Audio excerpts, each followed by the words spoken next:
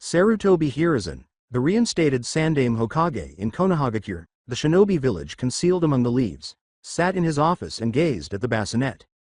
Naruto Uzumaki, the Jinchuriki of the Kyuubi no Kitsune, was soundly sleeping in that bassinet just hours after his father, the late Yondaime Hokage Namikaze Minato, had sealed the demon fox inside of him. Since then, he has attempted to persuade the village's shinobi and citizen council that the boy was neither a potential threat to the village nor the reincarnation of Kyuubi. Most of which were ignored by the council because most of them had lost countless friends or family members in the conflict with the demon fox.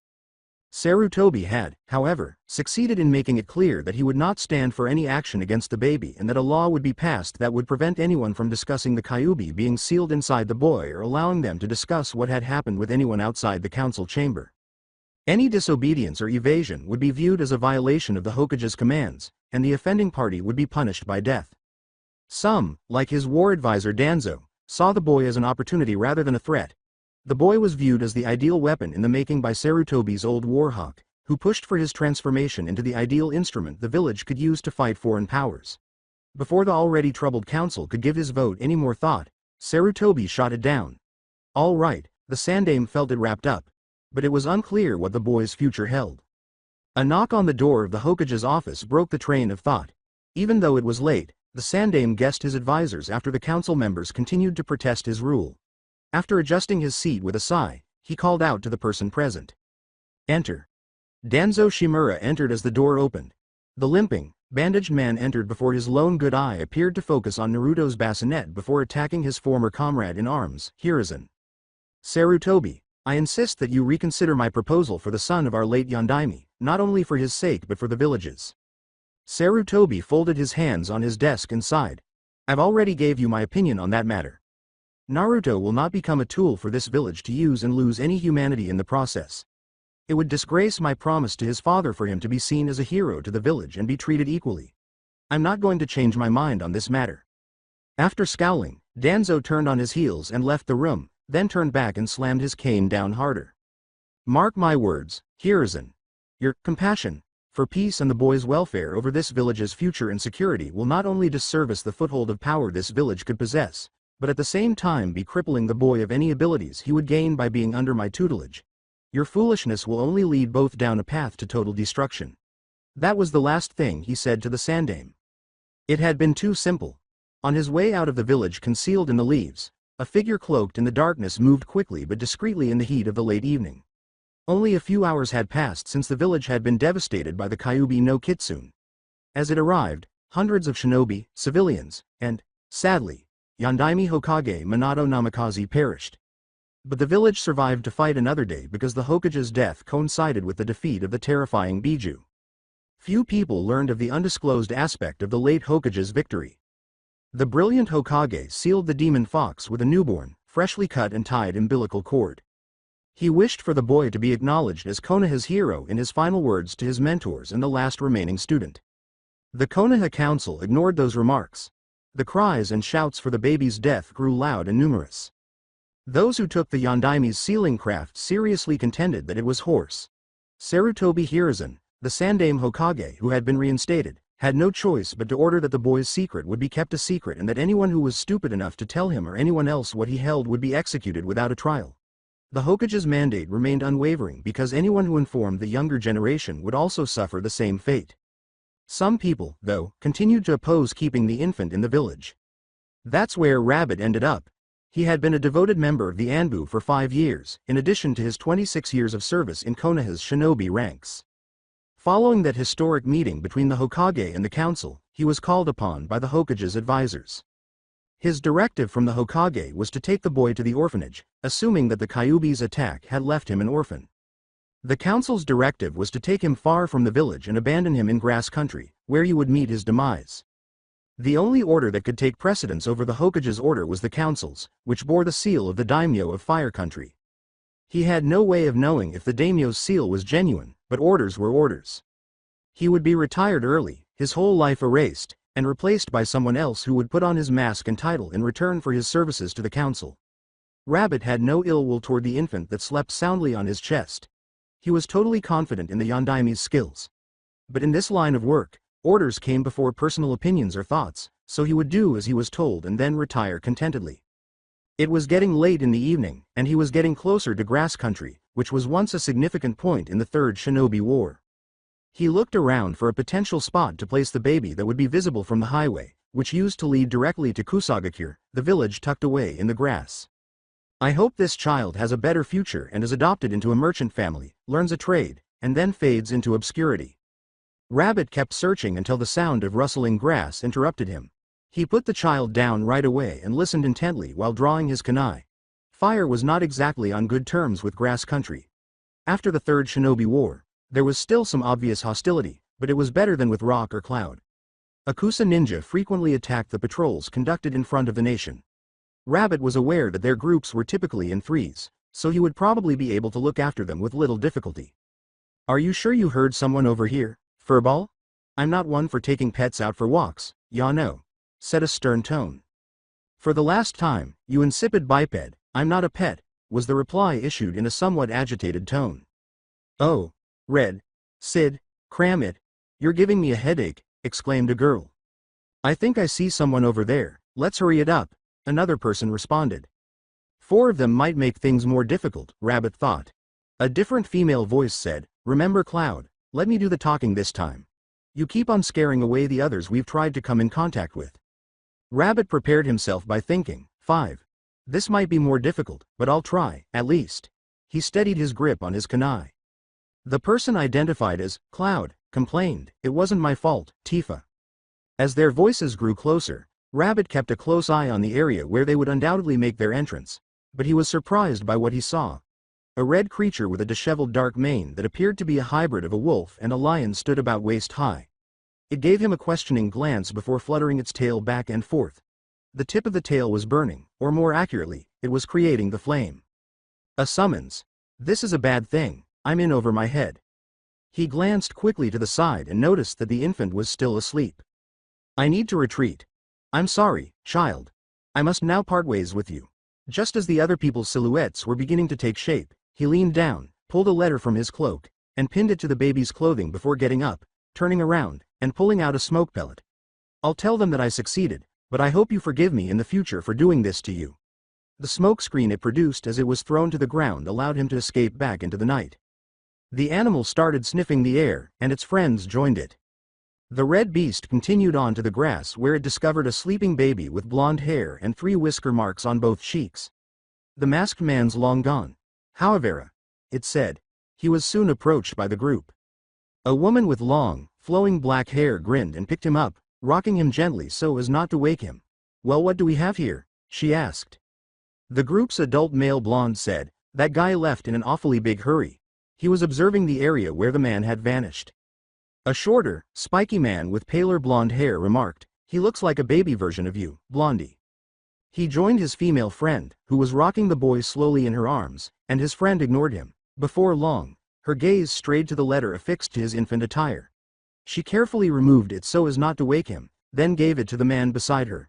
He opened it, read what was inside, sighed, and turned to face the baby with the whiskered mark. His name's Naruto. Looks like that guy was planning on dropping him off around here in hopes someone would notice him and take care of him. The woman grinned as she held the boy. She turned to face the man beside her and said, Naruto. It's a nice name, don't you think, Cloud? Cloud nodded and smiled subtly. It is, Tifa. The man grinned while holding a toothpick. You plan adopting another stray? The group's shortest girl gave him a hard slap on the shoulder. Sid, be nice, she exclaimed, squealing as she skipped up to Tifa and gushed at the infant. Look at those whiskers. The lion wolf with the tattoo, Red 13, on its leg said, I think they are birthmarks, Yuffie. However, the group quickly returned to their camp and didn't stay in the area for very long. 12 years later. Get down. 3 children and 2 adult men fell to the ground as a gigantic zanbatu embedded itself in the bark of a huge tree in front of them, spinning in the air where their heads once were. With his arms folded and his back to them, a man emerged on the blade's hilt. He was almost 6 feet tall, dressed in black and gray camouflage pants, with his hite slanted on his forehead and wrappings around his mouth. The slashed village symbol signified that he was a deserter. He stared at the group below with icy eyes. Well, if it isn't Kakashi Hitaki, famous copy ninja of Konoha, master of 1,000 jutsus. he laughed. The man was eyed narrowly by Kakashi, a former Anbu captain who is now a Junin instructor. Zabuza Momochi, Nuke Nin of Kirigakure, demon of the bloody mist. His gaze then turned to the group behind him, which included Tazuna, a bridge builder, and his 3 students. Hinata Hyuga, Sakura Haruno, and Sasuke Uchiha were his pupils. Although the boy was putting on a brave face, he could sense that the man's presence was intimidating him. But the 2 girls were clearly trembling. Despite having their guard up, all 3 of his pupils appeared unsure of the part they were expected to play at his point. His students nodded and appeared to regain the strength they had questioned when he said, "This man is beyond any of your skills. Guard the client. That is your first priority." The fight with the demon of the bloody mist came to a halt when Kakashi, who was now suspended in a prison that resembled a water sphere, unintentionally fell into his hand. In exchange for Kakashi's life, Zabuza then demanded that his students turn over their client, whom Zabuza had been hired by Gadu to kill. To protect him at all costs, Kakashi yelled at his students to put him out of their minds and fly away with their client. However, they appeared more determined than ever and appeared to be attempting to devise a plan on the spot, suggesting that they had taken his lecture about valuing lives more than missions. "It seems they are choosing to disregard your order, Sharingan Kakashi," Zabuza laughed. Ignoring Zabuza, Kakashi concentrated on his students, wondering how they were trying to change the situation. First, Sasuke displayed his clan's signature fire jutsu, which was remarkable for a mere genin. However, Zabuza, who was as experienced as he was, could easily avoid it and keep Kakashi in the water prison. The aftermath of the fire was a deluge of shuriken and kunai. With a sly smile, Zabuza swatted each projectile weapon away with his free bare hand, treating them like flies. He was taken aback when Sasuke charged behind them and struck him in the wrist with a kunai, holding Kakashi's prison in his other hand. Even though Sasuke was viciously kicked out, Kakashi got back up and battled Zabuza again, proving that his efforts were not in vain. As the renowned copy ninja of Konoha, Kakashi lived up to his moniker by mirroring Zabuza's jutsus one after the other. The 2 of them engaged in a royal battle of jutsus, with Zabuza losing. It ended abruptly with a final jutsu that threw Zabuza violently against a tree, breaking several ribs and causing his entire body to snap wetly. Before anything more could happen, Zabuza's entire body became motionless as 2 needle-like weapons appeared out of nowhere and pierced his neck. A medium-height brunette and a spiky blonde, both of the same height, soon emerged beside Zabuza's body. They both wore Hunter Nin masks with the symbol of Kirigakure on them. The brunette of the 2 bowed to Kakashi and said, "Thank you for stopping Zabuza, Konoha Shinobi-san. We were afraid with our limited skills that we'd be unable to." The partner with the blonde hair just nodded. Kakashi moved to Zabuza's prone form, eyeing them warily. He pressed 2 fingers to the bandaged man's neck, directly beneath the punctured senbon needles, and sighed when he discovered no pulse. He glanced at the 200 nins behind him. "He's dead." Before the brunette vanished with the body in a whirl of leaves, she shifted and raised Zabuza's form. While he got Zabuza's weapon, the blonde stayed. Kakashi observed him with interest. He was most likely the same age as his students, just like his partner. Kakashi wondered idly if all of Kirigakure's shinobi were obsessed with weapons bigger than themselves. He had a special weapon on his back that resembled a large halberd and had a blade that was larger than him. Before departing, the hunter nin went to the same spot as his partner and proceeded in the same way, but he did something out of the ordinary first. His voice was almost lifeless as he said, "You fought well, it'll be interesting to see it again." Then he turned to face his pupils. "All of you as well." He bowed before vanishing in a flash. Kakashi blinked, trying to make sense of what had just transpired. But he eventually passed out from exhaustion and his injuries.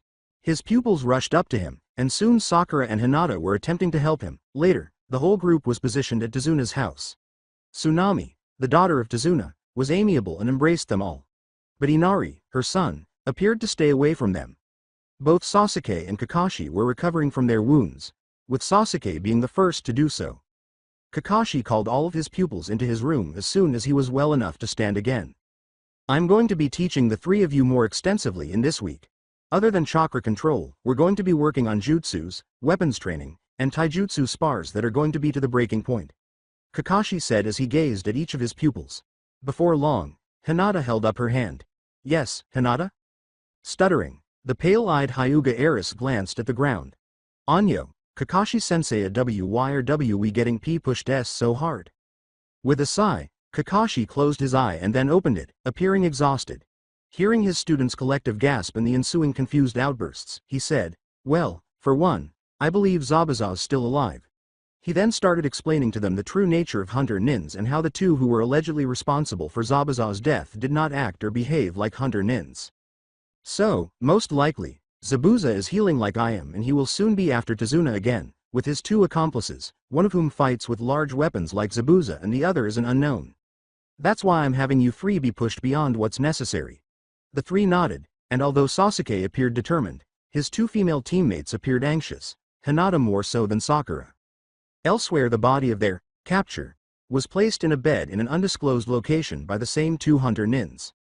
The shorter of the two then roughly removed the senbon needles from Zabuza's neck, causing the demon of the mist to jump up and gasp loudly, clutch his neck, grunt loudly, and fall back down, reminded of his prior injuries. He steadied his breathing again and then scowled as he looked at the one who had extracted the needles. "You're as sadistic as ever, Haku." As they removed the hunter's mask to reveal an androgynous-looking boy, said person laughed. "You're welcome, Zabuza-sama." With a sigh, Zabuza closed his eyes and then opened them slightly to gaze at the other young man who was silent from the corner, whose attention was on the bedroom door. He intoned, made a sign, and then vanished, saying, "Gatu's coming." Haku did the same, and Zabuza shut his eyes and stood motionless as the door opened to reveal three people. With their hands resting on the hilts of their blades, two tall samurais smirked. A man in a business suit smirked as he leaned on a cane between them, as high as their waists. As he approached the bed and started to raise the sheets, he sarcastically said, "Humph, the ever-so-great demon of the mist, beaten by a one-man and a couple of snot-nosed brats. Oh, how the might have fallen." Before he could proceed, though, he heard his hired help's screams coming from behind him. He turned to see his samurai face down on the ground, both of them heavily bleeding from their backs, and a blond boy in a mask with two blood-stained blades in his hands. His shock turned to pain when he felt his arm, which was broken in 3 places, and his hand, which still held the bedsheet, being viciously brought behind him. He twisted his head to meet Zabuza's other assistant's narrowed eyes. "You will not touch Zabuza-sama, you filth," Zabuza said. "Haku, Naruto, stand down." His eyes were narrowed as he looked at Gatu from the bed. Gritting his teeth, Gatu glanced at Haku, then at Naruto, then at Zabuza. However, when Naruto took off his mask, his rage transformed into fear. It revealed a slim face that was only tainted by a thick scar that extended from the corner of his mouth to his left eyebrow. Gatu was afraid of the boy's eyes. The aquamarine-colored eyes were luminous, speaking volumes and promising endless agony. Gatu sighed and hurried off, calling over his shoulder as Haku soon released his fractured arm. "Just get the damn job done, I'm not paying you to take things easy." Zabuza let out a frustrated sigh as soon as he was gone. Then he glanced at Gatu's retreating figure and grimaced, seeing Naruto's eyes still glowing with that otherworldly glow. To be continued. A.N. Alright, this is the first. I'm hoping this works out. I'll be updating every week, so please check to see if I'm doing this correctly. An overview of the second chapter, an encounter between a boy and an heiress. A decision in a battle on a bridge that reveals everything. Hinata Hyuga never thought of herself as being much better than her peers. The entire Hyuga clan had come to view her as the weakling, or too kind-hearted, black sheep, a trait she had acquired while growing up in the clan under the watchful eyes of her father Hiyashi and the elder Hyuga council. She had been perceived as a total failure because she was reluctant to exert much effort when sparring against her father or younger sister Hanabi. Although she seemed to be haunted by her failures at home, life at the academy was pleasant. She was still too shy and timid to be aggressive, so she only did the bare minimum in her spars and barely placed in the top 3 of the Kunoichi class. Her life at home continuously fueled her inferiority complex, despite the instructor's best efforts to help her emerge from her shell. It made no difference to be placed on Team 7. She felt even more uncomfortable because she was paired with the class's Student of the Year and the Kunoichi with the highest academic ranking. Although Sakura's discovery of the secret message behind their Junin-sensei's bell test allowed the 3 of them to work together as a team, it appeared that this was the end of their cooperation. Sakura seemed to automatically agree with everything Sasuke said out of total loyalty, but Sasuke complained that she was a weak link, and that she was preventing him from moving forward. Their sensei was a mystery. He was a dubious teacher due to his carefree demeanor and selection of reading materials. Instead of giving each student individualized attention and instruction, He seemed to concentrate solely on team dynamics and collaboration. Hinata found it bitterly ironic that her sensei was ignoring his own motto, "Look underneath the underneath," as he appeared to be oblivious to the fact that beneath the surface of submissive appearance, his students lacked teamwork and camaraderie. Hinata was so anxious about facing bandits and the possibility of death that she was perspiring when they were sent on this mission. She first froze when the demon brothers appeared, but then she completely defied her image by killing one of the brothers instantly with a Juken strike to the chest above the heart. She quickly became a mess as a result of being unable to stop shaking, which made things worse. It took Sakura and Kakashi nearly 20 minutes to try to calm her down. Following that, which caused Tazuna, their client, to admit in regret that he had lied about the specifics of the mission, Kakashi questioned the team about whether or not they should proceed. Sakura instantly agreed with Sasuke's first suggestion that they should, and Hinata was the final voter. For two completely different reasons, she saw Sakura and Sasuke staring at her, almost daring her to speak out against them. She ultimately decided to continue even though she was still uncomfortable and completely afraid of what might happen next. She almost passed out when the team confronted Zabuza because she was so terrified of what they were up against and the amount of murderous intent the man had thrown at them. Her father's glare when he told her about all of her shortcomings and worthlessness on a daily basis was almost as noticeable. She made an effort to remain composed during the entire battle, and the only thing keeping her from fleeing in fear was the idea of defending Tazuna. When their sensei was taken by Zabuza, Sasuke appeared to manage things well without help, and she was relieved when he was eventually released. Hinata's nerves twitched again when the two hunter nins appeared, but she relaxed again after they had finished speaking. However, something strange occurred that Hinata hasn't been able to figure out since. One of the hunter nins, who appeared to be around Hinata's and her teammates' age, stopped, turned to face them, and complimented them on their fighting prowess. He appeared to stare at her for a few more seconds, which startled her and piqued her interest. At least that's how it appeared. It was hard to tell exactly where their line of sight was focused on because of the eye-covered masks they were wearing. When Kakashi informed Hinata and the others that Zabuza was still alive and that the two hunter nins they had met were actually working with him, Hinata was once again thoughtful after arriving at Tazuna's house. He went on to say that he would be training them diligently for the upcoming battle for the week before they would probably run into Zabuza and his friends again. Once more, Hinata's confidence and spirits collapsed. Later that night, after Tazuna's daughter Tsunami had finished half of her dinner, Hinata went into the forest and sat by a tree, twitching her thumbs in silence while she considered her options. She was afraid of what was going to happen in a few weeks, that she wouldn't be able to contribute her skills to the team, that someone would die as a result of her carelessness, and that she might die herself. Her worries consumed her more and more as she became fixated. But as she began to question herself, her fear turned to frustration. Why must I be so scared?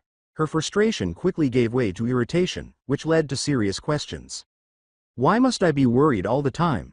Why am I freezing up when I'm needed the most? Why am I acting so weak, when I know I'm not? Why? She got up and started stressing out all of her angst-filled problems at the tree she had been leaning against earlier, and it quickly turned to rage. She gritted her teeth and started crying as she panted and exerted herself far more than usual. She struck hard against the bark, causing her knuckles and fingertips to crack open and bleed profusely, but she didn't seem to notice as her face remained twisted in anger. Fortunately, she was too tired and mentally exhausted to continue harming her hands. Before long, she sagged, face down, against the tree's base, as her final thought was, Waya. == 8 years ago == for the group from Midgar. One thing was certain. Their parenting abilities were a little dubious. Since they saved and adopted one Naruto that evening, 4 years have gone by. Sid taught the young blonde math and science, while Tifa and Cloud taught Naruto to read and write, all from Midgar perspectives, of course. At first, the child was an attention seeker who took in all they could teach him. By the time he was 3, he was actively looking for new things to learn, which is when things in the group started to get complicated. Cloud was practicing his sword skills one morning when he noticed Naruto sitting close by, observing him in a daze. He started asking Cloud to teach him how to use a cool sword right away. But his curiosity didn't stop with Cloud's sword. After watching them practice, he started questioning nearly every member of the group. Tifa didn't want to teach Naruto how to fight, but Yuffie pointed out to her how different this world was from their own and how many kids who chose to pursue a career in shinobi instead entered the civilian world. Since they believed the boy might not be able to do everything and would lose interest, some of the other group members were also hesitant to train him. The beginning was straightforward, and Tifa informed Naruto that he needed to finish one task before learning another. Red 13 first taught him how to track. Naruto learned from the lion, wolf what to look for in the ground and how to determine their beginning and ending points. After a week, Red informed the group that Naruto was still asking questions despite having learned everything he could possibly teach him. Tifa intervened and brought Yuffie to train Naruto in dexterity, improved balance, and strengthening his muscles and reflexes.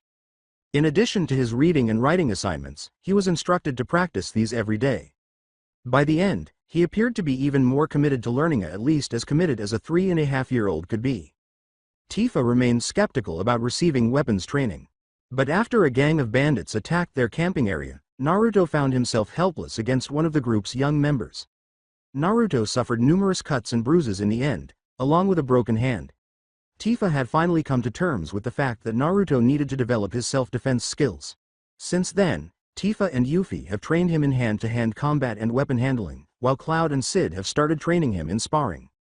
Everyone in the group found happiness in Naruto despite the training. When Yuffie and Sid saw the young man playing practical jokes on Reno and Rude, they found him amusing. When Red caught a rabbit for the group to eat, Tifa relished the fact that he was a true peacemaker and never liked to see anything suffer. She emphasized this further by requiring Naruto to use the training only for self-preservation or noble causes, never for personal gain or retaliation.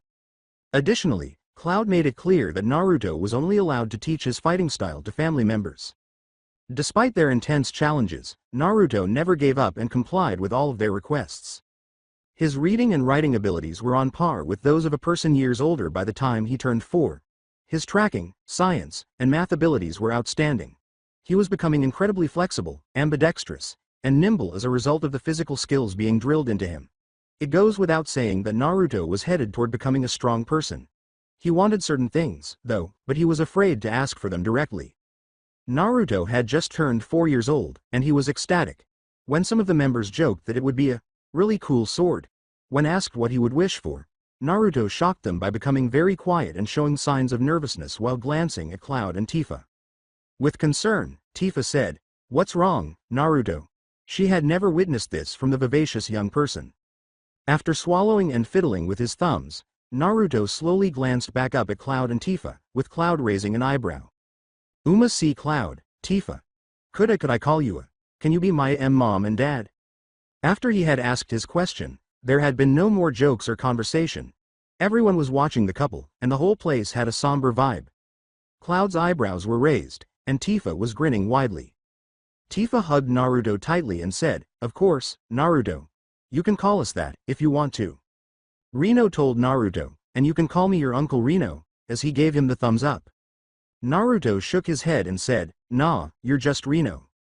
Reno pouted at this. Yuffie burst out laughing, and Sid and Rude chuckled to themselves. After everyone had finished having fun, they all went to bed one by one, with Naruto dozing off while grinning broadly. But there were 2 that remained conscious. "Tifa, I know how much you care for him, as we all do, but if he gets too attached then it'll be harder when we are forced to leave when Sid and Rude finish the device." Tifa sighed and shot Cloud a deadpan expression. "Cloud, this is getting old. We've discussed this. He's going to be coming with us. Marlene and Denzel will love him and he'll find many things to do in Midgard than he could here in this war-torn world. He'll be safer, too." As he sat down against the still-burning fire that the group had been encircling during Naruto's birthday celebration, Cloud argued, "But what about the message and the fact that the man who was carrying him was trying to do it in secret? What if he has a family that's looking for him right now? Would you really separate him from his real family?" Tifa murmured, "That are you afraid of, Cloud? Becoming too attached? You're fine with Marlene and Denzel. What's wrong with loving Naruto?" With a frown, Cloud said, "That's not fair, Tifa. I do like the kid and I care enough that it scared me senseless when that bandit broke his hand." Cloud then turned to face Naruto's tent. "I'm just worried about him, same as you are. It seemed like he had been thinking about asking us for a while. Sometimes I think that he's too afraid to tell us what's really on his mind." Tifa laughed and took a seat beside Cloud. "You're dilly-dallying with your thoughts, again.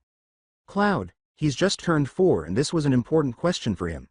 He's not pretending that he enjoys spending time with us. We're family to him and now he wants to know that it's okay to call us that, that's all." Cloud let out a sigh and kissed Tifa's cheek. "I guess you're right." He then stood up and started to walk toward the tent he and Tifa shared, but paused to glance at Tifa over his shoulder. Being called Dad. That's going to have some time to get used to. Tifa nodded and laughed, then stood up to accompany him before they returned to their tent. Naruto returned to his bed and settled in, grinning more than before, and the two of them had no idea that he had overheard their entire conversation. After 8 years. The current situation the reeds were humming their lullabies, crickets were chirping, and forest animals were grazing or hunting in the evening. The only human activity in the forest was that of two people, one of whom was closely examining the vegetation on the forest floor and the other of whom was keeping a close eye on them from the tops of the trees. He had sharp blue eyes, blonde spiky hair, and a noticeable thick scar that extended from his eyebrow to the corner of his mouth. One hand was fumbling with a silver pendant around his neck that had 3 red stones on its surface, while his eyes watched impassively from the corner at his partner. With a heavy sigh, he closed his eyes, then opened them to gaze up at the starry night sky. Mom, Dad, he thought to himself before shutting his eyes again. With a heavy sigh, he returned to observe his companion. His gaze quickly strayed and came upon a shape that, upon closer inspection, turned out to be a sleeping person. The boy squinted suspiciously, then glanced back at his companion to see where they were at the moment. He then turned around and leapt from the branches, landing silently next to the sleeping person. He started to approach the figure slowly, reaching for a kunai with one hand behind his back, but stopped when he saw the person's face. As his eyes scanned the face of the one in front of him, the hand dropped to the side. Cut short to the shoulders, the rich dark blue hair that resembled the sky at midnight only partially obscured the serenely sleeping face of what he believed to be an angel. Her face, a picture of peace, moved only a little as the texture was lightly rubbed by the wind. He was so engrossed that he lost awareness of his surroundings, and soon his footsteps were heard, waking the sleeping girl. Before long, he was confronted by 2 pearl-white, rosy eyes that blinked before finally focusing on him. Eep! She squeaked, jerking to her feet and leaning against the tree while surveying her surroundings, glancing up, and then cautiously turning back to face him. I must have fallen asleep. Who are you? Before turning away and closing, the boy's emotionless eyes continued to stare at her. I'm a Naruto strife. He squatted down and turned back to her. And you are? After a few seconds of silence, the girl answered. I'm Hinata Hyuga. It's a pleasure to meet you, Naruto-san. Naruto turned his head and looked at the broken tree she had been sleeping against, then nodded as he took his pendant in his hand once more. Did you do this? Hinata blushed, lowered her gaze, swallowed, and nodded slowly. Her gaze quickly returned when she noticed Naruto using the fingers of his free hand to touch the deep wounds in the bark before turning back to face her. He said, you really did a number on this tree. Red with shame, Hinata averted her gaze. I was angry. After raising an eyebrow, Naruto took a few paces toward her. Why were you angry? Hinata turned her head away as her mind raced, clenching her jaw and prodding her fingers together. Her initial reaction was to try to explain things, but her training was reminding her that this boy was unfamiliar and that she would be jeopardizing the mission if he worked for Gato. Ultimately, she concluded that a half-truth would do. I was frustrated that I hesitated when some people were depending on me. The boy with the blonde hair appeared to nod before turning to go, but he stopped before he could go too far. Some things are beyond our control and all we can do is hesitate, because we don't know what will happen next. As long as we are able to learn what we did wrong, we are never wrong to begin with. After all, those who aren't cautious, their lives become forfeit. When Hinata's mind finished processing what Naruto had said, her mouth fell open. It was as though a long-forgotten piece had just been put back where it belonged. A sudden wave of relief swept through Hinata's weary and restless mind. Now that she knew it was also a compliment, she flushed. She turned to thank him, but was taken aback to see that he had disappeared. Haku and Naruto had returned and were traveling back to Zabuza's hiding place. A part of him questioned why he had talked to the girl so much. Maybe he was worried about her. He, the demon of the mist, would be pleased, wouldn't he? In fact, he would probably call him weak for it. Behaving like a squirt, a brat, or something similar. 4 years prior early in the morning, Naruto and Tifa were up sparring, and the outcome was immediate when Tifa struck Naruto in the middle, sending him reeling backward and landing head-on on the ground with his stomach clutched in agony. Mom. Tifa laughed. Don't, Mom, me. You left yourself wide open. Remember, it's better to take every opening you can find and leave none open for your opponent to find. With a shaky nod, Naruto stood up. Tifa raised her hand. No more. That's enough for today. Why don't you get cleaned up and see what Sid has for you today? Naruto nodded and made his way to the mechanization area, where Rude and Sid were working on their device, after cleaning up the dirt in the stream. For 8 years, the device in question was a work in progress. Sid had given Naruto an explanation of how the 7 of them got into this world in the first place. Their hometown of Midgar was celebrating a new invention by the Shinra Corporation that would allow them to visit the many continents without the time-consuming features that many ships and vessels possessed. But the gadget was still in its early stages, and when Reno got into a fight with a woman named Elena, the gadget was turned on and the coordinates were altered. Everyone, including Cloud, attempted to intervene quickly to halt the process, but now they were there. With the additional grousing assistance of Rude, Sid had been working non-stop since their arrival to get everyone back using what little technology they could find in the elemental nations. They were building a 17-foot-tall, round device with a control panel at its base, where Naruto discovered Sid cursing. No good some bitch, rotten, hey Sid. When Naruto, dressed in his brown shorts and blue shirt, arrived, Sid, who was lying down beneath the control panel, looked up. What do you want, squirt? Naruto crossed his arms and frowned. Quit calling me that. I grew 3 inches since last year, you know. Sid sat up, smirked, and picked up a rag to wipe his hands. You're still a squirt, kiddo. Naruto's frown grew more intense, and he sighed before turning to face the gadget. You done? With a dejected sigh, Sid lit a cigarette. He sighed again and rose from the ground, stretching and grunting loudly. Bah, just about. This stupid piece of shit of contraption will soon be the end of me. Then he looked at Naruto. Have you been practicing with the halberd I made for you? Naruto pulled out a scroll that Yuffie had purchased for him on his birthday a year prior, and he smiled widely. The girl had sneaked into the village of RyugaXD and taken a number of items, including a storage scroll that Naruto now had. Since the group arrived and Yuffie was given the responsibility of learning about the characteristics of shinobi in this world, she taught him everything she had learned. They both liked sealing. Naruto unsealed the halberd that Sid had created for him a few months prior, held it out in front of him lengthwise, performed jabs and parries, and then stood it up against the ground. The halberd itself was a typical one, with a metal staff the color of obsidian and a hooked, barbed blade at the end. Tifa initially objected to practicing with sharp weapons, but occasionally, at least, Naruto's unique capacity for self-healing seemed to put an end to her complaints. After spitting out his cigarette and nodding in agreement, Sid leaned down and took out his own weapon.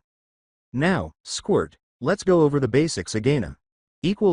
Present day return with that memory of Sid still ringing in his ears, Naruto shook his head. He and Haku kept going until they arrived at Zabuza's room, where the Nuke Nin was lying in his bed. From behind his mask, he grunted, took your time, didn't you too? Haku laughed a little as he prepared the herbs and the materials to grind them and apply to Zabuza, but Naruto remained silent. Naruto moved to the side of the room and leaned against the door, and Zabuza watched him.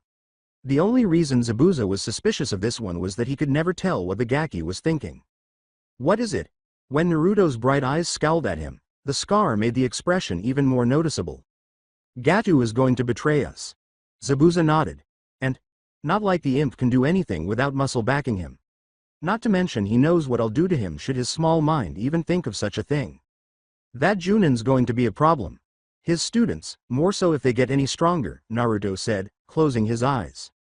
Zabuza nodded. They're weak and pathetic, just like every other Konoha ninja. Kakashi is predictable and I'll be ready for him soon. Leaving Zabuza and Haku behind, Naruto made the decision to go train, thinking to himself as he did so. Yes, those who hesitate may lose, but those who are overconfident will fall the furthest. Zabuza, you have no idea what you're getting us into. 2 years ago over the years, the campsite had developed a consistent routine. Red was either hunting or traveling to see new places, Cloud and Tifa were training Naruto. Yuffie would be around for a few weeks on her missions, and return with a sack full of used storage scrolls. Sid and Rude were cursing among themselves as they continued the exhausting effort to make the device work, and Reno was just doing whatever Reno wanted. The days seemed to blend together, but that was about to change. 10-year-old Naruto and his father, Cloud Strife, were engaged in a vicious sparring match early in the morning. Naruto's heavy breathing and quick steps were audible for miles around, as was the reverberating sound of metal on metal. After 4 hours, this came to an end when Naruto's body was thrown like a rag doll into the air. As Naruto was about to get up and continue after flipping in midair and landing in a crouch, Cloud lifted his hand and gestured for his adopted son to stop.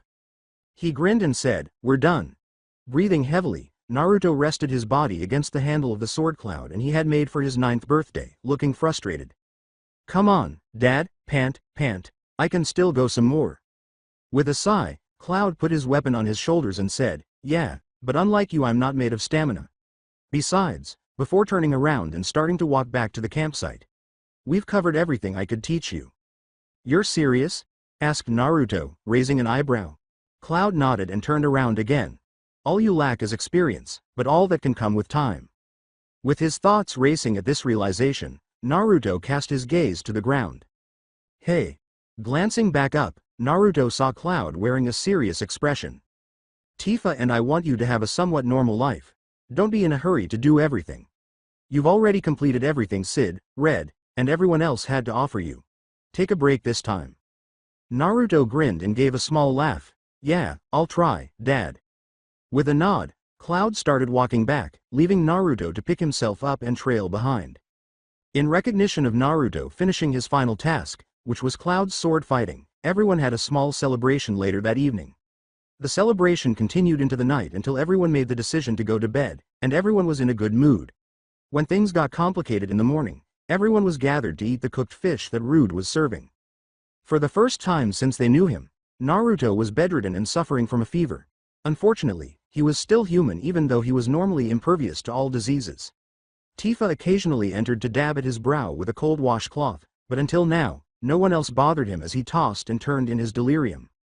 Rino and Rude looked down at Naruto as Rino carefully opened the flap cover. Rino shook his head at Naruto's predicament and remarked, "Boy, he's really fighting it, isn't he?" "So, what did you drag me away from the device for?" Rude asked, nodding before turning to Rino. Rino pulled a small metallic case from inside his coat and opened it to reveal a syringe and several glowing vials. "Need you to be watchman for me while I cure him."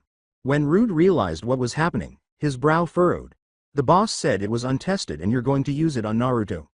You do realize how Cloud and the others will react should they find out?" Sighing, "Yeah, I do. But the kid's a rare exception to the norm. He heals through everything so, even if this doesn't work nothing will happen, right?" "You don't know that." Rude replied, "He's not from our world, we don't know how he's gonna react." Rino replied, "I know but boss said to test it out the first chance we got." After a moment of uncertainty, Rude sighed and said, "Fine, but it's your funeral." After shrugging, Rino removed the syringe and a vial, knelt beside Naruto, and turned to face Rude. Shaking his head, Rude stood in front of the entrance. With a sigh, Rino turned to face Naruto. After inserting the vial into the syringe's back, he lifted the blanket covering Naruto and inserted the syringe into his arm, saying, "Sorry if I'm screwing up, kid. But it's my job, ya know. I have faith in you." When he finished, Rude turned to see what was going on, and Rino got up and walked back to stand with him.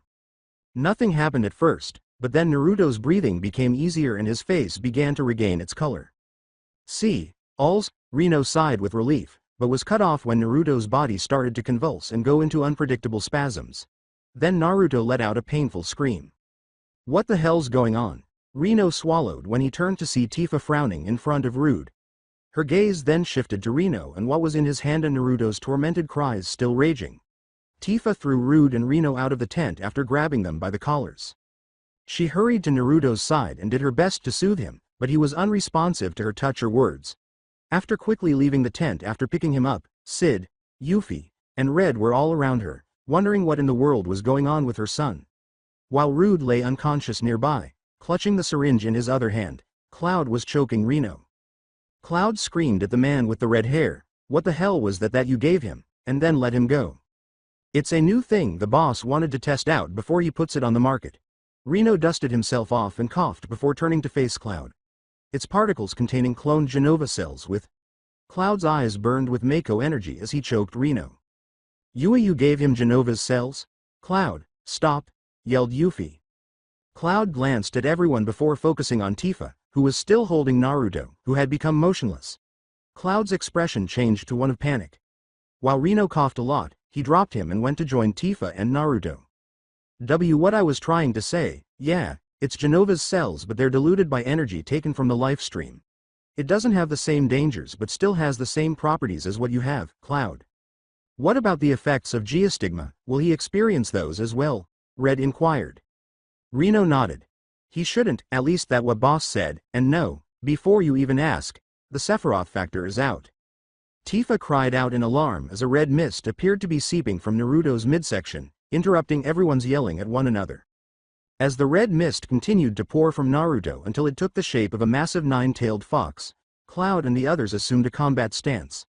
The fox was glaring at them when it dropped its haunches and let out a painful yowl that was so loud that everyone had to cover their ears. It trembled, became motionless, and then broke apart, its fragments becoming nothing. Sid removed his hands from his ears and said, "What the hell was that?" Tifa sighed with relief at being reunited with Naruto. He's breathing normally. The group let out a collective sigh before Red approached Naruto and gave him a sniff. Whatever that was, it must have been sealed inside of him. Who would do something like that to a baby? Yuffie frowned. Cloud let out a breath. I think I know now why that man was getting him out of his village, if not partially why. Tifa sighed and wiped a lock of hair from his face, saying, Naruto. Right now Naruto, we're leaving. Naruto's eyes opened and he sprang forward, but he stopped when he saw the speaker. Oh, Haku. After giving him a funny look, Haku sighed, went to the storage scrolls that were stacked next to Naruto, took one, and unsealed his mask. He stopped putting the mask on his face and said, I swear, you're so spacey, sometimes. Gadu's up to something. I don't like it. He's sending out 2 of his samurai to do something, most likely to go after the bridge builder's family as either a bargaining chip or a trade. Naruto frowned before reverting to his expressionless demeanor. Why are you telling me this? Haku smirked behind his mask and said, I don't know why, either. I guess it's because you and I are alike in not involving ourselves in unnecessary violence or slaughter. Well, whatever you decide to do, Zabuza-sama and I will meet you on the bridge. He then left and vanished into the dark hallway. A sudden feeling of dread and fear that Naruto had long forgotten returned to him as he watched him go. 3 months and 2 years ago Naruto was working diligently. It took him just over a year to realize that he could create something genuinely original by fusing 2 weapons. He was now working to turn the concept into a reality. Sid had referred to him as a dreamer, saying that it was difficult to integrate the ideas of Cloud's sword and his halberd. Naruto had dismissed him with a sneer and carried on creating the designs. The design was now being assembled. Hey kid. As Yuffie entered his tent, she stopped at his bed and whistled in awe at the paper that featured Naruto's weapon design. Naruto turned. Wow, you're serious about this, huh? Sighing, Naruto said, yeah. Yuffie gave a nod. Well, good luck. Say, can I ask you to get some firewood, we're fresh out. With a deadpan expression, Naruto asked, isn't that your job today? Yuffie innocently raised her hands. That's what I told Tifa, but she insisted that it's yours. Fine. But you owe Maya as usual. Naruto sighed and muttered the final sentence. Thank you. Big sis Yuffie appreciates it, Yuffie said, giggling as she tousled his hair before turning and skipping out.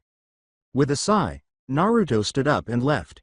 Everyone else was going about their everyday business in the meantime. Rude and Sid were cursing while fumbling with the device. Cloud and Tifa were discussing plans for the bar in Midgar.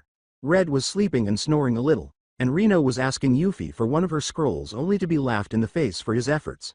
But today was different. Aha! It's finished, declared Sid, crossing his arms triumphantly and spitting out his dragged-out cigarette. Rude pulled out his shades and put them back on his face, saying, about damn time, too. After giving a nod, Sid proceeded to the device's control panel and pressed a few buttons, causing an image of Midgar to appear. Coordinates are working nicely too. Now let's see, he said after pressing another button, but this time the machine's engine puttered out and the imagery vanished. Rude said, damn. Sid frowned, pressed a few more buttons, then stopped and began to growl. No good a rotten a god forsaking a piece of Shita whoring a son of a bitch. While kicking the control panel with increasing force at every turn, emphasizing every profanity he knew. Just as Sid delivered his final kick, everyone's gaze shifted to the furious man, causing the device to reactivate and the rings to start spinning. Ah, all you needed was a little lovin', huh? Sid said, pausing to watch in amazement before a smile appeared. But an energy started to build up inside the rings, eventually manifesting as a dazzling light. Oh. Damn it, Sid, turn it off, quick, Rude replied, we're missing someone. Shit. Exclaimed Sid as he headed for the control panel, but the light quickly engulfed Rude and him before spreading out to absorb Red, Reno, and Yuffie. Just as Naruto was returning to the campsite with his arms full of wood, Cloud and Tifa turned to face the light, terrified by the implications. Naruto. They both shouted simultaneously. At first halting at what he saw, Naruto dropped the wood he was holding and ran frantically to his parents' outstretched arms. As Naruto's hand appeared to be only a tiny distance from Cloud and Tifa's urgent ones, time seemed to slow. Tifa's single middle finger vanished as soon as he felt it, and the light faded back into the gadget before it abruptly shut down and released a cloud of smoke. The present. Before Naruto snapped out of his reverie and angrily wiped away the wet residue, a single tear trickled down his cheek. Never again. His other hand gripped the locket that held his family, and he thought, I won't let those precious to me disappear. He nodded to himself, placed his weapon strap on his back, inserted his blade, and left the hideout. At Tizuna's house, it was mid-morning. The opportunity was ideal for two samurai because the man of the house and his 4 ninja escorts bodyguards had long since left. With a crazy grin on his face, Geto had come up to the two of them and informed them of the altered plans regarding the bridge builder's demise. To give the village no more hope, the insane rich man wanted them to bring the daughter and grandson over so they could beg for forgiveness before killing them both. The two men had no qualms about performing this act as long as they were compensated. As they lay in position now, one of them let out a painful gasp just as they were ready to advance. His partner was about to wonder what was wrong when he saw the big strange blade that was fastened to a long handle of obsidian being removed from his comrade's back. With eyes glowing in a dark aquamarine hue, the owner, a boy no older than 12 or 13, looked at him, held his hand palm forward, and said a single word. Faraga. A malicious blaze of red light soon reflected from the windows of Tizuna the bridge builder's house. The bodies of the would-be samurai killers were lying smoldering on the ground, along with most of the forest. After giving them one pitying glance, their murderer bowed and withdrew into the forest, vanishing from view. When it came to this specific mission, Kakashi didn't think of himself as fortunate. Instead of being a simple, routine guarding mission, it has evolved into a battle that none of his genin students were prepared for. To exacerbate the situation, they now had to contend with the battered bodies of Tizuna's employees as well as the man who was behind the assault. At the opposite end of the bridge, Zabuza was surrounded by corpses like the devil on a throne. Even the most inexperienced person would have shuddered at his arrogant grin behind that bandage-wrapped mask. His two partners, a blonde and a brunette, were standing next to him, both donning their phony hunter nin masks. Kakashi could see Sasuke trembling while continuing to smile as he observed his pupils. While Hinata was trembling and her eyes conveyed the terror she was experiencing, her body language also suggested an internal conflict. Sakura, on the other hand, appeared afraid but held her kunai in front of her. Whatever it was, Kakashi hoped she would be able to return to her work because things were about to get ugly. Kakashi turned back to Zabuza and gestured to their client, who was worried about one of his fallen employees. Then he turned to his pupils. This is it, prepare yourselves. After getting 3 nods from everyone, he nodded himself and vanished in front of Zabuza in a sushin, while Zabuza's partners also vanished in a whirlpool of mist. Zabuza raised a hand as Kakashi prepared to fight. Before we engage in battle, let's see how the kids play. You might find it interesting what they can do. Mind you, if you move to help them I'll kill the bridge builder here and now. With a grunt, Kakashi turned to see Sakura standing back to shield Tizuna while Hinata and Sasuke moved forward. Zabuza's group took a step back. Interesting pair, I might say. Watch Naruto, said Zabuza, laughing, if only they weren't so damn stubborn. When the name was mentioned, Kakashi's eyes widened and instantly turned to the boy with the blonde hair. Ninjas had been dispatched by the Sandaime for years in an attempt to locate the infant who had mysteriously vanished from the orphanage where he had never been.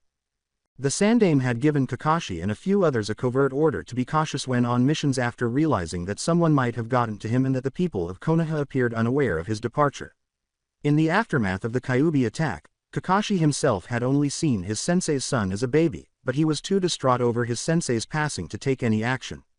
He seemed to be directly in front of him now, and worse, Zabuza's tender wing was holding him. With a masked tone of disgust aimed at Zabuza, Kakashi said, "So, he's your student?" Zabuza laughed. "Not really. The brat learned from the family that adopted him some 12 years ago.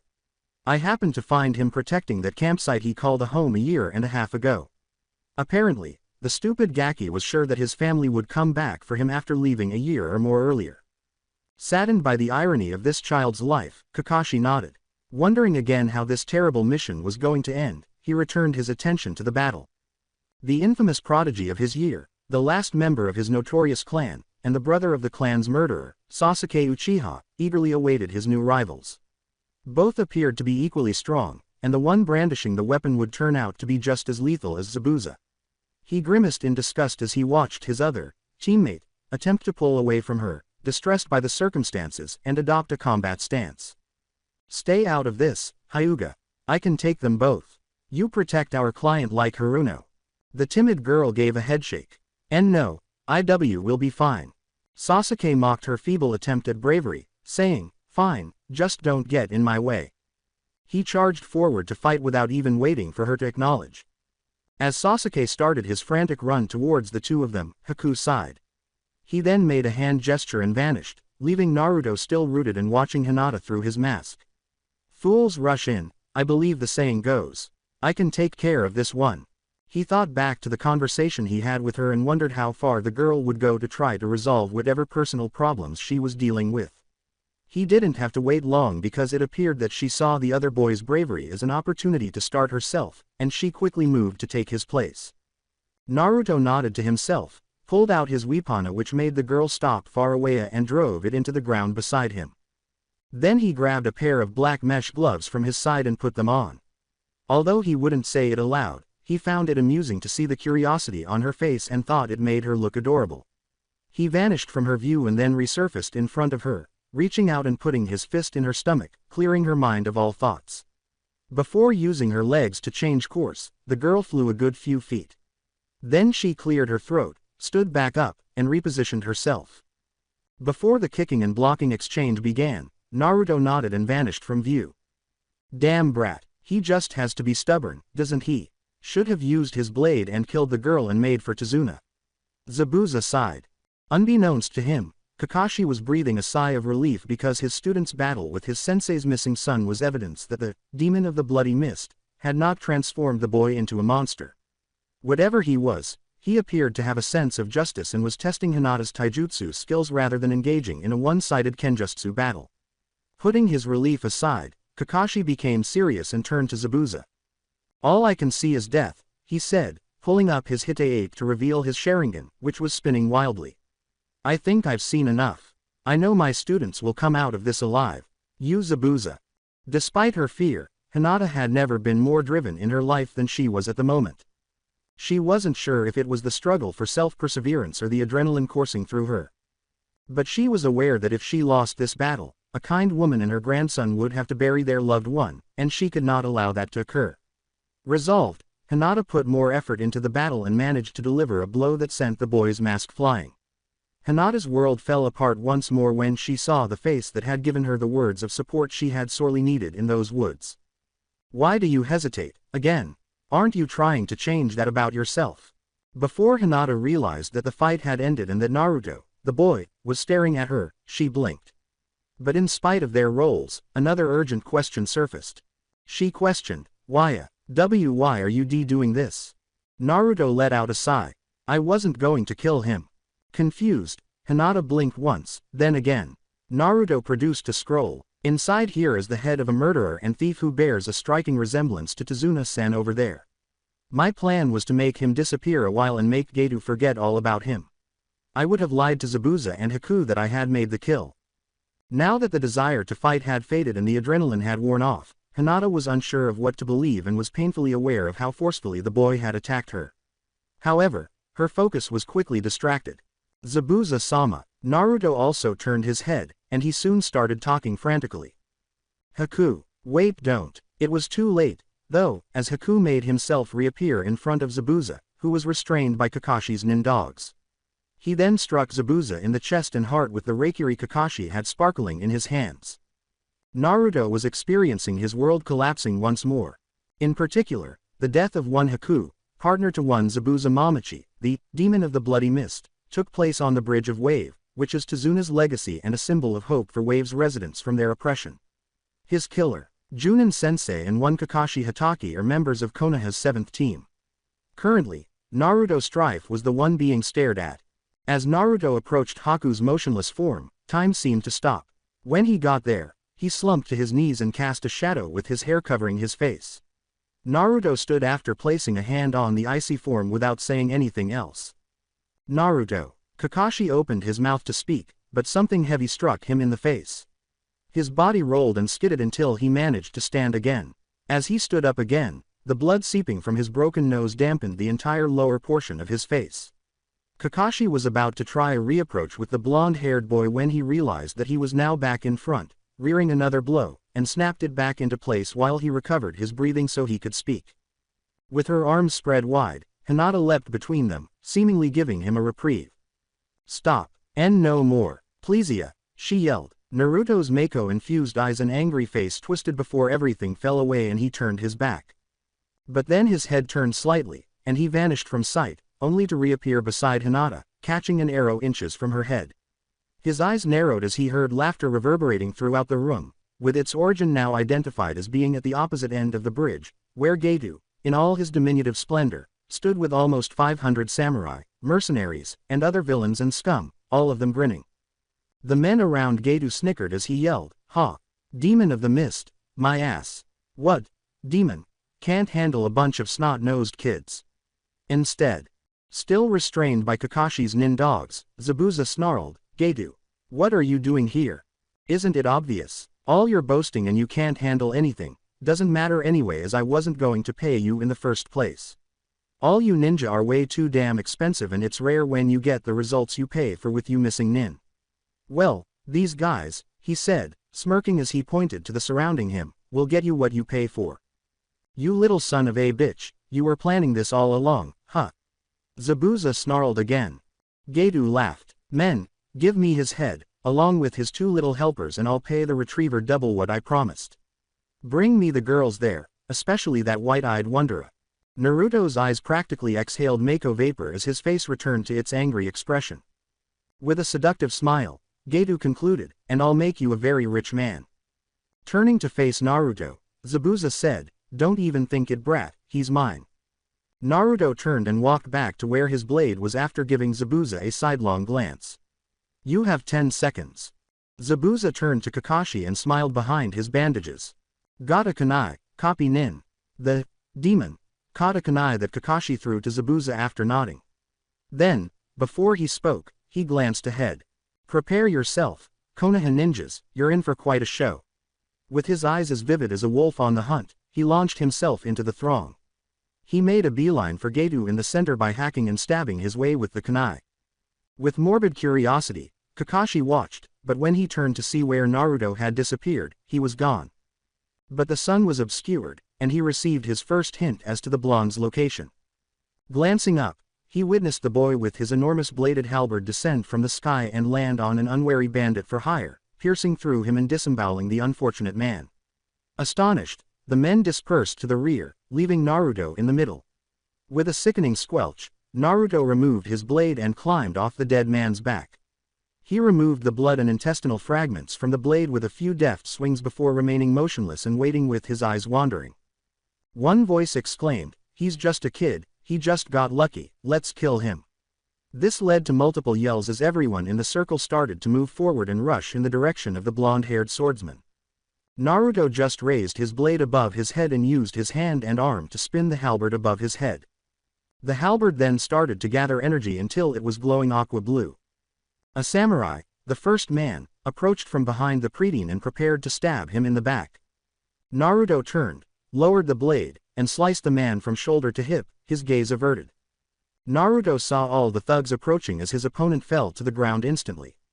With his back arched and the halberd being used like a hammer, Naruto started spinning on his heels while gripping the end of his Odsidian staff. It goes without saying that bodies were flying because Naruto's spinning speed was like a school of fish caught in a boat's propeller. Only when Naruto completed his spin and dashed into another group of unwary men did the body parts, and heads stop being thrown around like confetti. Naruto punched the man repeatedly across the temple, breaking his neck in 3 places, and stabbed his weapon into his foot, piercing him all the way to the bridge. This silenced the man's cries of pain. Naruto grabbed the halberd's handle and twisted it, causing the blade to split on its sides and reveal 2 more blades along with a series of unlocking noises. With these weapons in hand, Naruto transformed into a haze of yellow light and proceeded to cut through innumerable men, just like Zabuza, until he reached the now shaking form of Gedo. In all his years of service, Kakashi had never witnessed anything like what he was seeing at this moment, despite having survived a war involving several different countries. He could sum up the missing boy, Naruto, his sensei's son, in one word: deadly. Kakashi had given up trying to watch him with the Sharingan due to his movements, which were so painful for the eye. Observing him with one eye, he saw that the boy had received excellent training. It was so disciplined that whoever was unfortunate enough to encounter him would fall and never rise again. Naruto was unaware that his movements resembled his father's Flying Thunder God technique in an unsettling way. As he watched, Kakashi thought to himself, who in this world could have taught and trained the boy to become something like this? Furthermore, what portion of this was the Kyuubi's power and how much was Naruto's own? Those who survived the bloody and protracted battle were either swimming for their lives or fleeing back into the woods or off the bridge into the water. With Naruto's blades piercing the man's jugular vein and Zabuza, who resembled a human pincushion, burying his kunai in the man's stomach, Gedo was the only one standing. He was obviously dead in a matter of seconds.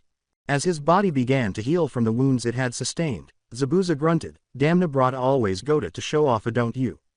Naruto grinned and Zabuza grinned back, saying, "HMPH, speak for yourself, old man." Then the demon of the bloody mist trembled and collapsed onto his back. "Brat, will you please bring Haku over here?" As Kakashi and Hinata, who appeared stunned by the entire slaughter fest, approached and stood aside to give Naruto and his comrades some space, Naruto's face lost all humor and he nodded. He then moved back, retrieved his friend's body, and placed it next to Zabuza. With a sigh, Naruto said, "You know, I can cure you. It won't be the same without my best tool beside me," Zabuza said, shaking his head. "Besides, this was the most fun I've ever had in my life," he said with a shark-like grin. "Nothing could ever surpass it, in my opinion." Naruto shook his head in amusement and laughed. "I really doubt that I'll be going to the same place as you, kid," Zabuza said, turning to face Haku. He turned to Naruto and coughed violently, splashing blood all over his face and neck, saying, "But hell will be fun because I can fight there for eternity. And you, brat, are you still so damn stubborn that you're going to be waiting for that family of yours?" "You know the answer to that," Naruto sighed. "Why even ask? Don't let your talents rust," Zabuza sighed after coughing again with the same outcome. He went silent, then started coughing once more. "You're on hell of a beast. Chi take amaya blada use ida as a you willa." Naruto gave a nod, and the 2 people he had been training and traveling with for a short time had now died. The bridge had been cleaned up, and the entire village was rejoicing in their freedom from the oppression that had previously enslaved them. Team 7 continued to watch over Tazuna as he gave orders over the remaining portion of the bridge's completion. The genin trio recovered quickly, each of them stronger than before, for various reasons, from the experience. One girl in particular couldn't help but think of a specific boy who had assisted her on this journey, and she was now wondering where he was.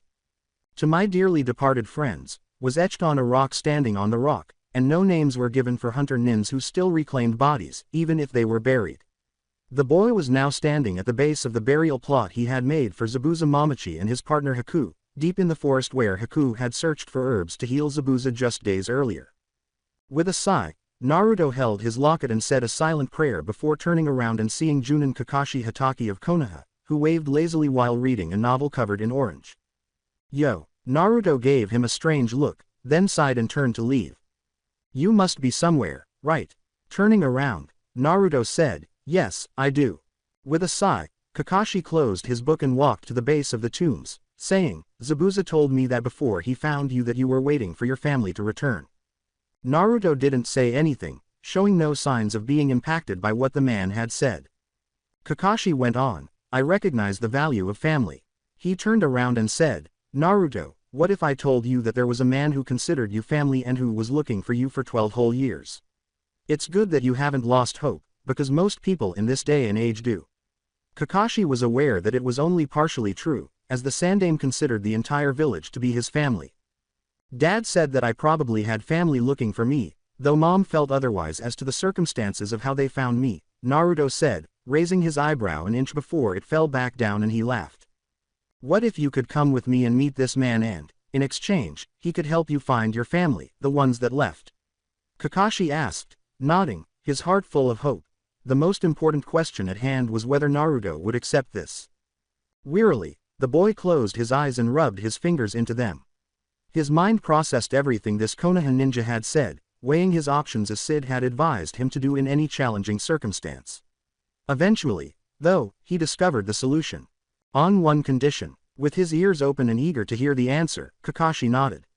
And it is that I have to make a trip and then I'll come back here to go with you.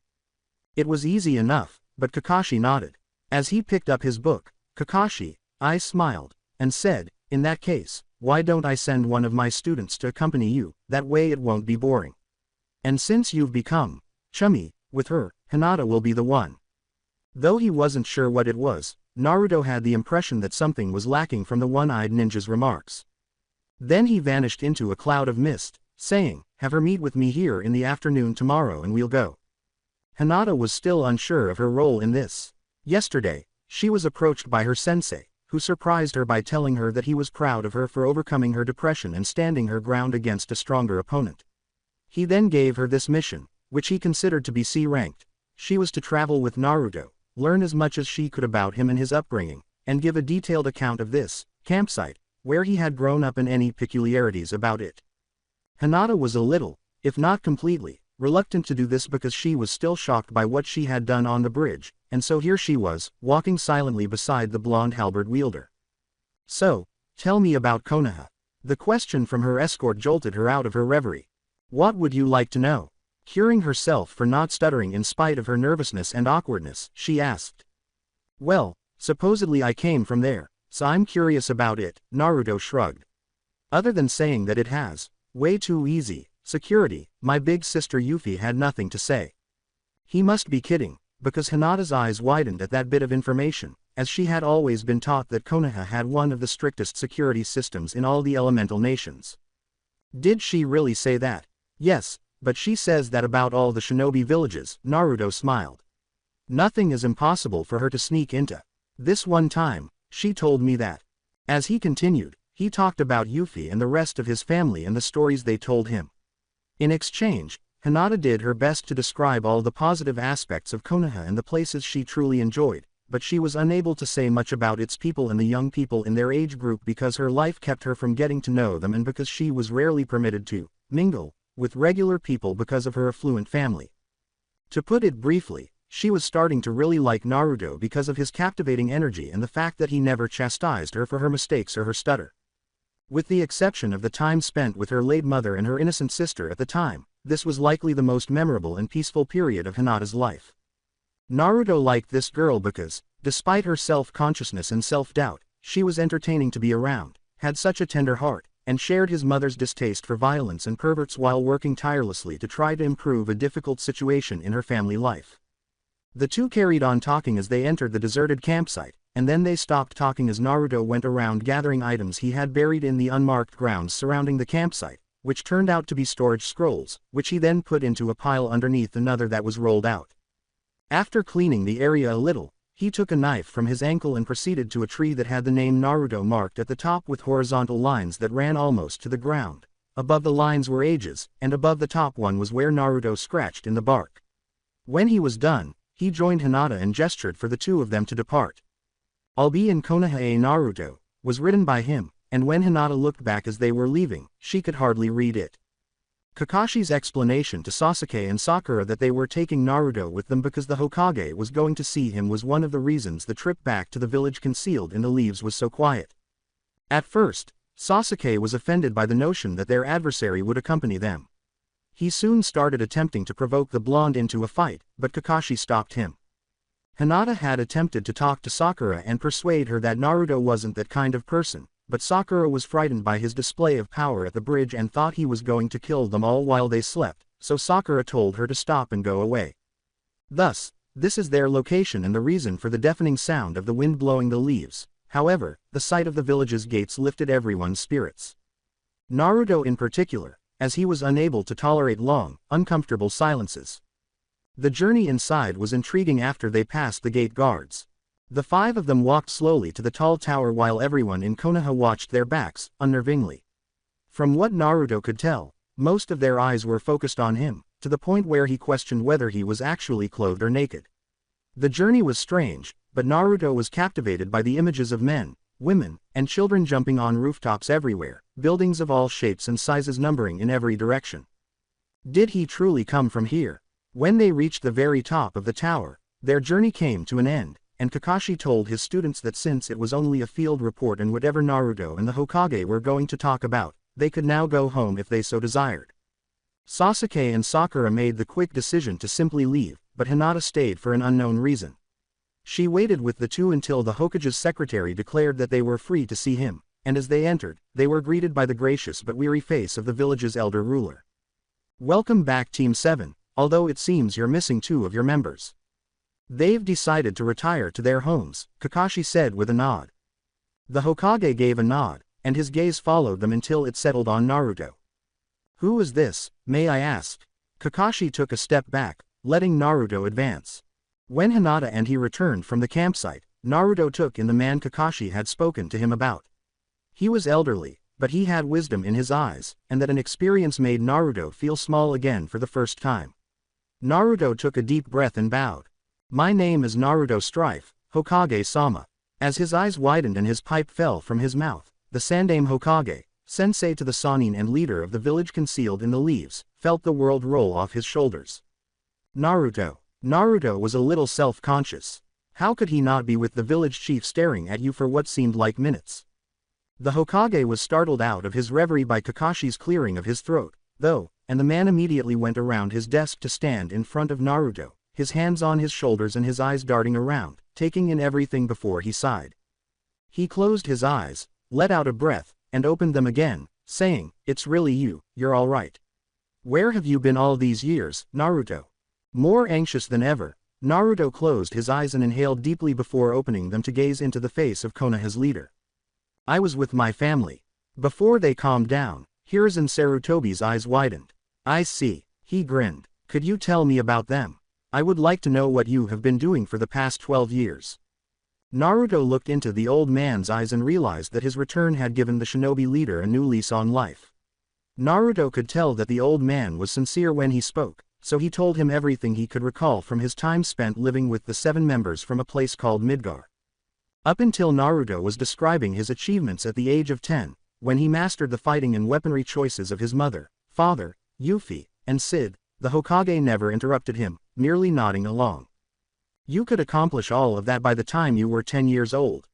Even Kakashi, with his book abandoned on his lap, was now paying more attention as the Hokage asked, his mouth open and eyes wide with surprise. "I was determined to be able to do everything they could," Naruto said, nodding. "After all, I wanted to be exactly like them." "I think we'll touch on that at another time," the Hokage said with a nod. "In any case, carry on." Naruto nodded and said, "Well, it was after that, sir, do you know anything about someone sealing something inside of me?" Naruto paused in the middle of his sentence, looked down, then scowled and turned back to Hiruzen. As the Hokage glared at Kakashi, who was now perspiring, he turned back to Naruto and sighed, rubbing his eyes. "Why do you ask? Has something taken place?" Naruto nodded. "I had to go to bed after I became ill with a fever after we celebrated. I'll tell you about it later. Reno used a device his boss instructed him to use to inject me with Genova cells, which killed whatever fox thing was inside of me." The Hokage struggled to form words, and Kakashi wasn't getting any better, so the pipe fell out of his mouth for the second time today. Bewildered, Hinata chose to ask out loud, Anyo, what was a fox doing inside of you?" "All Red could tell me was that it was enormous and had 9 tails," Naruto shrugged. He believed it to be a summons from their world or something resembling a monster. The description made Hinata gasp, but she remained silent as her brain struggled to process the new information. With hardened eyes, the Hokage said, "Naruto, please lift up your shirt and I'll explain everything." Naruto obeyed despite being surprised by the tone and a little uncomfortable with what he was asking. The next thing he knew, Sarutobi was kneeling in front of him, tracing the scarring where there had once been a seal with his fingers. "Are you able to concentrate your chakra down here?" the Hokage inquired. After Naruto nodded, the Hokage was able to sense the chakra, but nothing changed on the skin's surface. Although unexpected, this is not undesirable. It appears that the Kyuubi has vanished. Now that he was standing, Kakashi said, "How?" It was intended that when Naruto died in his old age, Sensei's seal would cause the Kyuubi to perish. He had it tied to him. "What in hell are you discussing?" Naruto asked with a raised eyebrow and a mouth contorted into a scowl. "Your sensei, is he the one who implanted that in me?" With a sigh, the Hokage opened his mouth to say something, but then recalled that Hinata was still present. Maybe this can be talked about at a later time in private. Gaining insight, Naruto shook his head and said, "No, she stays, I trust her completely." When Hinata blushed severely, she looked at her fingers and nudged them together. "All right," the Hokage sighed. 12 years ago, the Kyuubi arrived in the village, and the story continued with Minato Namikaze, the Yondaime Hokage, sealing the beast into Naruto as a last resort to save the village. This time, Naruto was paying attention and didn't interrupt the story, but there were a lot of questions. "Is that the reason I was removed from the village by the man wearing the rabbit mask? Because you were afraid it might come loose." "A rabbit's mask, you say?" the Hokage said, narrowing his eyes. Then he fell silent, closed his eyes, and opened them again, letting out a deep sigh. "No, that wasn't the reason, but I can guess what his plans were based on what you told me about being discovered by your family, but that will have to wait for another time. I can tell you that not everyone in the village was pleased that the Kyuubi had been detained rather than completely destroyed." "How about my folks? When all of this was going on, where were they?" Naruto felt that now would be the ideal moment to ask the big question that had been bothering him a lot. "They died protecting the village during the time of the Kyuubi attack." "I'm sorry, Naruto," replied the Hokage. Shrugging his shoulders, Naruto sighed and said, "I expected, somewhat, that might be the answer." After nodding, the Hokage put his hands behind his head and said, "I think we're getting a little off topic, but we can continue that question at a later time, if you'd like." Naruto nodded and continued where he left off, spending the next 2 years with his family until the terrible mishap involving the gadget Sid and Rude were developing split him from the only family he had ever known. The irony made Hiruzen sad, as the boy had experienced family separation twice in his life. He listened on, surprised to hear that Naruto spent the remainder of his time traveling with a dangerous nuke nin and his partner, but relieved that the boy adhered to the morals and principles taught to him by his father and foster mother. The man himself only interrupted when he was about to make contact with Kakashi's team. "Naruto, I believe that should be good. After all, Hinata and I still need to deliver our report to him." His book was back in his hand, and he had that absurd smile on his face. Nodding, Sarutobi said, "I think he's correct. We'll have to figure out how to house you and what you want to do from now on, I suppose." "Sir, Kakashi-san told me you might be able to help me," Naruto said, nodding. "Even though they're currently away, I would appreciate it if someone could let me know when they plan to return.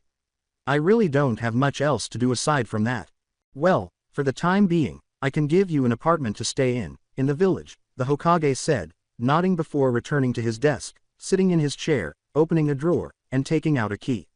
"The majority of my Chunin and Junin live in the apartment complex. Ask my secretary for directions as you leave. We'll talk about what to do next when you stop by tomorrow." "Thank you, Hokage-sama," said Naruto, nodding as he accepted the key. "I'll see you then." "Don't think about it," the Hokage said with a laugh. "Son, it's nice to have you back." With a nod and a smile, Naruto waved to Kakashi and turned to face Hinata before turning around and walking away. "Is there any chance we could meet up sometime? Perhaps even persuade you to give us a tour of this enormous facility?" Though her mind reminded her that she could speak, Hinata was now even more overwhelmed by what he had said earlier. Sure, if why you want," and Naruto-san. With a wide smile, Naruto nodded and said, "So, it's a date." He turned and went outside to speak with the secretary, oblivious to the fact that his words and suffix had almost put the poor girl into a self-induced coma. "I'll see you around, Hinata-chan." But her sensei managed to jolt her out of it. "You can lust after him later, Hinata, we still need to give our report." Hi, sensei." Hinata snapped her head so quickly that it was astonishing she avoided whiplash. The next 30 minutes were devoted to Tazuna lying about the mission, Kakashi reporting on the mission to Wave with the missing Nin, and Team 7's decision to move forward. Following that, we came across Zabuza. He had me pinned down during our battle, and then, in spite of my desire to grab the client and flee, my students honored the comrades in arms lesson by making a snap decision and carrying out an impromptu plan that worked. Which is very fortunate, but it can always go both ways, Sarutobi said, turning to face Hinata after nodding. Hinata, keep that in mind for the next time. Hi, Hokage-sama. After nodding, Sarutobi turned to face Kakashi and asked, what happened next? Well, at that point, things became more complicated. Naruto and Haku, Zabuza's partner, showed up pretending to be Kiri Hunter Nin. They removed Zabuza's body and weapon and acted as though he had been killed instantly. We didn't see them again after that. That was the last time the three of us saw them, I should say. Kakashi turned to Hinata and grinned, saying, I take it that you met with Naruto in person after that.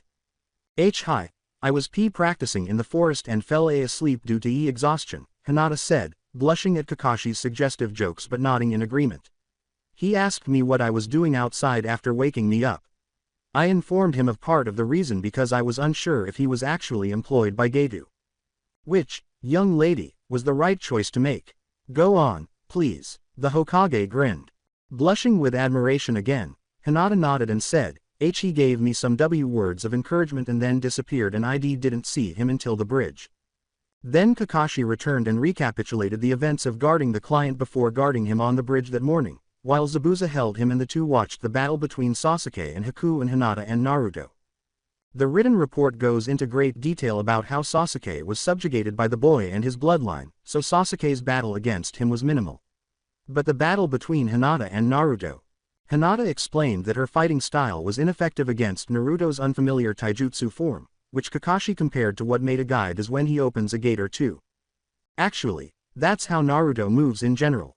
But he has never opened a gate and has no idea how to do it.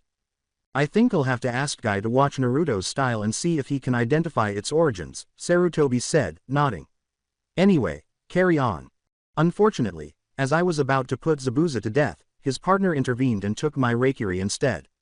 As a result, Naruto lost his temper and broke my nose. Had someone not intervened to tell him to stop, he would have done more in Hinata. Is that correct? The Hokage grinned as he observed the Hyuga heiress's now trembling form. Hi, returning his amused gaze to Kakashi, he asked, did it end there? Unfortunately, no, Kakashi said with a sigh and a shake of his head. Getu used that moment to announce his arrival. Then, after killing the bridge builder, he told Zabuza that he had no plans to pay him. He demanded to kill the bridge builder and take my two students for prostitution while he was surrounded by at least a few hundred hired helpers. He did he? The Hokage said, his eyes narrowing. With a nod, Kakashi said, that's when the slaughter happened.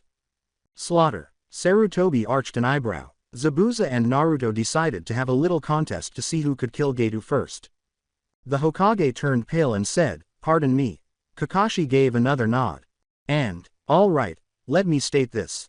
If a village like grass or rain sent in a platoon of Chunin to attack us, I have no doubt that Naruto could easily handle it thanks to the training these people gave him.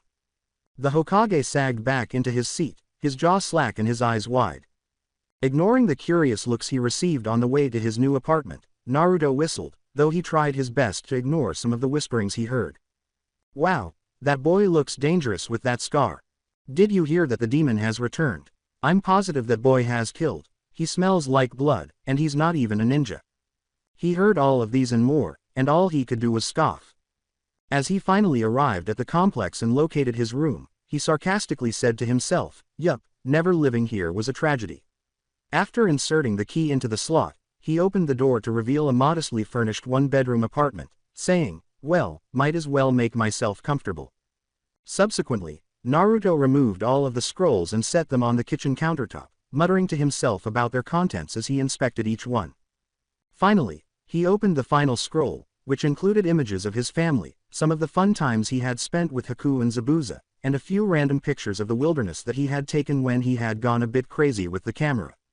He then put some pushpins on the walls and put the ones he wanted in the bedroom.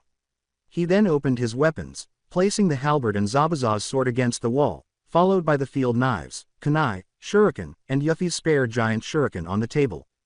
Then came clothes, music, and books, all of which he put on the counter. He said aloud, "I think I'll save the last ones for later, once I figure out a way to secure them." He nodded to himself and started the tiresome process of storing items in drawers or in sleeves, sheaths, and holders, Zabuza's being the exception because it lacked one. His work was interrupted by a knock on the door. Yes, he dialed. "I had to meet the neighbor for myself after hearing that we got him a gaki. Get to know your other tenants by opening up." On the other side of his door, a woman's voice sounded somewhat slurred, reminding Naruto of Zabuza's voice after returning from a nighttime village. Naruto shrugged and went to open the door, revealing three people: the voice's owner, dressed in a long leather coat, a mesh top, and a short skirt, a man with a senbon needle protruding from his mouth, who also appeared and smelled like he had crawled out of a drink, and a woman with red eyes who appeared to be frowning at the two standing next to them. "Who might you guys be?"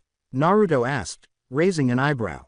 Anko, the purple-haired person wearing a trench coat, enthusiastically applauded, the incredibly attractive interrogator. With one eye half closed and the other moving strangely, the blonde-haired senbon wielder said, "I'm Genma, nice to meet you, kid." "Hello, I'm Kurenai," the red-eyed woman sighed. "Nice to meet you. If these two interrupted you in the middle of whatever you were doing, I apologize." "Nah, no harm done," shrugged Naruto. "He has a large sword, you see." Anko then left Genma's hold, ignoring Kurenai's protest as she let herself in and was now observing Zabuza's sword. "Hey, I've seen this before, haven't I?" With a sigh, Naruto gestured for Kurenai and Genma to enter as well. "He also has a large halberd. Kid, do you have a collection of these items?" Genma admired his weapon and asked. Naruto approached and joined them, and Kurenai soon followed, suddenly interested. "Do you want the whole truth or just part of it?"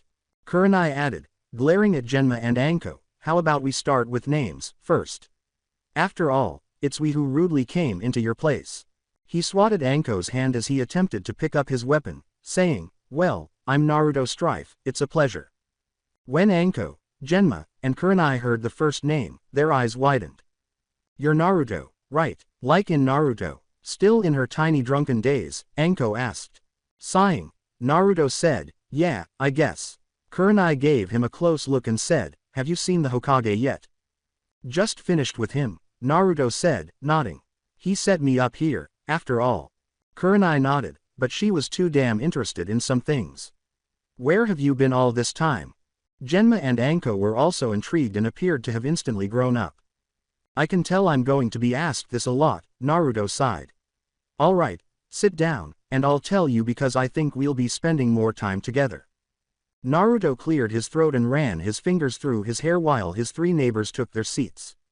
He continued with a diluted version of what he had told Kakashi and the Hokage, saying, "Well, to make it short, I was found on the border of fire and grass country by 7 people, 2 of which became my adoptive mother and father." It appeared that the 3 people who were visiting him understood and asked him to elaborate, but Naruto told them that they would have to ask the Hokage or Kakashi for the specifics because he didn't feel comfortable telling them now, having only recently met them. To put it succinctly, they only learned that Naruto had lived and trained with his family until he was 10 years old, at which point he stated that he had met Kakashi's team and consented to return to Konoha. "Gaki, why won't you tell us? Come on." Anko groaned in a childlike manner. Naruto yawned and remarked, "Because the truth can be stranger than fiction." "Well, we probably occupied enough of your time. Naruto, it's good to meet you." Genma said, sitting up and stretching. "I have a couple of friends who would probably like to spar against you and your weapons, if you'd like." Kurenai added, "Anko and I will be leaving as well." Anko crossed her arms and sulked. "Thank you for your time and welcome home." Naruto grinned and nodded, saying, "Thank you. That's preferable to what I've recently heard around town." "Don't let it affect you," Kurenai said with a smile. "Well, have a good night." She and the inebriated pair quickly left his door and shut it behind them. Kurenai Yuhi stood in front of her leader, the Sandaime Hokage, the next morning, perplexed as to why she had been called in at such short notice. A part of her wondered if it was because her student, Kiba Inuzuka, had been getting into trouble, particularly when he had punched the Hokage's grandson for telling him he needed a bath when Team 8 had come to watch him. Though it was wishful thinking, it's possible that he brought her here to inform her that Hiashi Hyuga, the Hyuga clan's leader, had changed his mind about his daughter Hinata joining Kakashi's team and was letting her join Kurenai's. Whatever it was, she was beginning to feel the effects of the tension and wondered when the Hokage would take his eyes off his paperwork to respond to her. It appeared to be taking place. I apologize, Kurenai. These damn things never stop piling up. I'm sure you're wondering why you're here, but I have a request for your team. Kurenai nodded, her mind racing.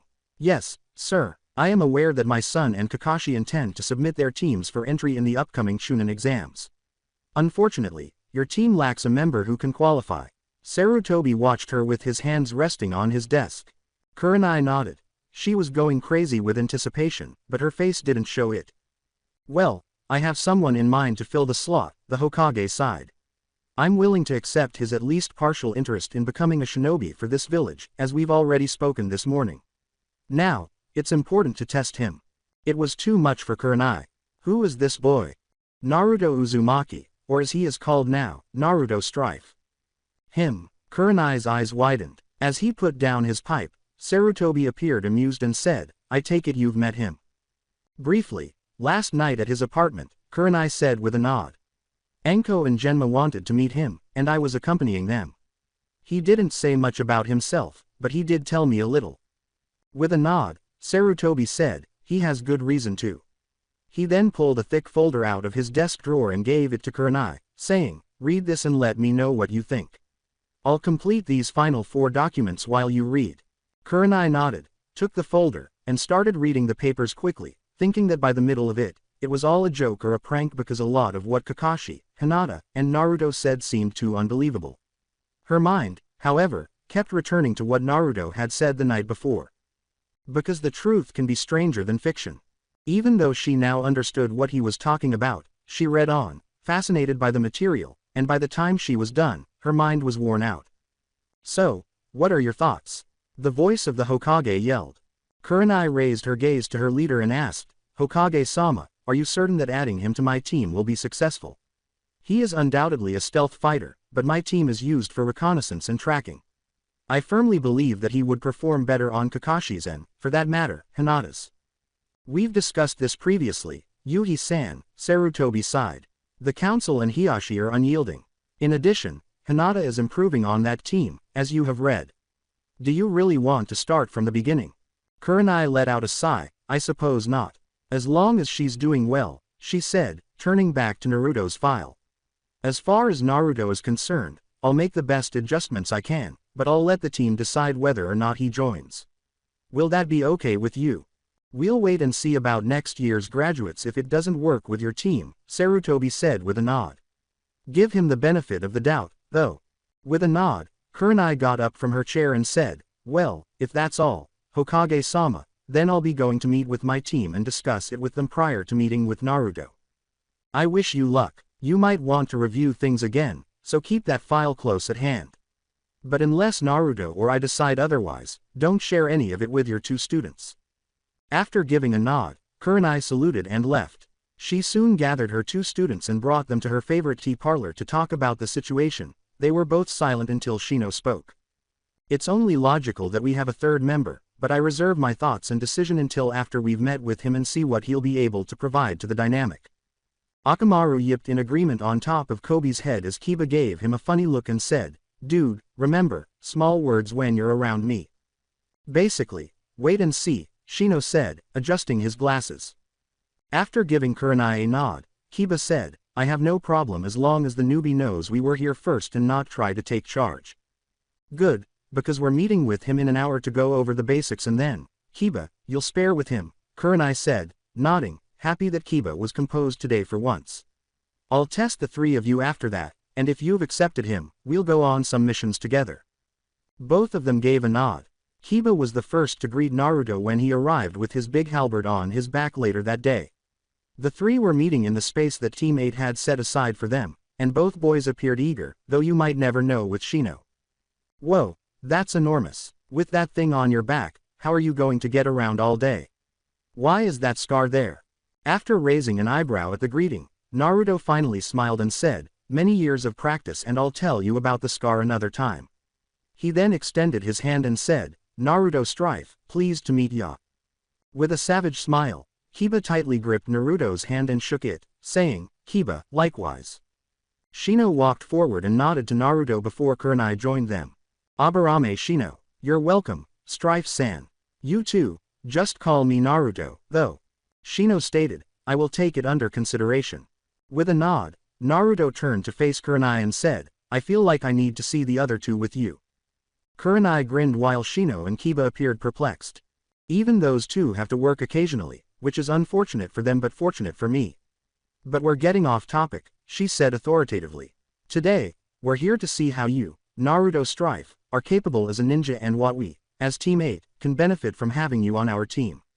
First, the fundamentals. Please create 3 clones, swap them out, and then henge into an object for me." Naruto nodded and followed instructions, making 3 water clones, replacing himself with Kiba, much to his dismay, and hanging himself into a tiny pebble, which impressed Kurenai because the more compressed a person's form, the better their chakra control.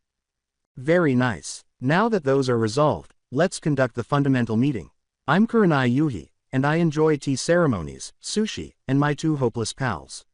I don't like perverts, liars, and people who can't cooperate. Although my aspirations are personal, I want to see my team become the greatest in its industry." Then Kiba said, "This is my best friend, Akamaru. My name is Kiba Inuzuka. The white dog yipped. I like girls, kicking ass, and beef cups. I detest disloyal people, cats, and teams. My dream is to have a gorgeous wife and lead my clan." Sighing, Kurenai shook her head and said, "Niece, Kiba, very subtle. As mentioned earlier, my name is Shino Aburame. I enjoy discovering new insect species and figuring out how to use them for my clan. I don't like people who can't tell what something is from what it is. Being the leader of my clan and developing new techniques for our clan are also goals of mine. My name is Naruto Strife. I love my family and I am eager to see them when they come back," Naruto said, nodding, surprised by everything he had learned from Kurenai and these two. "I also enjoy training, gardening, and taking pictures. I detest people who only try to find out what they can about someone based on rumors or what they can see on the surface." Though it was never evident, Shino suddenly looked at Naruto with admiration. Naruto said, "My dreams for the future are to find my family, protect those precious to me, and to never have to see a death I could have prevented." The last part caught everyone on Team 8 off guard, as only their Junin-sensei had read the backstory beforehand. She handed Naruto a Hite-8, which he wore over his hair like Genma did, declaring, "All right, introductions now done, I hereby announce that Naruto Strife is a member of the Konoha Shinobi." "Hey, that's unfair. Without having to endure Iruka-sensei's class, this guy understands," Kiba grumbled. Kurenai glared at Kiba and replied, "Yes. Is this guy from Iruka truly that awful?" Naruto questioned Shino. With his glasses adjusted, Shino said, "Iruka-sensei is passionate about his lectures, but most of the class didn't share his enthusiasm." Naruto shuddered, remembering the science and engineering lessons he had learned from Sid. As she and Shino started to back away, Kurenai said, "Anyway, Naruto, we're now going to have a taijutsu spar between Kiba and yourself." Naruto nodded, removed his halberd, pierced it through the ground, reached behind him, put on his mesh gloves, and assumed a stance. "Akamaru, buddy, sit this one out," Kiba said, observing him with curiosity since he had no idea what stance that was. Well, all he had to go on was what Shino's stances were and those taught at the academy. After acknowledging with a bark, his dog leapt off his head and positioned himself on the sidelines beside Kurenai and Shino, complaining a little about being left out and worrying a little about his master. "Don't hold back your punches, man," Kiba said with a smile as he positioned himself. "You have to prove yourself to me if you want to be on this team." With a smile, Naruto nodded and said, "Whatever you say." Recalling what she had read about this boy's fighting style and how he had severely bruised Hinata and broken Kakashi's nose while holding back, Kurenai became suddenly concerned for her student. Kurenai grinned, but Kiba still deserved a little something for that encounter with the Hokage's grandson, which required Kurenai to write a long report and offer a personal apology. In this particular spar, the worst-case scenario would be for him to spend a few days in the hospital. "Okay, are you two prepared?" They both gave a nod. "Begin." In spite of the pain and lack of air in his lungs, Kiba opened his eyes, barely, and was met with Naruto right above him grabbing his shirt and then throwing him back down to the ground. Kiba's smile widened as he was ready to move forward, but the next thing he knew, Naruto was right beside him, and he felt something like a pole ramming itself in his gut, shooting him skyward. Kiba reached a new threshold of pain as his vision darkened around the edges, making it impossible for him to speak. I believe he's had enough. Shino remarked, he's not even moving. All right, enough is enough, Kurenai sighed. Naruto prevails. Akamaru returned quickly to his master, who was being helped up by Naruto. Kiba was able to speak, albeit slowly because it hurt his sides, after getting some much-needed air, sitting down, and drinking some water. What the devil was it? With a scratch on the back of his head, Naruto said, sorry, at least you weren't on the receiving end growing up. Perplexed, Kiba turned to face Naruto. Who would do that to a child? With regret, Naruto laughed, Mom. She's frightening when she fights, I assure you. Kiba shuddered sympathetically, and the movement caused him to hold his sides again. Kurenai grinned as she observed the two, knowing that they would likely become close friends quickly, but... So, what do you think? Kurenai asked, turning to Shino. Sighing, it's still too early to tell, but he's efficient as a fighter and seems very intuitive in the heat of things. Whether or not we work together well, has yet to be seen. Kurenai nodded. She had high expectations. What do you think, Kiba? With a painful grunt, Kiba simply shrugged and said, well, I told him not to hold back and he didn't. He then sighed and said, I don't know, I think it'll work out all right. Kurenai nodded, then pondered for a moment before turning to face Naruto. Do you think these two will cause you any trouble, Naruto? I'm fine with it, Naruto said, shaking his head. Murmured, well, seeing as how Kiba's going to need some assistance home, I think we'll hold off for tomorrow and pick up where we left off and then we'll do some missions to build teamwork. Shino nodded, and Kiba gave him a pained thumbs up before allowing Naruto to help him stand up. Naruto then offered to accompany Kiba home, which Kiba accepted since it would not have been feasible on his own. After dismissing Naruto and her team, Kurenai watched as Akamaru ran circles around them and the two boys went their separate ways. If this works out, the Chunin exam will be in for a big surprise, she grinned to herself.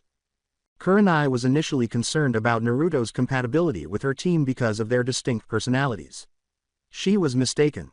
The test she had given them required the three to sit down and consider the potential outcomes of a dubious mission in which they would either have to leave their client to face his or her fate or proceed with the mission where there was a very high chance that no one would survive. While Shino was all about statistics, Naruto and Kiba were similar in that they both enjoyed defying the odds. But when it came to a mission's aesthetics, Naruto concurred with Shino. Ultimately, the three came to the conclusion that, as ninja, their lives depended on the superior and the people funding the mission, and that there was too much gray area to find a good solution. Kurenai and her two students found cheap entertainment in the routine D-ranked missions, which exposed Naruto to the bane of ninja, chores and lots of them. But he only complained on the first day before he appeared to ignore it. Rather, he attempted to figure out a way to communicate with both Shino and Kiba, switching one for the other and asking them to confirm that the brush patterns on the fence posts matched. Kurenai perceived it as a series of unexpected events. In one moment, he's making jokes with Kiba, and in another, he's devising plans with Shino as well. Kurenai was pleased overall. He even started talking to the three of them more. As the four of them returned from the dreaded Tora mission, Kiba's face was lined diagonally on both sides. All right, man, you gotta tell me, how did you get that wicked scar? It's driving me nuts, Kiba asked. Shino and Kurenai strolled alongside Naruto and a struggling Tora, both of whom appeared inquisitive. Naruto joked, wow, this has been bugging you, hasn't it? No offense, Shino.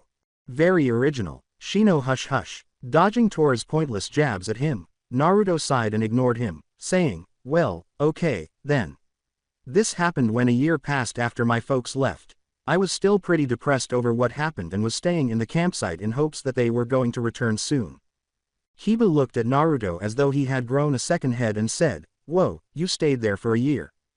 Longer, actually, now shut up and let me finish. After Kiba gave Naruto a playful slap on the arm, Naruto waved Tora in his face, causing Kiba to instantly back off and frown. So not cool.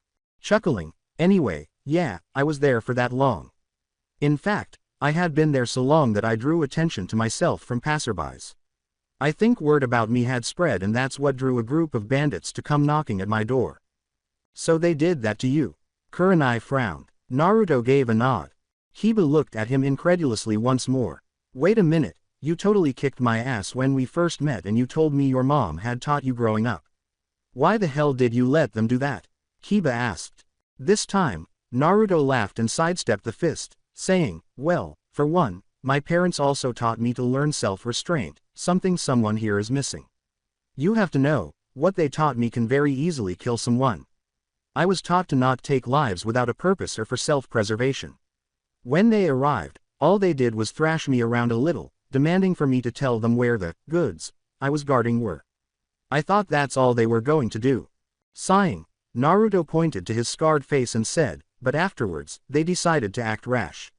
2 of them pinned me down while the 3rd kept making demands, all of which I didn't even respond to. That's when he decided torture would be the best method. However, it was after that I decided my life was in jeopardy as he was planning on taking things to the next level. Kiba nodded, waiting for every word. So, what did you do? Naruto stopped being funny and looked straight ahead. After I killed the man, the others left, screaming. I understood there and then why Mom was so insistent that I shouldn't enjoy killing a person. Not only was the experience terrible, to this day I still see his face. However, I don't regret it, as if he was willing to go that far with me, being as desperate as he was, he could have done the same to someone else. What the boy had said made Kurenai feel both proud and disturbed. Distressed that an 11-year-old had to go through such a thing with no one to discuss it with, but proud that this child, who had been trained in a way that makes genin training look like an after-school activity, heeded his parents' warnings about the consequences of violence and killing. Kurenai glanced at her pupils. I hope the 2 of you listened and paid attention, as I too shall warn you that killing as a shinobi will remain with you forever. I remember the first life I took and it wasn't the last. Shino and Kiba both said, hi, simultaneously. But Shino had another query.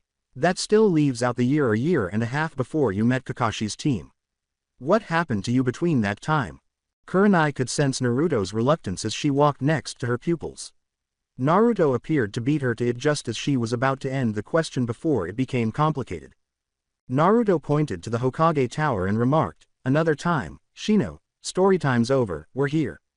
You're making some progress, it seems. It's slow and small, but nonetheless it's still progress. There may be some hope for you yet. Hinata listened to the elders review the mission report to wave that her father, Hiashi, had obtained while she sat in a seiza position with her head down in front of her in the council chamber of the Hyuga compound.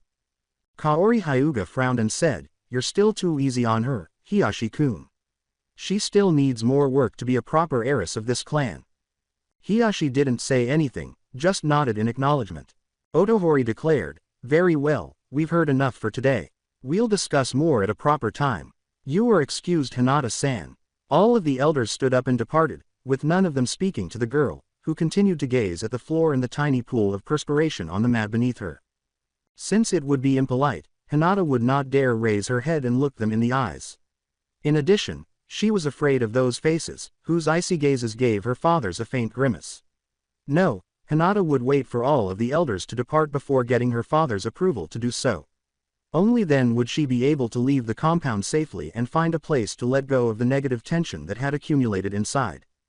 There was no more waiting for her. Before leaving the room himself, Hiashi's uninterested voice called out, you may go. Be back before dinner.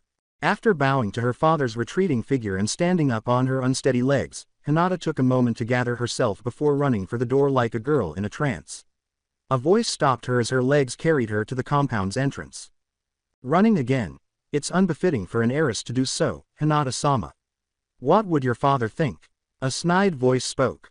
Hinata turned to face her cousin Neji, who gave her a nervous, contemptuous glance. Neji ni, did you come back from tea training with your tea team? Neji Hyuga nodded after giving her a look of pure hatred. How about you, Hinata-sama? Out to train with the Uchiha and that little pink-haired succubus that follows him around? Or are you just out for a stroll? His words are deceptive. Hinata winced at her cousin's tone, but she was accustomed to it. Her life was always filled with these things and more, including her younger sister's snide comments, which her father always seemed to admire. Hey Hinata-chan, there you are, I've been looking all over for you. When Hinata turned and saw Naruto standing at the compound's entrance, her eyes widened and she began to flush. Naruto-san. How are you, today? Naruto grinned. Great. Now that I finally found you. Are you free, today? Neji said, grinning malevolently. Yes, Hinata-sama, are you free to go traipsing around with some boy? Neji's tone and the glance he gave Hinata caused Naruto to frown. But then he smiled again, suddenly. Hey Hinata-chan, who's that girl? A relative. The smug air emanating from her cousin's eyes as he gazed upon Naruto made Hinata freeze.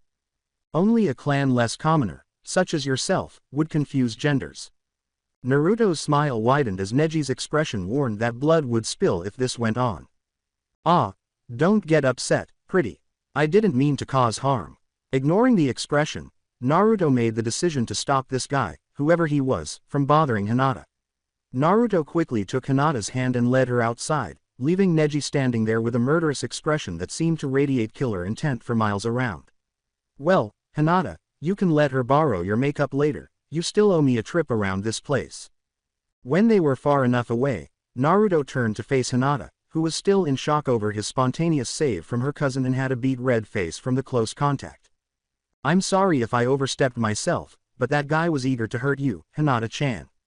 After snapping out of her delirium, Hinata repeated the words in her mind, blushed, and started pressing her fingers together. Neji ni h has n never hurt me. He just as mad a lot of the time. Naruto sighed. I still don't like the guy. No matter what his reasons are, he should not treat you like that, Hinata-chan. Hinata cursed herself for blushing and stuttering so much, but she was powerless to stop herself. Thank you, Naruto-kun. When Hinata looked up, Naruto was grinning at her.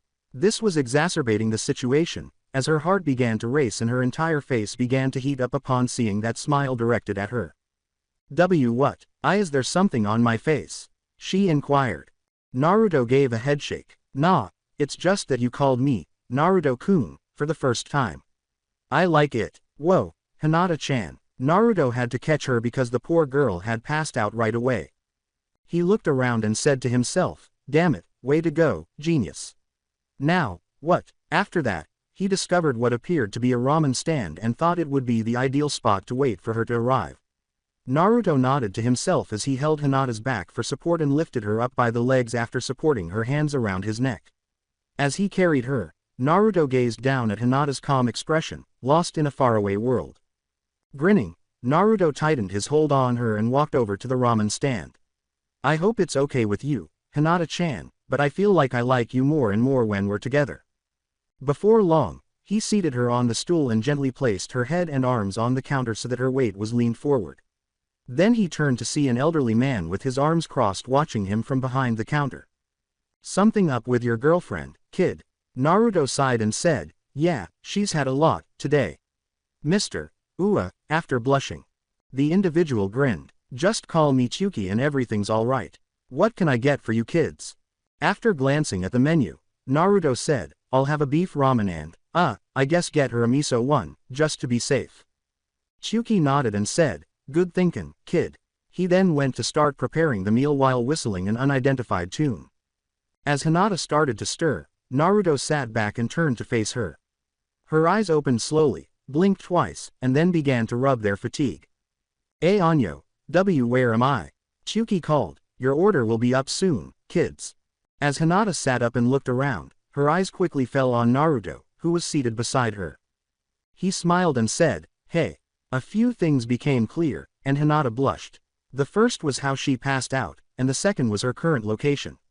Abruptly, she felt lightheaded once more. Nope, none of that, Hinata-chan. Let's eat first, alright.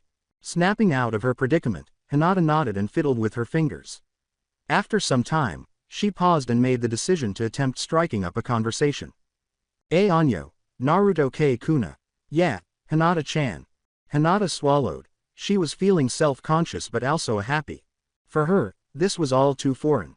Hell, half of her was hoping to awaken from this pleasant dream. Just as Chuki was giving Naruto his bowl, she ventured a glance in his direction and was struck by how admirable he was.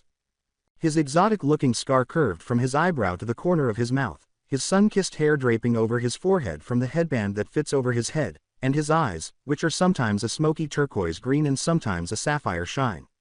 As she enumerated every aspect of his physical attributes that captivated her and that she secretly found appealing, Hinata's blush deepened. Above all, The deal was sealed by his smile, which exuded more warmth than the sun could. "Hinata-chan, your ramen going to get cold." Before she could begin eating the food that Naruto had ordered for her, Hinata eeped to wake up and apologize to Naruto and the owner of the ramen stand, who laughed at her desperation. Hold on. A word flooded her mind as she considered what this moment was, and Hinata added a new hue to the red palette, making her entire face glow. A date. She had bravely eaten her meal and avoided fainting, so it appeared that luck was on her side, even though the blush persisted. After that, Naruto paid, and the two went for a stroll through the town.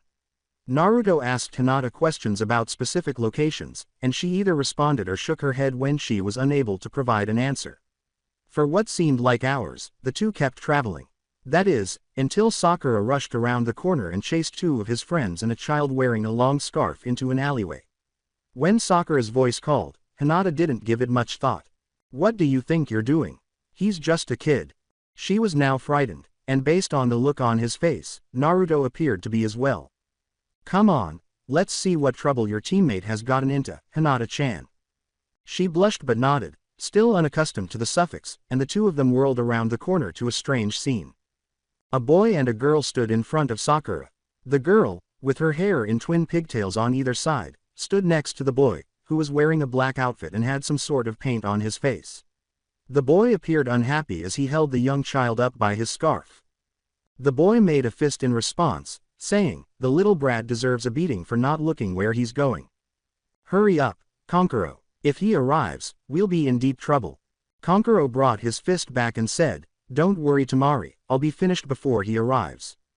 He never made contact, though, as he was quickly propelled backwards, leaving the boy on the ground with Naruto standing in front of him with his fist outstretched. Temari gave him a questioning glance before letting out a sigh. "Great, just great." Naruto faced her. "Don't expect me to sit by when you're threatening the Hokage's grandson." Temari moaned and slapped her head before turning back to Kankuro, who was standing up again while clutching his belly. "You stupid baka," Kankuro exclaimed angrily. "Hey, how was I supposed to? You're a disgrace to our village, Kankuro," a voice hollered.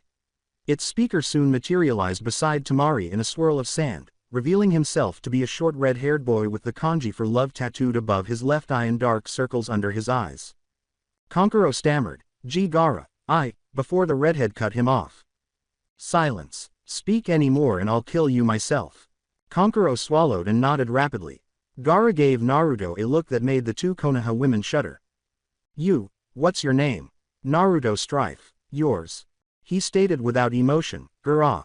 I look forward to meeting you in the Chunin exams." Sighing, "Well, until then, keep a leash on your boy. I'd hate to see you three tossed out due to an international incident." Gara nodded and glanced at Kankuro, who was nodding his head quickly, out of the corner of his eye. "I'll be good, I swear." Gara turned to face Naruto again. "Until then, Strife-san. Temari, Kankuro, we're leaving." Gara proceeded to walk past the three Konoha nins and out of the alleyway with the others. Before speaking to the others, Naruto waited until they had actually left. "You all right, Konohamaru?" After giving a nod, the boy chased after his friends who had made the decision to go. Before speaking to the pink-haired ninja beside him, Naruto watched him leave.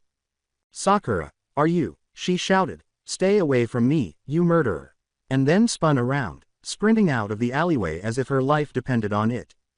Naruto sighed to himself as he watched her leave. "And Naruto-kun." Naruto grinned ruefully as he turned to face Hinata. "Hell of a first date, huh?" Hinata blushed and nodded, unsure if Naruto was making fun of her. "Looks like Sasuke's gone now, too." Confused, Hinata glanced back up at Naruto. Sasuke-san was here as well. With a nod, Naruto concluded, grinning, he didn't do a bad job of hiding himself either. "Well, I guess we're all alone now." When Kiba arrived, Hinata was about to pass out once more. He waved at the shy Hyuga, saying, "Yo, Naruto. There you are, man. I've been looking all over for you." "Oh, hey, Hinata." "Hi, Kiba-san." When Naruto moaned, Hinata laughed and Kiba gave him a questioning glance. "Kiba, what do you want?" "I'm kinda busy here." Kiba didn't notice the situation or the annoyed tone. "Well, it can wait. Kurenai-sensei asked me to get you and meet with her and Shino at the tea parlor." Glancing at her watch, Hinata said, I have to get going too, and Naruto-kun. Again, Naruto moaned, great. The world's against me. Hinata laughed again, then waved goodbye and left the alley, leaving Naruto and his friend Kiba feeling let down. Kiba's head was in a headlock while Naruto playfully grabbed him for ruining his moment, as they made their way back to the parlor. Shino and Kurenai were already in the parlor when they arrived. Kurenai nodded and remarked, happy to see the two of you finally arrive. Seeing the gravity in her voice, Naruto nodded. What's going on, sensei? Kurenai's serious expression vanished, and he smiled slightly. Nothing much, other than that I've nominated the team to participate in the Chunin exams. Naruto is sitting by his window, thinking back on his life to date. He never thought things would turn out the way they have, ever since he consented to accompany Kakashi back to Konoha. It was fascinating. He was initially tempted to follow his original plan and wait as long as it took for his family to return from Midgar after Kakashi had given him the option. To be honest, that thought was still bothering him. Things weren't bad in perspective, though, ever since he arrived in Konoha, spent time with Hinata, met Team 8, and joined the Leaf as a ninja. Naruto sipped his tea and reflected on his time spent with Hinata. For some reason, when he had first met her, he felt sorry for her because he had seen her at her worst. When Naruto made a mistake during their spar, Sid gave him a lecture, which included the words he passed on to her. He thought it would be beneficial for the shy girl to hear it, so he felt it was appropriate to give it to her. He was excited to spend more days with her because she was now a constant in his life. Simply put, she made him happy. Kiba called out from behind the door, hey, Naruto, you ready? We gotta kick some ass today. Kurenai warned. Kiba, you don't need to yell, I'm sure Kumo has heard your voice by now. With a smile, Naruto exclaimed, yeah, be there in a sec. Before putting down his cup, removing his shirt, and heading into the bathroom to get his clean one. After putting it on, he looked at himself in the mirror, nodded, and turned to walk away when his gaze returned to the mirror. He initially believed he was seeing things, but as he looked, his scar appeared to be healing. When Naruto returned to the mirror, he was shocked to see his scar getting thinner and thinner until it completely vanished. What the devil? After giving it some thought, he touched his eyebrow and used 2 fingers to trace the skin to the corner of his mouth, where it was bare and flawless. He searched his mind for an explanation, but he was unable to come up with one. But it didn't end there because his hair was starting to change. In the back, his spiky hair was growing longer and longer until it reached the small of his back. His hair, which had been wild, was now smoothing out, and his bangs were falling out to match the length of the hair on his back. If that wasn't strange, it was when his hair began to change color. He was a sun-kissed blonde, but his color started to fade until it was platinum white. Now that his eyes and face were changing, Naruto was growing more and more concerned about these recent changes to his physical attributes. His face leaned, his skin turned paler, and his irises turned turquoise instead of sapphire blue. As his irises narrowed and a smile appeared on the face he was staring at, Naruto stood frozen in terror. Nice to finally meet you, Naruto. With a shout, Naruto woke up, sitting up straight, his body drenched in sweat, his bedclothes flung off his body. His heart pounding, he threw off the covers completely, turned on the lights, checked his reflection in the mirror, and hurried to his bathroom. Everything was normal, including the scar, the length and color of his hair, and the iris. Now attempting to lower his heart rate, Naruto leaned against the counter and exhaled deeply. His hands were trembling as he looked at them, and the anxiety was making it difficult for him to stand. He was terrified of what he had witnessed himself becoming when he looked in the mirror and recalled his dream. The eyes that resembled a hungry wolf gazing at a wounded lamb and the face that had stared back at him with a malevolent smile. You all right? You seem spooked about something. To get to the building where the Chunin exams would start, Team 8 was making their way on foot.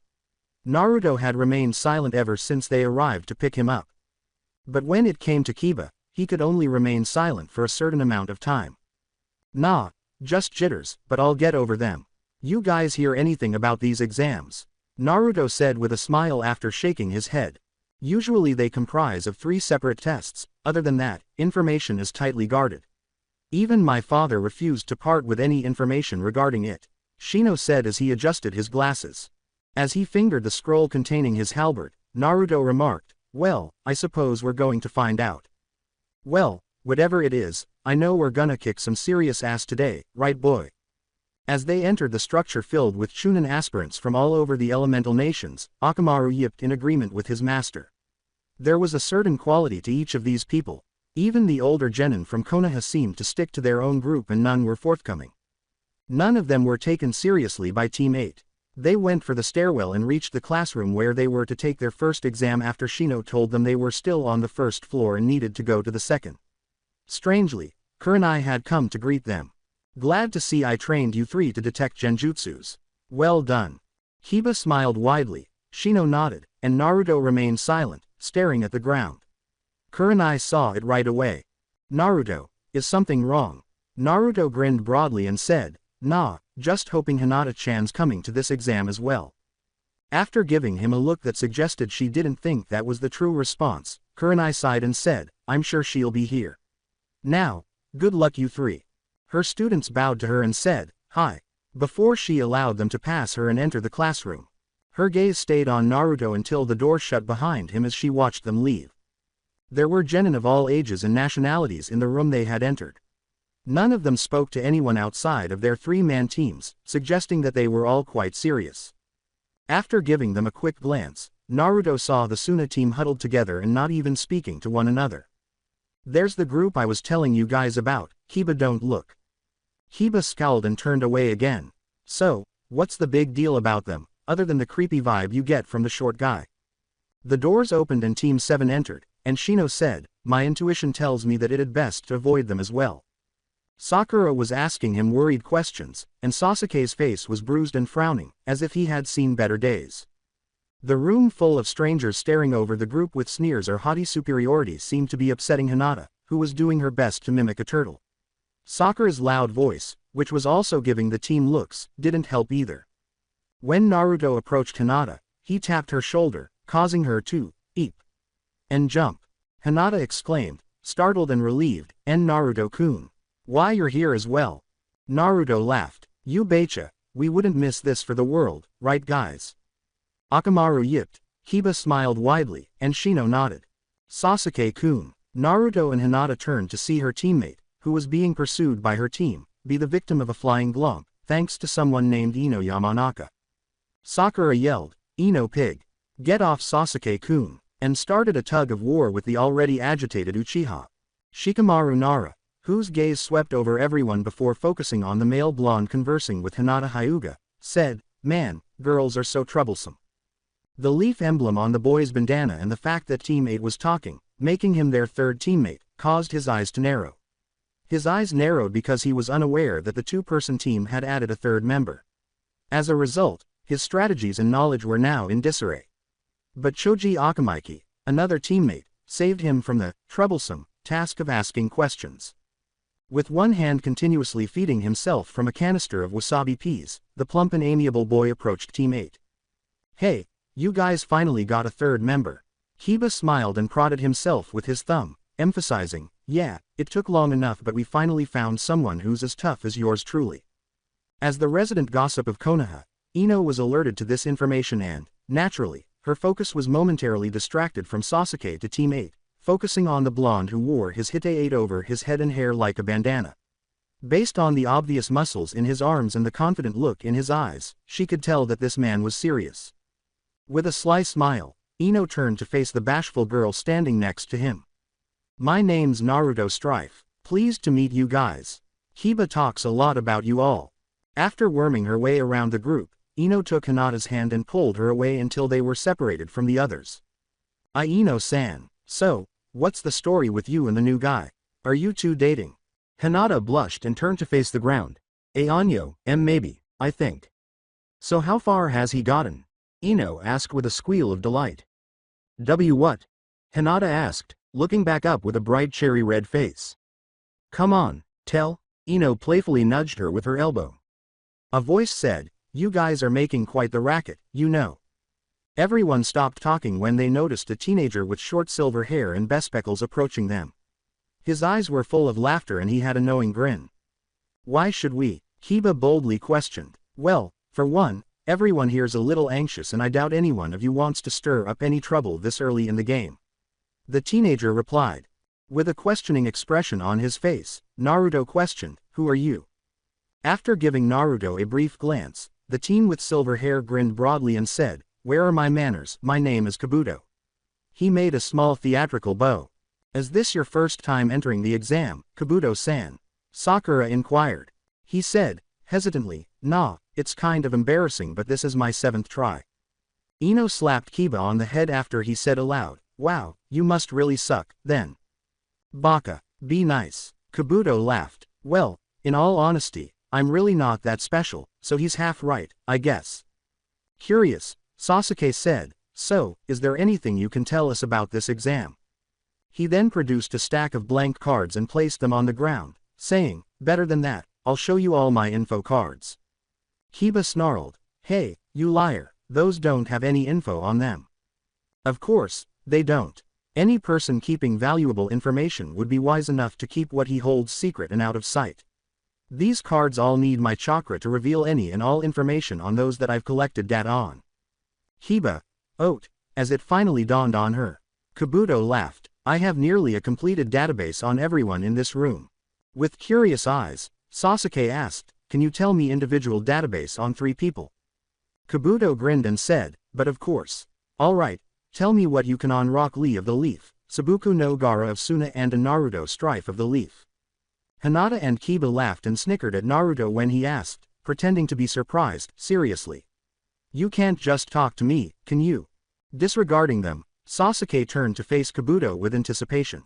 "Well," he said, "you know their names, where's the fun in that?" "Well, here we go."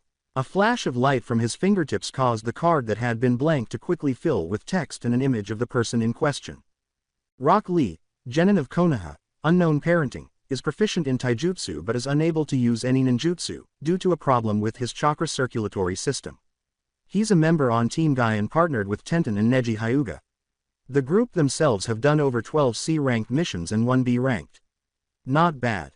Naruto, listening in, shifted his focus to another area of the room where a boy wearing a tight-fitting green bodysuit was performing push-ups on the floor and a girl with her hair styled in twin buns was conversing with Neji. It must be him, he thought to himself. I can tell he'll be interesting to see. Just as Kabuto was wrapping up Gaara's data, Naruto turned around. His team have accomplished 14 C-ranked mission, 4 B-ranked and 2 A. Now that's impressive. Sasuke nodded as he processed everything this man had to offer. Then he turned to face Naruto. And the last one. Kabuto's amicable smile briefly changed to one of mild annoyance before returning with the words, "Here we go." Compared to the earlier cards, this one was not nearly as full, which caused Sasuke to frown slightly. Naruto Strife, previously Naruto Uzumaki, born in Konohagakure and left under unknown circumstances and raised somewhere in grass country. He was discovered by your team, Sasuke-san, and then brought back to the village where he became a genin in Team 8 under Kurenai Yuhi's teaching. The team has performed 6 D-ranked missions and 1 C-ranked. That's it. There's nothing mentioned about him being in league with a missing nin and killing hundreds on a bridge in Wave Country. Sasuke grumbled.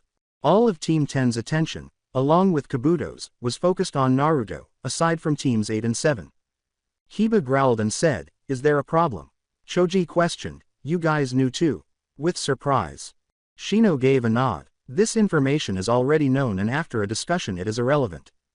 Kiba accused Sasuke, saying, "Besides, they were all bandits, samurai, and thugs that were hired to kill your guy's client.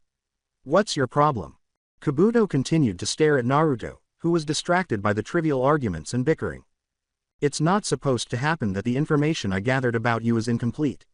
Naruto-kun, someone is really skilled at hiding this kind of information from me. What is it that you must keep confidential?" Kabuto raised his spectacles. "In my opinion, you are dangerous because you are unknown." A scarred man interrupted Kabuto's thoughts by yelling loudly for everyone to stop talking and take their designated seats for the first section of the test. But before he sat down, he gave Naruto another glance.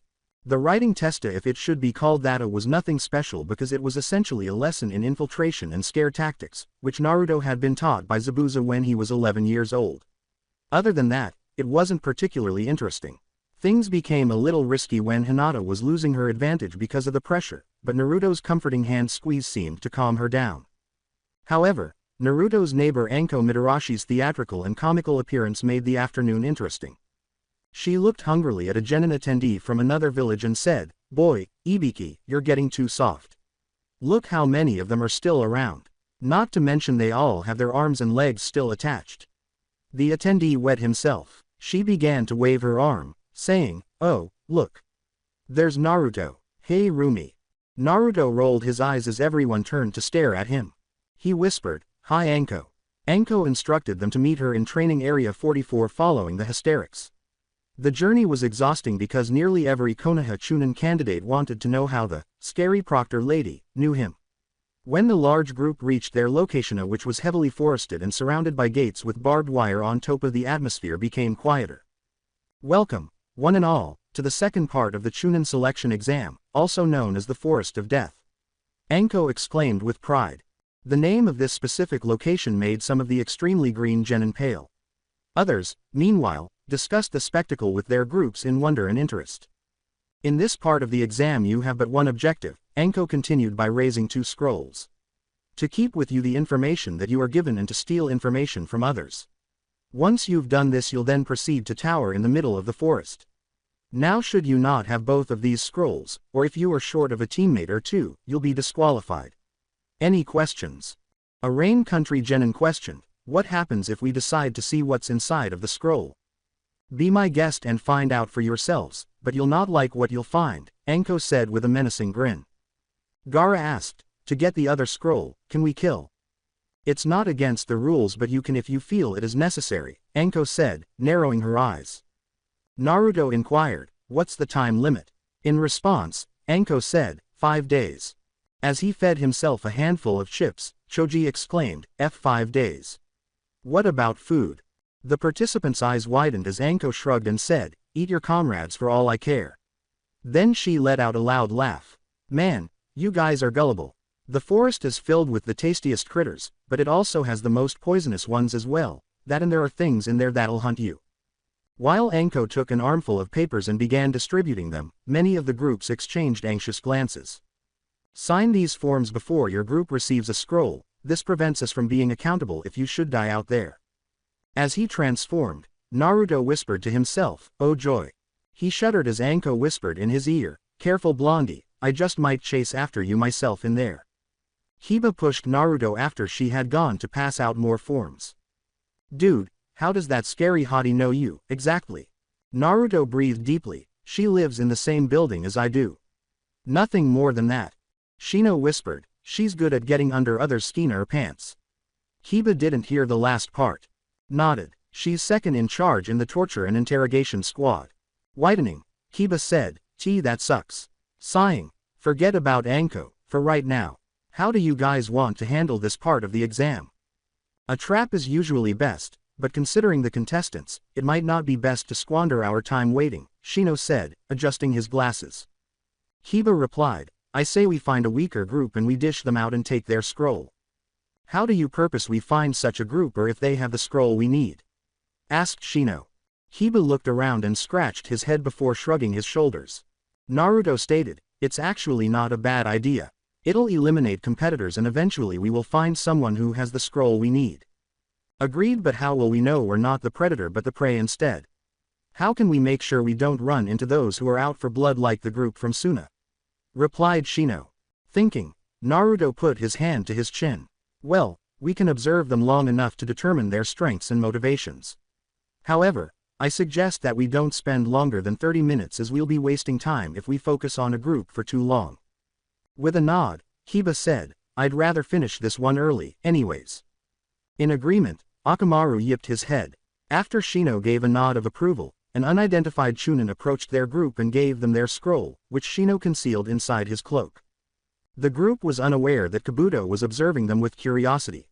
Sasuke gripped the scroll that a proctor had handed them and said, "It's easy, follow my instructions, and we'll get through this without too much trouble. We'll come up with a riddle to know which one of us is real and which might be fake trying to catch us off guard."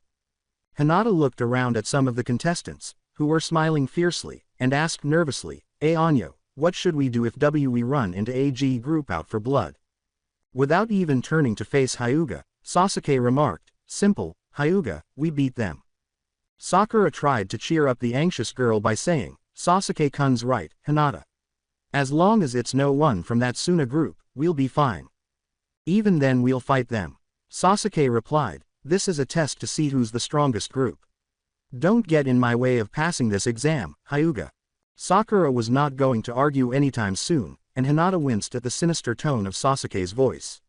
Once more, Hinata wished she had not consented to take the test because she didn't think she had what it took to succeed in her career.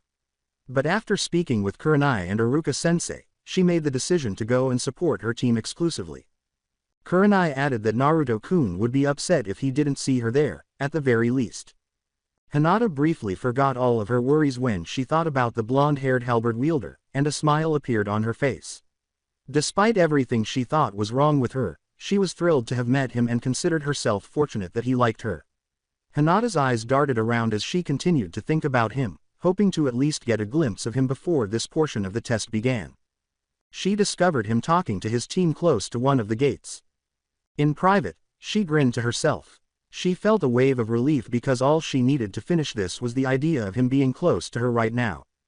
As soon as the gate opened, Naruto's group entered, using Shino's ability to converse with the insects in their jungle-like surroundings as well as Kiba and Akamaru's noses. Soon after, they climbed to the tops of the trees and made their way to where some Kumo genin were standing and debating tactics. Unaware that a swarm of Shino's insects had descended upon her and quickly covered her screaming form completely, the female leader of the group was engaged in a furious argument with one of her partners. Naruto and Kiba brought her two teammates to the ground, and then they easily knocked them out. Before long, all three were bound against the trees, and their belongings were scattered everywhere. Found it, Kiba exclaimed, pulling out a brown scroll with the earth kanji in the middle. Shino glanced at Naruto. It seems the plan went well. Should we take our time or should we expedite our travel to the tower? After giving it some thought, Naruto shook his head. Let's take it easy getting there. Besides, if one of our guys needs help, we should at least try and be there for them. What if they try to take our scroll from us? The proctor did say that anyone could attack us. Shino brought this up. Sighing, well, we'll duke it out, then. However, I don't think any one of us would want to feel responsible for one of our guys getting killed by a genin from another country that we could have prevented. Shino gave a nod. You just don't want Hinata getting hurt, you wuss, Kiba snorted. Kiba gave Naruto a furious, hey, after he slapped him across the back of his head. I am worried about her, but she's strong enough that she can hold out on her own. All she has to do is get serious. He continued and sighed, we're wasting time. Let's get a move on. Kiba complained while massaging the painful area on the back of his head as Shino nodded. Akamaru agreed with a yip. Oh, going somewhere, Naruto-kun. After turning, Naruto and his group saw Kabuto and two other people standing in front of them. Kiba assumed a fighting stance and snarled. What, you lookin' for a fight? While Kabuto was still staring at Naruto, the two men with Kabuto laughed at Kiba's bluster, which somehow made Naruto uneasy. Shino, preparing himself for whatever was about to happen, said, logic would suggest that you are after our scroll yet there seems to be more. Kabuto replied, how right you are, Aburame-san. I want to test you three out. We've already got our scroll and we're a little bored. The six of us have 5 days, why don't we have a little contest to make things more interesting? With his hand fingering the scroll that contained his halberd, Naruto questioned, what kind of contest? Oh, now, that would be telling Naruto-kun. But, I guess you can call it, breaking in the genin, said Kabuto, grinning as he adjusted his glasses. It appeared that Sasuke's strategy had been successful. Another, Sasuke, appeared and behaved exactly like Sasuke while he went to relieve himself behind some trees. If it weren't for Sakura, one of Sasuke's most ardent supporters, she would have gotten away with it. Hinata attacked with her Juken after she pointed out the obvious differences in posture and hand movements, paralyzing the imposter from the arms and legs. Before long, Sasuke reappeared and satisfactorily solved Sakura's riddle. Sasuke surprised Hinata by saying, glad to see you're not entirely worthless, after he saw what had happened to his double. This was the closest thing she had ever received from him since they had been a team. Well, we now have the Earth Scroll, which I found on his two teammates. Now we need. A sudden, strong wind rushed toward them, interrupted Sasuke, and quickly tore Hinata away, sending her screaming deep into the jungle. Kurenai's team continued their desperate gamble against the far more seasoned Kabutos, and the nearly hour-long battle felt like days to them. Shino was up against a man who had the ability to absorb chakra used against him. But he soon discovered that there was good reason to be afraid of an Aburame. It's the same reason you move after tossing a rock at a hornet's nest. But after learning his lesson the first time, he was now on the defensive as Shino tried to overpower the older genin by carefully moving the swarms of his Kikai insects in calculated patterns. Because his opponent was a contortionist, Kiba was struggling. Kiba was soon choking and almost frothing at the mouth due to his ability to loosen his joints and practically constrict like a snake. However, like his partner, he soon learned a valuable lesson and let go of Akamaru. A dog whose master you are attempting to kill should not see your family's valuables. After restoring the necessary oxygen to his lungs, Kiba gave Akamaru a pill, and soon two Kibas were attacking the man. Naruto's battle was exhausting. In addition to being intelligent, Kabuto was surprisingly brutal. Kabuto's hands, which he later revealed were chakra scalpels, were swirling with chakra when their battle started. He could easily cut Naruto's hamstrings and tendons several times with these nasty things. It was taxing because of this. Whatever it was that allowed Naruto to regenerate required time, and Kabuto apparently knew this. But Naruto wasn't exactly taking it lightly, quite the opposite. Kabuto's arm, leg, wrist, fingers, and jaw had all been broken multiple times during the hour they had been fighting. Both were healing at an odd rate and neither was going to fall anytime soon, despite the fact that they had both severely damaged one another. Why don't we stop, Kabuto? We're getting a Nauharia with this. Naruto gasped, maintaining his grip on his halberd. Kabuto spit out a mouthful of blood and then grinned bloodily, his face and arms marred by bloody gashes, his left leg bent at an angle that would give kids nightmares. He also gasped, "Why? Are you getting a tired, Naruto-kun?" Naruto stood up on unsteady legs and shook his head. "No, but," he said, turning to face the four people we were still fighting, who appeared exhausted. "They are." After chuckling, Kabuto spit out a loose tooth and shook his head. "My, aren't you sporting?" As Naruto prepared for yet another assault, he heard Kabuto summon his followers. "We're leaving." He turned back to Naruto after his men nodded. "This has been most informational, Naruto-kun. I am surprised that you don't boast of your skills. You were within the right of doing so." Naruto sighed. "There's always someone out there who might be stronger than me. I'd rather be humble than die with my mouth still open." "Right you are. That day might come sooner than you think," Kabuto said with a laugh. Naruto cautiously asked, his hand tightening its hold on his halberd, "What do you mean?" "All in good time." Kabuto grinned and soon he and his two teammates disappeared in a sushin, leaving a trail of leaves behind. As Kiba and Shino staggered to meet him, Naruto fell to the ground, sighing and wiping the open wound on his forehead that was about to close. Jokingly, Naruto said, "Was it good for you too?" Kiba grumbled, "Would have gone great if the bastard didn't leave." Since his other pair of shades had been broken in his battle, Shino pulled out a new pair and closed his eyes. "Mine could have gone better, but it was, at least, a good demonstration of my accomplishments and shortcomings. I still have a long way to go." Nodded. Kabuto and his guys are fighting on a completely different level. I've faced Junin from Iowa that fight like him, so this scares me a little. Kiba gave Akamaru a treat and inquired, "Why?" Shino glanced at Kiba, "Because it begs the question as to why he's hiding so much that should have gotten him promoted long ago." "Well, now that this is over, should we start heading to the tower?" Kiba sighed and nodded. The three of them heard a scream just as Naruto was about to respond. The scream of a girl. Naruto had heard of it before. Hinata. Before her tiny form collided with a tree and knocked the air out of her lungs, it seemed as though her journey would never end. Hinata's body trembled from the strain, and she paused to stand on her unsteady legs. She took deep breaths and surveyed her surroundings before her memories returned and her heart rate increased. She said out loud, I need to get back. They're in trouble," and was about to move when a heavy object fell to the ground floor, violently shaking the ground and knocking Hinata back onto her hands and knees. Once more, terrified, she ventured a fleeting glance to see what or who had created such a thing. She regretted doing so. The biggest snake she had ever seen was standing right in front of her. It was a deep royal purple, and as it slithered toward her, its scales revealed an indigo hue. Because she was unprepared for this kind of situation, Hinata was mentally in a panic. But two things became clear to her. She recalled the compliment Naruto had given her when they first met, and she also remembered that her teammates needed her assistance. Not much, but enough that Hinata was now standing with a firm resolve, and she dug into her pouch, producing 3 kunai. She was quick to action as the snake made a lunge for her. Rolling to the side, Hinata let loose her kunai, and, unfortunately, the projectiles bounced harmlessly off the snake's hide. Hinata's heart was racing, and the sweat permeating from her brow was now irritatingly getting into her eyes.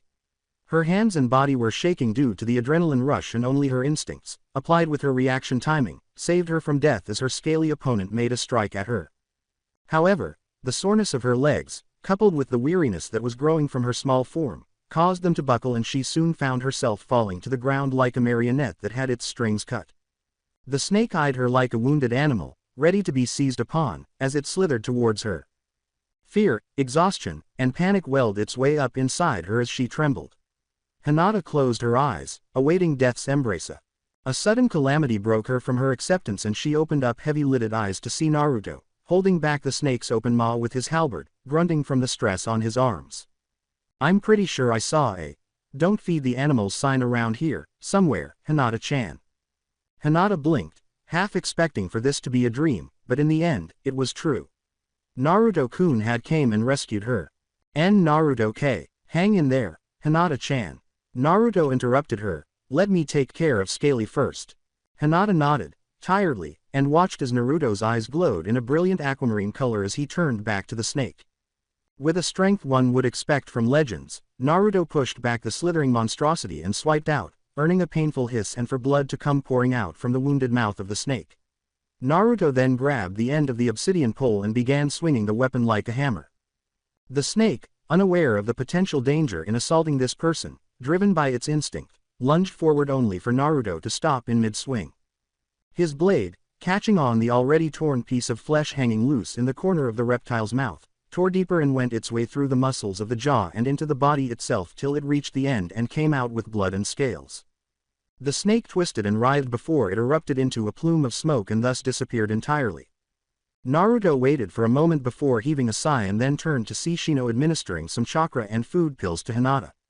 "Whoa, that was weird." Kiba, who was close by Naruto, whistled in awe. "Why would there be a summons out here? Most genin don't have them, nor do chunin for that matter." Naruto nodded as he leaned against his weapon, resting his head on the end of the pole. "Something, most likely, is out here. I doubt it's any part of this test." Shino, helping up Hinata, nodded as well. Hinata, taking in everything, went back to an alarmed state as she remembered her first course of action after being separated from her teammates. Sasuke and Sakura, they're in danger. She then turned and ran back towards the direction she had came from when she was caught in the violent gale, leaving behind Naruto and his team calling after her. "Damn it, come on guys, let's go after her. If my suspicions are correct, she's heading to her death if we don't help." Kiba and Shino nodded, and soon the trio were leaping from the treetops after Hinata's vanishing figure. My, you've proved to be most entertaining, Sasuke-kun. What will you do now?" Sasuke Uchiha, last loyal, and second survivor of his clan, stared in mute terror at the person in front of him. This person, whomever it was radiating so much killer intent that the air seemed to be stagnant and unbreathable. To Sasuke's left was the shriveled and trembling form of his teammate, Sakura Haruno. After their third teammate was ejected due to the violent wind jutsu that this person had produced, Sasuke had gone on the offensive against the intruder and was rudely awakened at how pitiful his abilities compared to this obvious superior. What do you want from us?" Sasuke panted out in sheer exhaustion. The person, appearing as a female, though his voice seemed like that of a masculine middle-aged man, whose voice was sweet as poisoned chocolate, smirked as he took a step forward. "I'm here merely to test you, Sasuke-kun. However, I must say, I'm deeply disappointed that the last loyal Uchiha could be so infantile in his skills. Itachi had much more promise at your age." Sasuke ground his teeth together in rage, fear forgotten as he gripped a hold of his kunai, his Sharingan eyes alit and spinning in reflection of his mood and mindset. His body moved instantly as he made sloppy and desperate attacks against the person, who smiled smugly as he easily pushed aside each and every move made against him. The person then, after Sasuke made one more desperate lunge, gripped the offending wrist and used his other hand to deliver a painful punch to Sasuke's solar plexus, causing all the air and exertion to come violently out of Sasuke. "Sasuke-san, The unnamed opponent raised a curious eyebrow as a small dark indigo-haired girl came flying at him with a volley of punches and kicks that were so rapid they blurred. However, this didn't deter the assailant as, like with Sasuke, he was able to block off each and every strike. He then performed a high kick that launched the girl away. The person looked at the temporarily downed girl and then to his hands which had been blocking, to see that they were red and blistered in some areas. Ah, so Sasuke's teammate is a Hyuga, most interesting. The person said with a cruel smirk. Hinata went to attack again but was halted by Sasuke. He's too strong for us, Hyuga. He then looked at the person and then dug into his pocket and produced their earth scroll. Here, take this and let us be. Hinata, surprised at seeing Sasuke so defeated, began to worry as a smirk continued to stretch on the face of the stranger before them. One that eerily resembled that of the snake she had just fought. Oh, are you giving up now, Sasuke-kun? What would Itachi think? Sasuke scowled. I don't care. Take this and let us go. What if I refuse? What if, instead, I make you stand there and watch as I kill your teammates? The person chuckled. Hinata watched as Sasuke became trembling more and more at this person's words. It became clear as to what the person's real objective was, to Hinata. His constant goading and belittling of Sasuke seemed key to the unseen objectives and an unmistakable disinterest in the goal of this exam, which was the capturing of both scrolls. In the end, this person had only his eyes set on Sasuke and she looked as though that he wouldn't mind killing the others beside his prize without a second thought.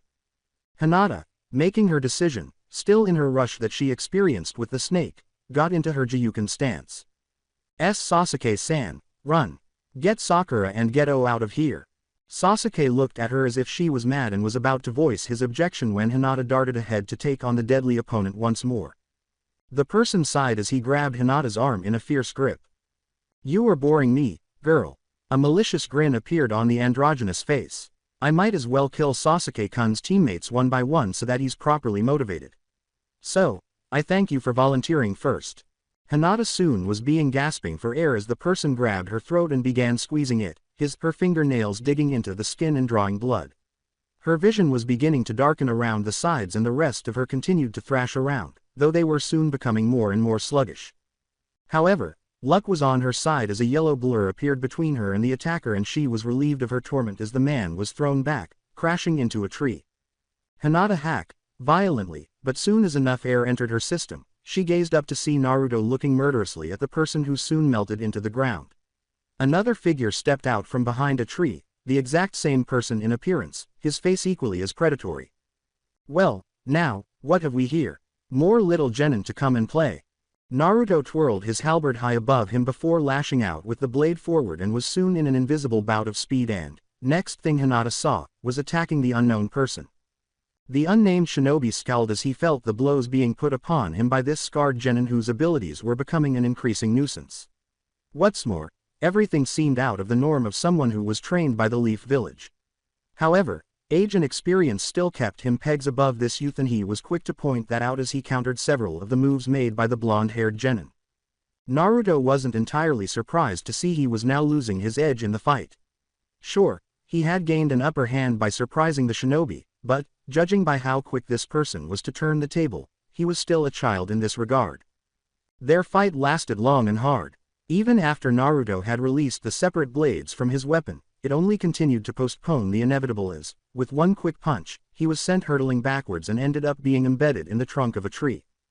The enemy sneered as he looked upon his cut-up arms and torso and soon eyed Naruto with curiosity. Who might you be, genin? Naruto, spitting out a loose tooth, grinned cockily. I'll tell you mine, if you tell me yours. The person chuckled, seemingly mirroring Naruto's humor. Very well then. The shinobi then reached underneath his jaw and brought his fingers up showing that the skin was coming along with it and was tearing in the process. Like ripping a page out from a book, the skin was torn away, revealing another behind it. One with eerie slit eyes that glowed maliciously at all that looked upon it. I am Orochimaru. Naruto Strife considered himself lucky on many occasions, considering those he had fought and had lived to see another day. However, at this particular moment, he wondered if he had finally reached the end of his winning streak. The man before him, Orochimaru, was a person he had hoped never to come across. His infamy was well known and even an equally notorious person like Zabuza was determined never to cross paths with the Konoha Nukenin. And now, much to his Fortune, he was now pitted against the dangerous snake Sanin in order to save the lives of the girl he cared about and her two hapless teammates. Orochimaru smirked as he strode forward. Now that you know who I am, I admit I know little about you, Genin. You bear a striking resemblance to the boy who had been made into the Jinchuriki of the Kyuubi in this village. However, you seem to hold abilities that no one in this pitiful village could ever hope to possess. Which begs the question, who would have taught you? Naruto didn't answer. Instead he focused on replenishing his stamina and energy, that in keeping those that he would be damned to lose, in sight. Hinata was getting back onto her shaky legs, Sasuke seemed to be paralyzed in fear, Sakura doing no better. Naruto knew that his teammates were still on their way, but their arrival would still be a risky one, considering who the enemy was. Naruto knew he had to stall for time, hopefully, in doing so, something will come to their aid and this nightmare would end. Oh, you're thinking that your teammates, the Inuzuka and the Aburame, will provide the means to thwart me. Is that who you're waiting for, Genin? Orochimaru snickered. No doubt you're familiar with my history. Are you naive enough to believe that all of you are what it takes to defeat me? Naruto didn't reply, his Mako-infused eyes focused on the man before him. Then, he clutched the twin blades in his hands and disappeared before appearing in front of the Sannin and re-engaging in the battle that they had moments earlier. With renewed vigor, Naruto's blows seemed to take on a more effective impact against the fugitive Sannin, whose expression, at first taunting, became a permanent frown. After several more blows, Orochimaru, feeling the numbness in his arms, decided an alternative route in defeating the boy. His tongue, lengthening by impossible measures, snaked out of his mouth and wrapped itself around the boy's neck and had him pinned to a tree. The boy's blades dropping as the boy tried to use his considerable strength against the offensive mouth organ strangling him. Kukukukukuka. Well, little Genin, what will you do now? Naruto, at another time, would marvel at how someone could seemingly talk while having their tongue out, so eloquently, could only at this time try and struggle against the thing that was strangling him to death. What should I do? I've done everything in my power to harm this man. It appears that you are experiencing difficulties, Naruto. When Naruto heard that, somewhere within himself and in that voice, his heart stopped and his eyes trembled with uncontrollable fear. Then everything turned dark. Orochimaru wondered with himself who the young man was and what skills he had demonstrated thus far. And Naruto-kun. When the trembling Kunoichi, a bundle of nerves, shakily stood up with a kunai in her hand and her Byakugan set, the snake Sannin laughed to himself. Kukukukua, don't worry, little Hyuga, your time will soon come after I deal with your. Orochimaru's tongue was now burning with pain, causing him to release his target and pull back the appendage, cutting him off. With his back to Orochimaru and the Genin, his target flew through the air, turning into a black, smoky blur before floating down a few feet away. The boy's hair turned much paler when he stood up straight and began to gradually grow until it was flowing like a waterfall and ended up close to the small of his back. Though it seemed strange to those who knew him, the young man let out a contented sigh. So this is the world I have ended up in. How curious. Orochimaru could sense that the air was considerably colder with this new presence here, and the killing intent increased exponentially, even though there was no change in chakra. However, as to how? The snake Sannin inquired, much more circumspectly, who are you? He saw the same boy when the creature turned, but his face was changing quickly. The scar was fading and the wild hair was becoming flattened, but most obviously, the eyes were growing more evil. They changed from oceanic blue to a spooky aquamarine hue before becoming slit. The lips were getting poutier and the skin tone was getting paler, which resulted in a warm smile. Ah, so we finally meet, the infamous Orochimaru, what a pleasure it is. You may call me Sephiroth. He gave a semi-theatrical bow. I must say, this is quite an honor, however since my residence is dependent on little Naruto's survival I must drive a wedge between our first meeting. The fact that Orochimaru was referring to the boy as his residence, that is, that the boy was a vessel for his soul, personality, or whatever made this all the more intriguing. Orochimaru was unsure of his encounter with this seemingly alien person and what was actually happening. In the boy's left hand, a thin wisp of smoke appeared at this moment. It quickly stretched out and took the shape of an incredibly long nodashi. The owner grasped the terrifying-looking blade with both hands and brought it back behind his head. So then, shall we? To Orochimaru's astonishment, the boy the entity that had taken over the body vanished before he could feel the hair on the back of his neck stand on end as the person behind him materialized, poised to attack. After dodging and bringing his blade out to confront the boy, Orochimaru discovered to his ongoing horror that the Kusanagi, the once feared blade, had discovered another weapon that it was unable to cut through. Although the fighting had changed, the outcome was largely unchanged because Orochimaru found the speed and strength to be annoying. He simply was unable to hit the brat offensively. This time, he was also getting slower than his opponent and taking more damage than he could counter. "Tell me, what is your greatest fear? What will bring you despair?" Orochimaru growled as he was slashed across the shoulder. He was too preoccupied with avoiding it to speak up or offer a clever counterattack. "If you oblige, I'll be more than happy to give it you and make you feel them over and over again." The snake Sanin had had enough. Even though this brief diversion was instructive and had proven fascinating, he needed to stop wasting time on unimportant things because he could sense the presence of his former apprentice and several Anbu approaching their location. "Kukukukua, that will have to wait until next time, Sephiroth-san. My time here is precious and we are about to be interrupted."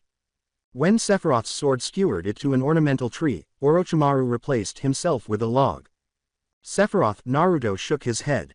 He then removed his blade from its spot and turned to face the three Genin, one unconscious, one half-conscious, and the motionless, trembling Hinata. "What a pity indeed. Well, I guess the three of you will have to do for my amusement for now." He approached slowly but was halted a few paces away when Hinata awoke from her daze of terror and gave Naruto a full embrace, her fists encircling his entire body and grabbing his ass. "No, please stop and Naruto-kun. Get a hold of yourself. Please." After giving her a hooked eyebrow, Sephiroth gripped his head and groaned in Naruto's voice. Hinata-chan." What followed was instantaneous. The hair returned to its usual state, followed by the face and eyes, which blinked a few times before focusing on Hinata, who was embracing him. "Hinata-chan." Even though Hinata was still crying, she dared to look up at her boyfriend's perplexed expression. With a slight sniffle, she returned to pressing her face against Naruto's chest and tightening her grip. More than perplexed by what was happening, Naruto felt something in his right hand and froze upon seeing it. Masamune, a sword he had heard about while living with his family, was in his hand. More significant, though, were the stories of the Mono monster who owned and wielded it. Considering the voice he heard, his nightmare, and the fact that he was now in possession of the weapon, Naruto dropped it and fell to his knees, all the while clinging to his girlfriend, who was still in her tearful world. Neither of them heard Naruto's teammates arrive and begin asking questions, nor did they hear Sasuke get up to grab Sakura. In the isolated forest of death, where Teams 7 and 8 had established a perimeter and stood watch, it was peaceful. Both teams had previously decided to support one another because Naruto from Team 8 requested some space to reflect and Team 7's members were in disarray and not communicating with one another. The blonde had distanced himself from his teammates and was crouched in a meditative position beside a creek. Something he had learned from his father, Cloud, when he was too preoccupied. The eerie Nodashi appeared to be staring expectantly at Naruto as he sat with the sword Masamune on his lap, though perhaps this was just his imagination. The young Strife was still attempting to distress. He had been fighting with this weapon a few hours prior, controlled by the man who had given him nightmares when he had heard Sid and Cloud tell tales of him. That same man now appeared to be trapped deep within himself, and the explanation for this was fairly straightforward. When Reno injected those Genova cells into his body years ago, he made a fatal error. But if he hadn't, Naruto would still have been a Biju container, a living sacrifice, and a Jinchuriki. Out of the two evils, which was the lesser? Being a receptacle for a fox that killed the village's cherished Yondaime Hokage and destroyed portions of the village concealed in the leaves? Or hosting the most infamous mass murderer who had nearly wiped out Midgar? The blonde man wasn't sure, but he was sure that the man was inside him and that he had the power to take control, which meant that Hinata-chan, his team, and the village weren't exactly safe with him. As Shino, and Kiba stood guard around the perimeter, Hinata was absorbed in her own thoughts. She was terrified by what had happened to Naruto and not of Naruto per se, but of whoever had taken control of her boyfriend. It would be an understatement to say that it gave her the chills. Her battle with the snake summons and her brief encounter with Orochimaru had already worn her out. Her eyes were still a major obstacle to her will to stay awake. The only thing preventing her mind from falling asleep was her thoughts. "Hey, Hinata." After blinking quickly, Hinata turned to face Kiba, who had just finished speaking. "Get your teammate to cover for you, she's had more than enough time and I can see you're not going to last much longer unless you get some shut-eye." After giving a stupid nod, Hinata immediately turned around and returned to the cave where Sakura was keeping watch over a sleeping Sasuke. Hinata approached her teammates and softly cleared her throat to attract Sakura's attention. "Sakura-san, it's your turn to stand watch." Sakura didn't respond until Hinata touched her arm, otherwise, she just kept her eyes on Sasuke. "Sakura, stop bugging me," Hinata yelled Sakura. Even though Hinata was exhausted, she cautiously retreated in shock at the outburst. Sakura turned away from her, then glanced again at Sasuke before turning to Hinata. Why is that team still here? We don't need them.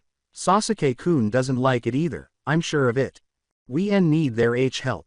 What if Orochimaru comes back for Sasuke-san? We don't stand a chance against him by ourselves.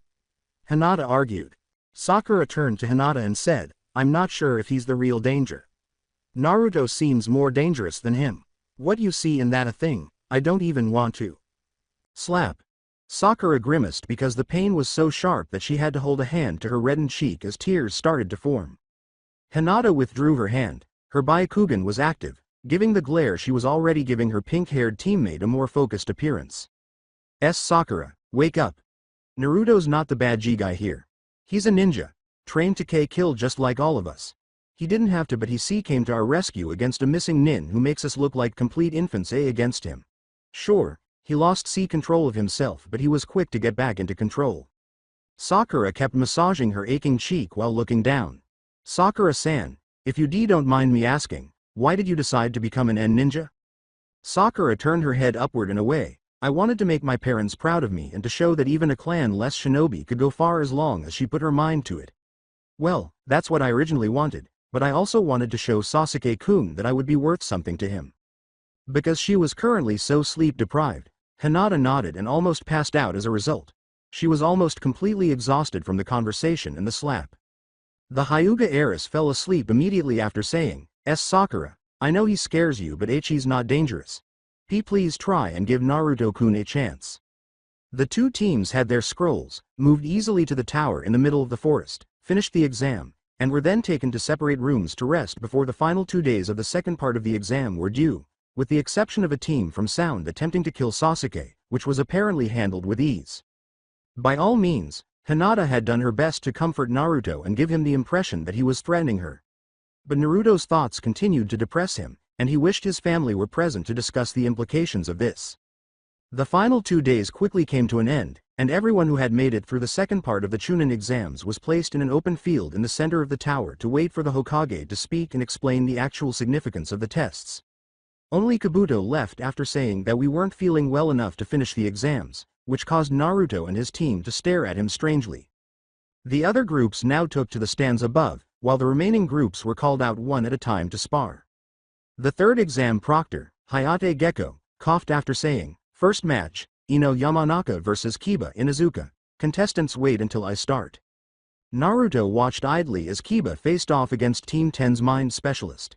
He was certain that Kiba could manage this with ease because, aside from her clan's jutsus, which made her a long-range fighter, the girl appeared to have few other talents.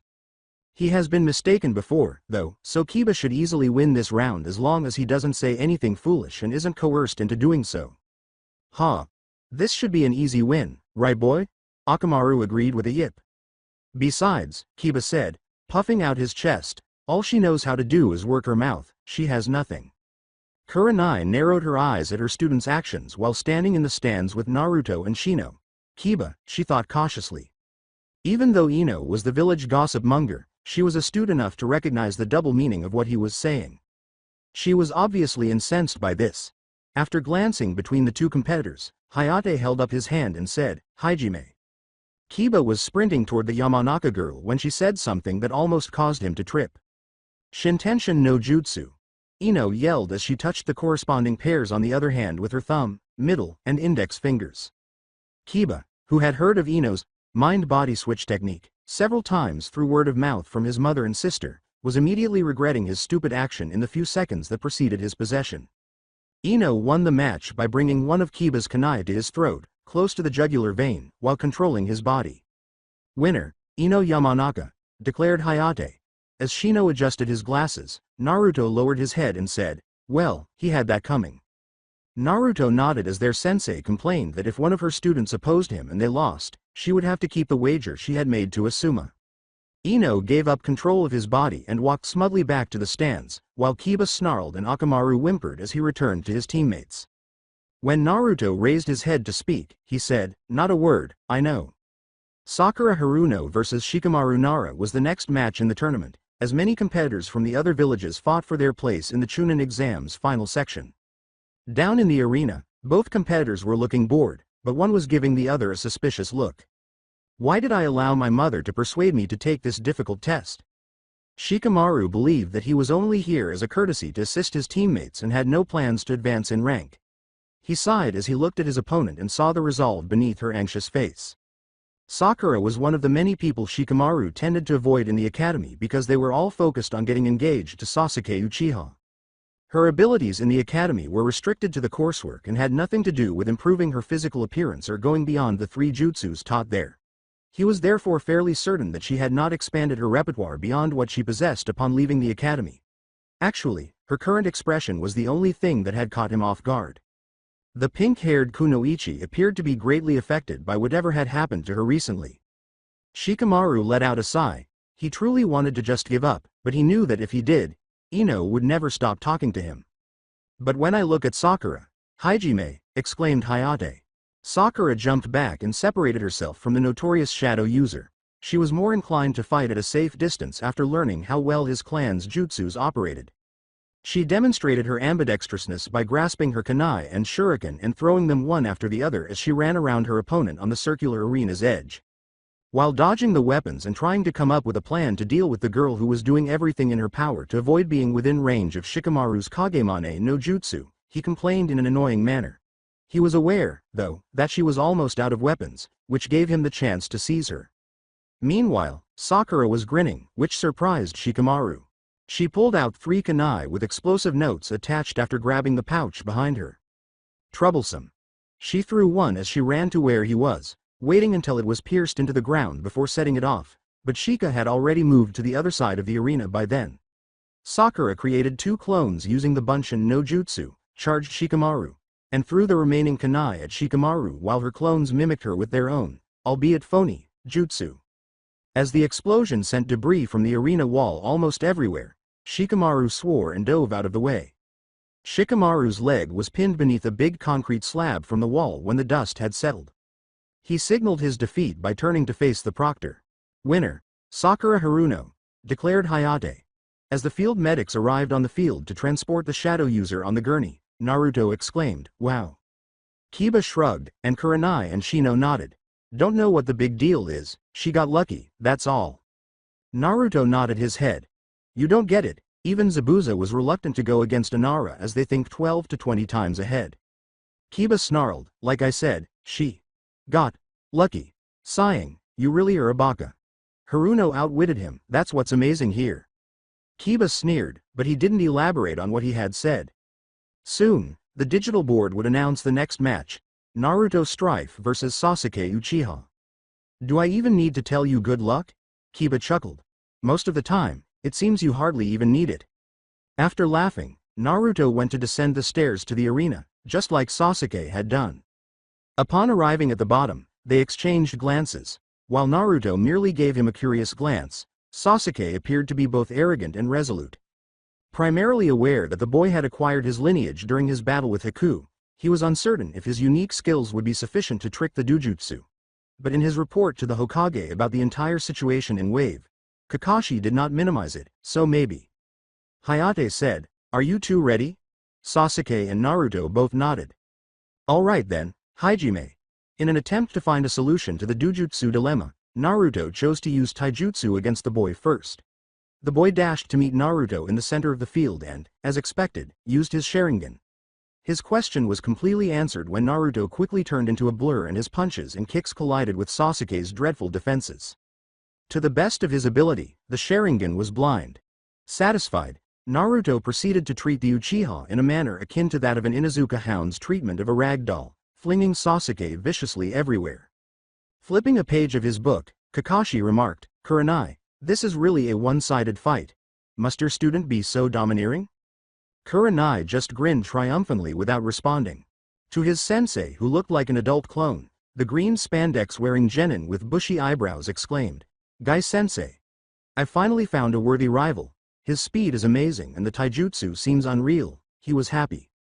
To the surprise of everyone who was aware of his typical antics with his student, his sensei, Maeda Gai, was not answering and instead appeared to be very focused on the fight, or rather, Naruto fighting in general. "Yuhi-san, your student is a very youthful fighter, however I don't recognize what form he is using, which is perplexing." Nodded. He learned it from his family and, well, they aren't from Konoha. In the end, Gai grasped the underlying meaning of her, "I'll talk to you about it later," statement. Naruto quickly grew tired of using taijutsu and chose to use his halberd instead. He took the staff end off his back and swung it around a few times before launching himself into the air and landing like a hawk getting ready to vivisect a rabbit. To his credit, Sasuke pulled out a kunai to protect himself after he was pierced through one of his appendages. He intended to speak with Kakashi about it after the game, but he had long since given up on his Sharingan because it didn't seem to fit the boy's speed. In an attempt to get under the Strife boy's guard and cut him in a way that would force him to drop his weapon, he made a charge at him right now. But fate wasn't on Naruto's side because he was so bored that he immediately decided to use his halberd to knock Sasuke unconscious with a single blow to the side of his head. "Winner, Naruto Strife," declared Hayate. When the medics arrived to pick up Sasuke, Naruto nodded and headed back up to his teammates in time to witness the board change from his and Sasuke's names to Hinata and Neji's. Sensing that something terrible was about to happen, Naruto hurriedly grabbed Hinata as she came down the stairs, kissed her cheek, and whispered in her ear, "Be careful." Before facing her cousin in the arena, Hinata nodded and grinned, her face flushed from the public adoration. After that, the Hyuga males said a lot of things to discredit Hinata and portray her as a weak and unimportant member of their household, which made Naruto want to kill him. But the conclusion of the battle was what really made Naruto want his blood on his blade, not this alone. Neji had shown that he was more skilled than Hinata at their juken fist-fighting style. But when Hinata made a concerted effort to prove to Neji that she wasn't weak, he went so far as to beat her until she was bleeding. Naruto became enraged after that and was on the verge of risking his promotion by going down there and beheading the haughty jerk. Hinata almost did that after Neji attacked his heart.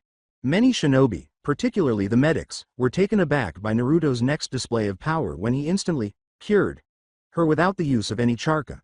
Then he gave Neji a vile glare while threateningly gesturing with his thumb over his neck.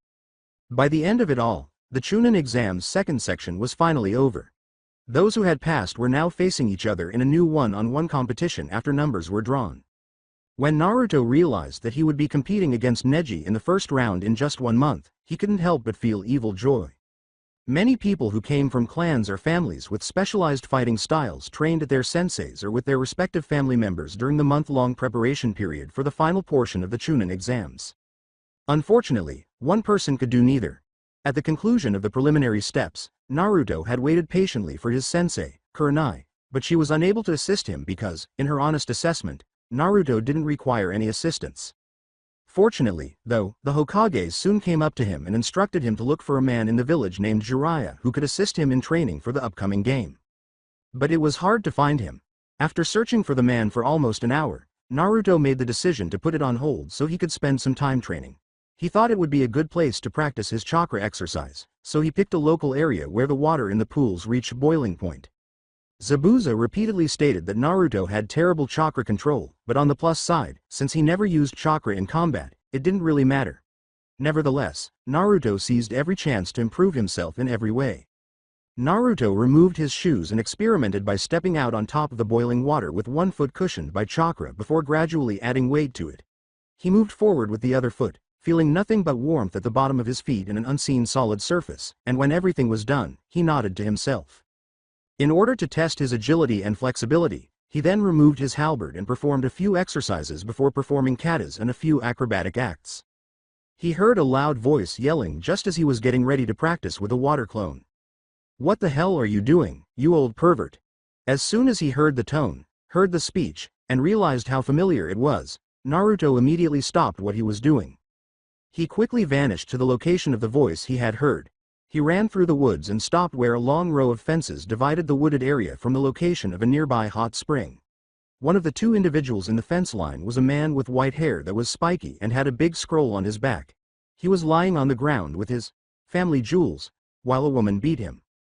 But when Naruto first heard her yell, he was concentrating on the woman and hoped he wasn't hearing things. The woman was tall, wearing red sneakers, black shorts and a black top, and a black piece that hung from her waist to the tops of her heels. She fit everything in Naruto's memory, but there was one thing that wasn't quite right. If the slight bulge in her stomach was any indication, she looked very pregnant. After covering the remaining distance, Naruto shocked both people by entering and giving the woman a firm embrace. "Ka-san. You're back." Tifa Lockhart's eyes widened and her smile quickly expanded as she gave her son a hug in return, holding him close out of fear that he would soon disappear from her sight once more. "My Naruto, my little Naruto." Both of their eyes were watering, and they were unaware of the white-haired man who was whimpering and slowly sitting up, his face and entire body covered in bruises. Tifa quickly put her hands on her shoulders and looked up and down at her son before focusing on the thick scar that ran from his left eyebrow to the corner of his mouth on the other side. With a deadly sheen in her eyes, she asked, "Who did this to you?" Unaware that he had also caught the attention of the man who was gradually recovering, Naruto wiped his eyes before telling her what had happened to him since she, Cloud, and the others had left the campsite. His mother was grinning and teasingly tousling his hair by the time he was done. "Wow, that's some story. Your father and I were afraid that you had been captured by the same people who put that fox in you, as you never indicated in your message whether you were okay or not." Naruto nodded, laughing nervously. "Anything else that's happened? What are you doing now?" Tifa asked with another smile. With a cunning smile, Naruto said, "Well, I want you to meet someone because I think you might like her." Before grinning, Tifa arched an eyebrow and said, "Yeah, I think I might. Other than that, nothing much. I've just been training and haven't had any luck finding the man the Sandaime wanted me to find, some person named Jiraiya." "That'd be me," a loud, raucous voice said. Naruto and Tifa turned to face the white-haired man who was standing on one foot in a silly pose. Tifa turned back to Naruto, but her expression was different from Naruto's deadpan observation.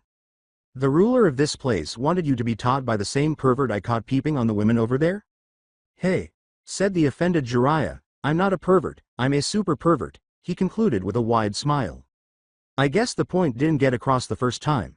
Besides that, there's no way I'm going to let my son being taught by a man who peeps on women." Tifa stepped forward and cracked her knuckles. He took a step back and said, "Hey, I have more to offer the kid than my research, after all, I am one of the Sannin." "Wait," Naruto replied, "you mean you were one of the other teammates of Orochimaru?" With a more serious expression, Jiraiya nodded and said, "Yeah, and I read the report on how you and your team, along with another, faced him and lived. Pretty impressive stuff, Gaki." Naruto exclaimed, "Well, maybe. Depends on how you look at it." He then glanced at his mom. "Where's Cloud and the others? I have some things I need you guys to know. It seems getting rid of that fox gave me something else in return." Tifa looked at him with worry. "How bad is it?" "Cloud is looking for you too, and everyone else is at the hotel with Marlene and Denzel, who I want you to meet, by the way."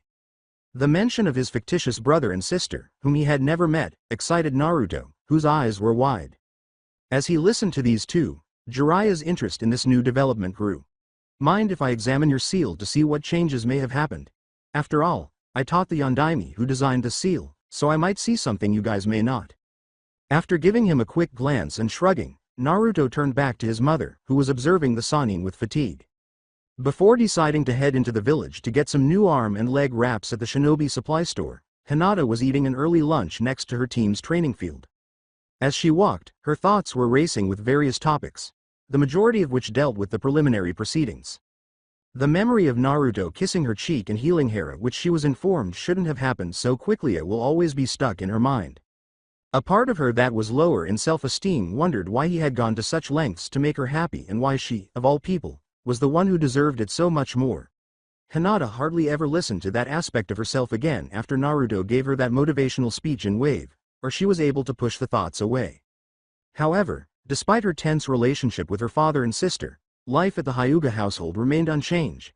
Regardless of the advancements she made, she continued to be treated with disdain. Despite not making it to the final round of the Chunin exams, she was happy with her progress overall. She felt nostalgic as she walked past some academy students carrying a few bags of supplies as she entered the store. She bought her supplies, paid for them, and was about to leave the house when she was abruptly pulled back toward a person by a pair of arms. "You know, I would have gone as far as breaking into the Hyuga estate if it meant I could do this with you, Hinata-chan whispered into her ear. Hinata's face turned scarlet as she turned to face Naruto and two other people she hadn't yet met. Her face went beet red, and she blinked several times to process everything before grinning and turning around. Naruto-kuna. With a laugh, Naruto said, well, I guess some introductions are in order.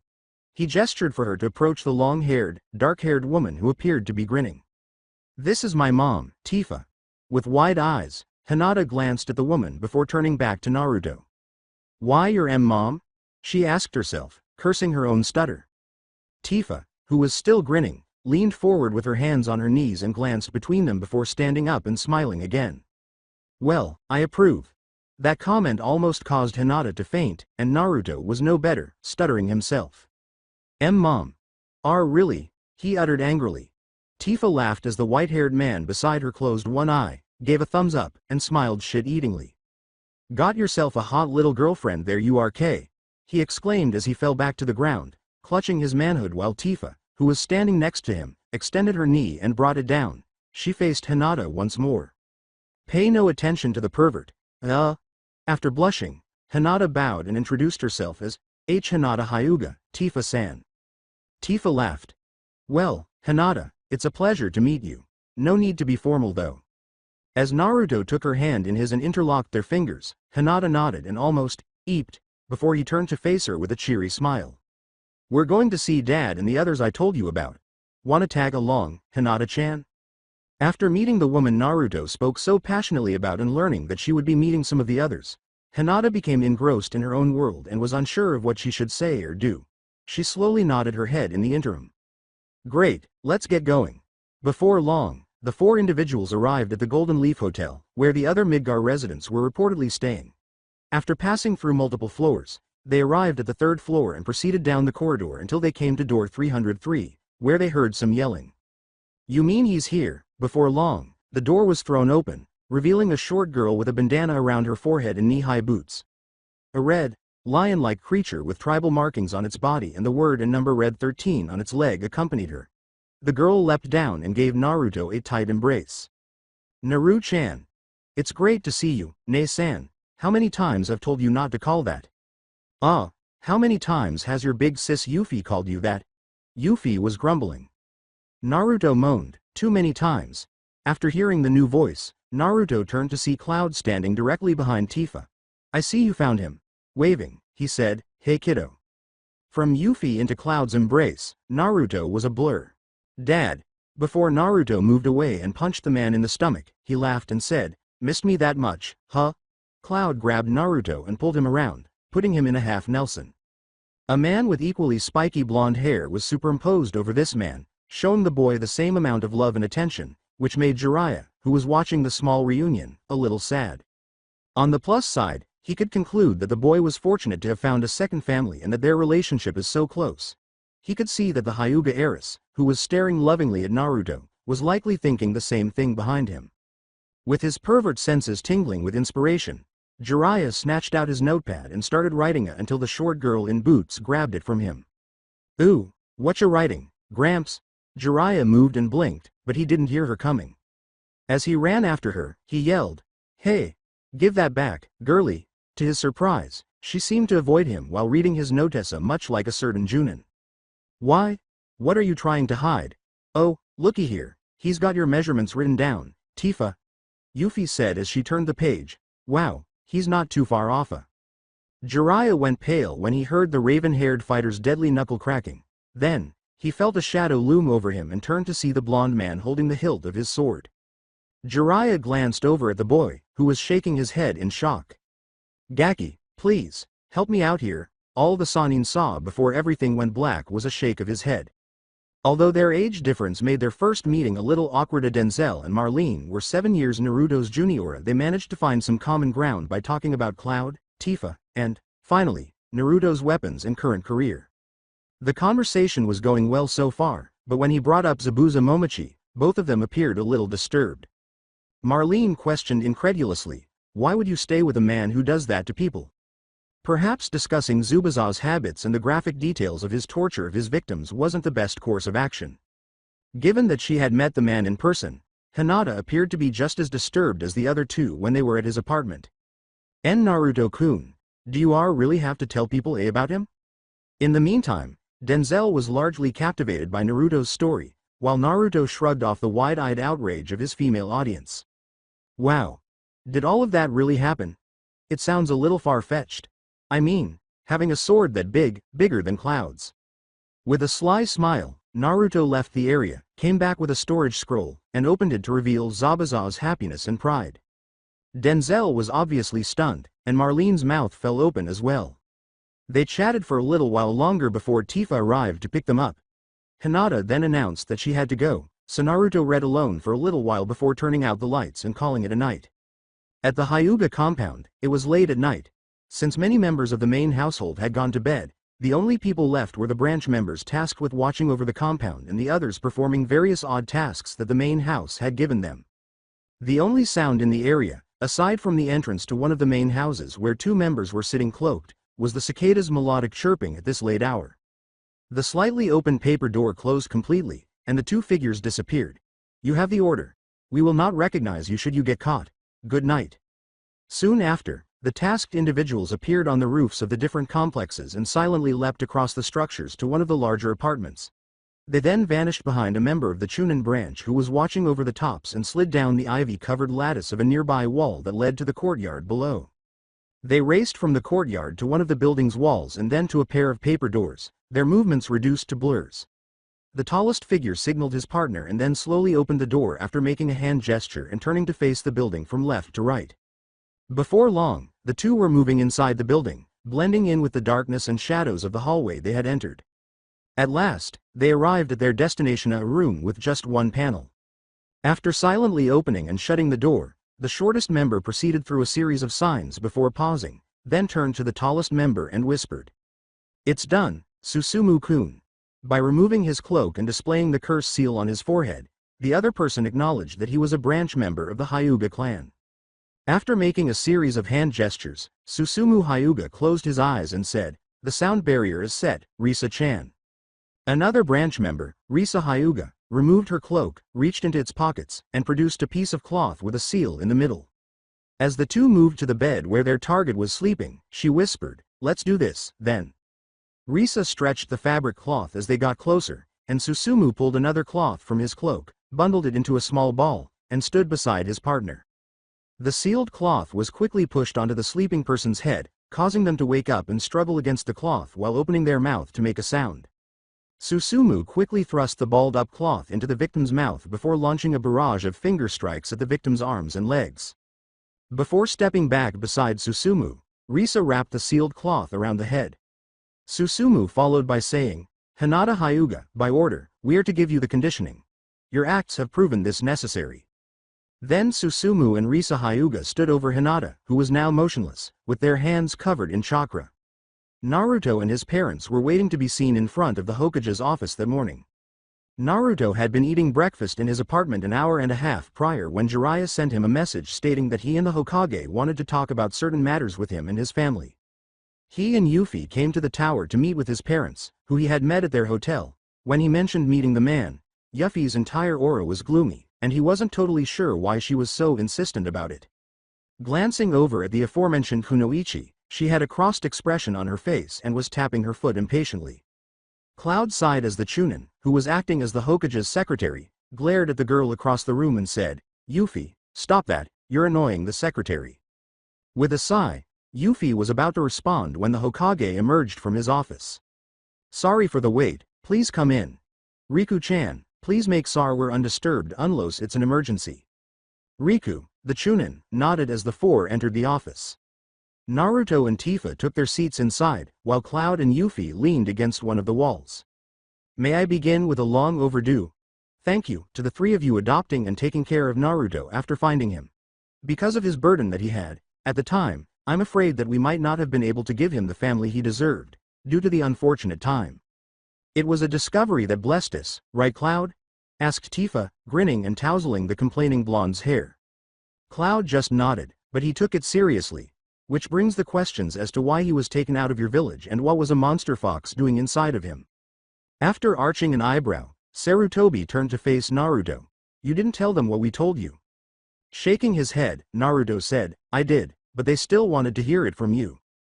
After giving the three a nod, Sarutobi described what had transpired that evening, including the fox's sealing and the council's decision. One of the council members, I assume, ordered that Naruto would be taken out of the village, he finished. The three were silent until there was a tap on the window behind the Hokage, which made the elderly man sigh and turn to open the window. Can't you just use the door, like I keep on asking you? Jiraiya soon materialized, smirking as she entered through the window. Where's the fun in that? He asked, glancing around the room before waving. Hey everyone. Hey pervert. Hey, I'm not a, Jiraiya frowned. Enough, Naruto yelled. Look, I have to tell everyone something. As Naruto inhaled deeply, the room fell silent and everyone's attention was on him. This happened in the Forest of Death, but it started the night before. Since Hinata Hyuga was a baby, Hikari Hyuga has been the branch member tasked with her welfare. Since she had been the closest thing to a mother figure in the girl's life, she felt somewhat like a second mother. She was therefore aware of all Hinata's peculiarities and demeanors, which is why she was worried that she had not yet left her room. She had never slept in before, not even during her rigorous training sessions, so it was unusual for her. She knocked on the door and said, Hinata-sama? No response as of yet. She slid the door open and entered, holding her clothes for the day before dropping them as her jaw dropped in shock at what she saw. Hinata-sama, I'm coming in. One cloth with a seal on it blinded Hinata's eyes, and another cloth soaked in blood covered her entire chin, gaggling her mouth. Her entire nude body was covered in bruises and welts, and blood was leaking from her nostrils. Hiyashi-sama. It goes without saying that nobody was truly ready for Naruto's account of what transpired when he confronted Orochimaru. Cloud whispered, I'm going to kill Rino when we get back. So what's the story behind this Sephiroth? Jiraiya asked gravely. Naruto's hand was shaking as he vividly remembered the madman's weapon, Masamune, Kappa realized in his own hand, while Cloud and Tifa described their experiences, battles, and ultimately what had nearly been the destruction of their planet. Naruto looked worriedly at his parents and asked, so, what happens now? Tifa rose from her seat and embraced her son, caressing the top of his head. I'm so sorry you had to face all of that alone, honey. Yuffie turned to Cloud, who was standing next to her, and her face was grim. He's back, then. After sighing and rubbing his eyes, Cloud said, looks that way. He then got off the wall and stood behind Naruto, putting a hand on his adopted son's shoulder.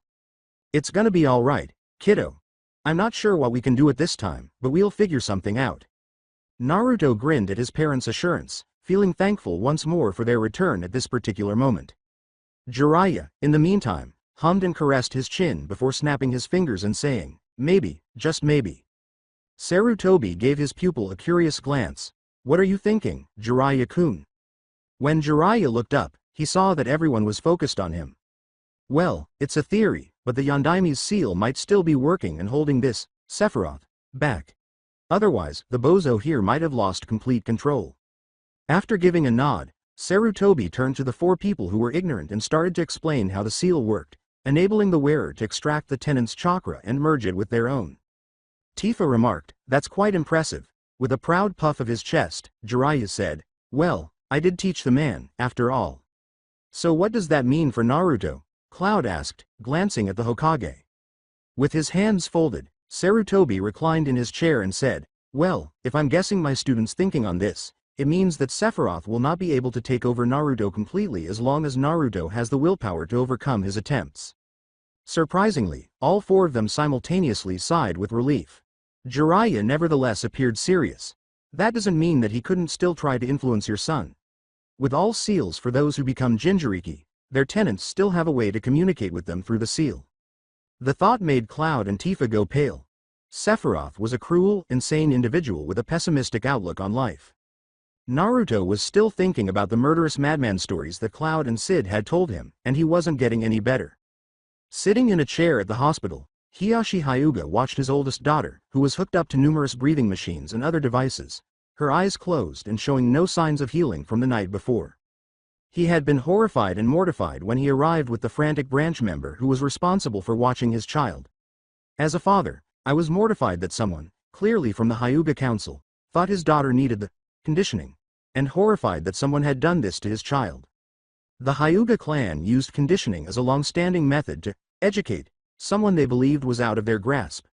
Blindfolded with a seal that would prevent them from using the Byakugan, the person's mouth would be gagged, preventing them from speaking, and the Jayuken would numb their arms and legs, preventing them from moving or retaliating. Two members would then brutally subject them to the Hake Rokuja, Yansha, during which time they would inform the victim of all the crimes the clan had assigned them. They would gradually heal through humiliation, a practice that Hiyashi detested and made a valiant effort to never have to employ. He could not understand why his daughter had been selected for this medieval custom. Hinata had been improving, and during the Chunin exams, she had shocked him with her skill and determination in a fight with her cousin. Was she truly considered a hopeless case by the council? Sarutobi asked the three, "So, how long is your visit here, or are you planning to move here?" When the Hokage and Jiraiya started talking, Cloud concluded, "Well, actually, we were planning to bring Naruto back with us. But, after talking with him, that's been changed," he said. "What change?" Jiraiya asked, raising an eyebrow at the teenage blonde. Naruto sighed, "Well, there are many things here that I wouldn't have in Midgar. Like a certain Hyuga beauty?" Yuffie teased, tousling his hair. Before long, Jiraiya's smile spread deceitfully across his face. With a frown, Naruto swatted Yuffie's hand away. "Not just that." Sarutobi grinned, pleased that Naruto had found something to enjoy in his birth village despite the situation and the fact that he was now with the family he had lost once more. "But that doesn't mean I don't want to visit," Naruto sighed. After giving a nod, Sarutobi turned to face the three. "Is there a means for him to get there from here and back safely?" Cloud replied, "We finally have been able to make a device that can transport people from our two worlds. It'll be beneficial in the future, I think, if we can further implement this." Jiraiya and Sarutobi nodded, understanding that trade and commerce with a foreign location would greatly benefit the village in the years to come. Then the Hokage pulled a piece of parchment from his desk and said, "I think I may have a way for all to be happy. We'll turn your visit into a mission, Naruto-kun." Naruto grinned broadly and said, "Thank you, Hokage-sama." With a laugh, Sarutobi said, "Well, I think after the exams would be best." Both Cloud and Tifa gave a nod of gratitude. It was impossible to read Yuffie's face. "Oh, before I forget, in addition, I need you to meet with a man by the name of Maeda Guy, sensei of Team 9, and our taijutsu specialist. He's asked to evaluate your skill and the fighting technique, of course by your permission, that is." Naruto turned to face Tifa, who nodded her head and smiled. With a nod, Naruto turned back to face the Hokage and said, "It's okay, I guess. There's some things I wish to teach you, Gaki, before you leave, so expect a visit from me as well," Jiraiya replied. With her eyes narrowed, Tifa said, "It better not be anything perverted." With a smile, Jiraiya said, "Of course not. After all, I'm the teacher of the fourth." Yuffie sneered. "What's got you all hot and bothered?" Jiraiya asked, casting a curious glance at her. Yuffie smiled menacingly at Jiraiya and shot her a dangerous glance. "Don't you mean the teacher of Naruto's father?" Sarutobi and Jiraiya both turned pale as the room fell silent. When a branch member of the Hyuga clan approached Kakashi and asked him to report to Hiyashi's estate, he wasn't sure what to think of it. He initially believed that the man had some concerns about his daughter's education, but he recalled that when he first met the patriarch, he essentially stated without actually saying either that he didn't give a damn about what his daughter learned because he described her as a total failure. So to compliment? No, probably not. That would be inconsistent with the clan head's personality given the nature of Hiyashi Hyuga. Whatever it was, it appeared urgent because the branch member dispatched to get him appeared nervous and almost concerned that Kakashi would refuse to meet with the man. So here he was, waiting outside Hiyashi's study door with said branch member. A voice from behind the door said, "You may enter." After pulling the door open and waiting out of sight while Kakashi entered, the branch member quickly closed it. Hiyashi was seated behind a table with a number of parchments rolled up on the end. He was writing on one of them right now. "Hiyashi Dono." Kakashi gave the man a respectful nod. With a sigh, Hiyashi folded his hands, put away his writing supplies, and closed his eyes. "You're probably wondering why I summoned you here, Hitaki-san." Nodded Kakashi. "You made it clear, the first time we met, that my student's progress wasn't of any interest to you." With a hint of annoyance, the corner of Hiyashi's mouth quivered. "I remember." After a few seconds of silence, Hiyashi resumed speaking. "There was an incident, recently, in this household. Hinata has been hospitalized." "I see. A sparring accident?" Kakashi asked, his eyes widening before settling. No, more like she became a victim of our old customs, said Hiyashi, shaking his head. Cryptic, huh? Kakashi let out an inward sigh. Dealing with clan heads such as the Hyugas and, when present, the Uchihas was something he detested. They always seemed to take a very long time to get right to the point. Will she have to leave my team? Kakashi thought. It's better to get to the point of all this and then go check in on her. Then, as if deep in contemplation, Hiyashi turned his head and gazed out the room's window. I'm unsure at this moment. Tell me, Hitaki-san, what's my daughter's relationship with the Uzumaki boy? With a raised eyebrow, Kakashi asked, with Naruto strife? Hiyashi gave a nod. Kakashi exhaled. They're seeing each other, as I'm sure you already have found out. Is he in love with her? Asked Hiyashi after nodding and turning to face Kakashi. Kakashi sincerely hoped he wasn't present, talking about these topics. He had to divulge information about his student's personal life to her father, who was not present. Damn it all. He healed her and then swore vengeance to her cousin. What does that tell you, Hiyashi Dono? Taking a deep breath, Hiyashi said, Thank you for your time, Hitaki-san. The young woman from Midgar was staring at them defiantly, and both the Hokage and Jiraiya of the Sannin narrowed their eyes. Sarutobi instantly passed through a flurry of hand signals before a dome of chakra engulfed the space and then vanished. Pray tell, how do you know something of that highly classified and guarded information, Yuffie-san? Jiraiya poured on her malevolent intent, but Yuffie remained vigilant. 2 years ago, I came here and looked for information about Naruto. After we found out about that giant furry monster you had put into him came out. His hospital records said zilch. A lot of the notes said information was to be gained from the Hokage's office. Surprisingly, the sound of the pipe falling from the Hokage's mouth was quite loud. Why you found a way past the seals in this office? Yuffie smiled broadly. A Wutai ninja, like myself, had no problem. She then returned to her irritated state. However, that little scroll in the safe behind the blonde man. Oh, sorry. Naruto's father, had a seal on it that I couldn't crack. It wasn't until just yesterday that one of your shinobi mentioned to me, during a round of drinks at the bar, that there are things called blood seals. Then it hit me, Naruto's blood. Is that why you were so insistent on sparring with him last night? Tifa asked after realizing something. After nodding, Yuffie went on, taking out a small scroll from inside her vest and saying, and lo and behold, it was Naruto's biological father's will and testament to his son. The three Midgars gazed expectantly at the village chief and his pupil. However, Jiraiya was attempting to gauge Naruto's response because he had his head down, out of sight, and remained silent when the Wutai girl revealed everything. Naruto asked, Were the two of you ever going to tell me? As his head slowly raised as if on cue, his eyes appearing lifeless and glassy. Sarutobi let out a weary sigh. Yes, I was going to tell you, we were going to tell you. As soon as we could determine how you felt about the village and if you were going to stay here. Cloud grumbled. Why not tell him when he got here? Why keep someone's identity a secret?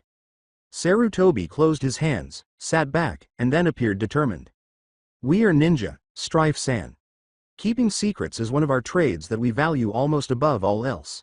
When your son came here, he had no allegiance to anyone or anything but himself.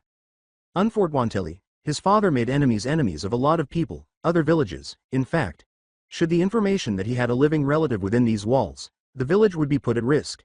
Konoha is in peacetime. We haven't had a war for nearly 3 decades and I'd like to keep it that way.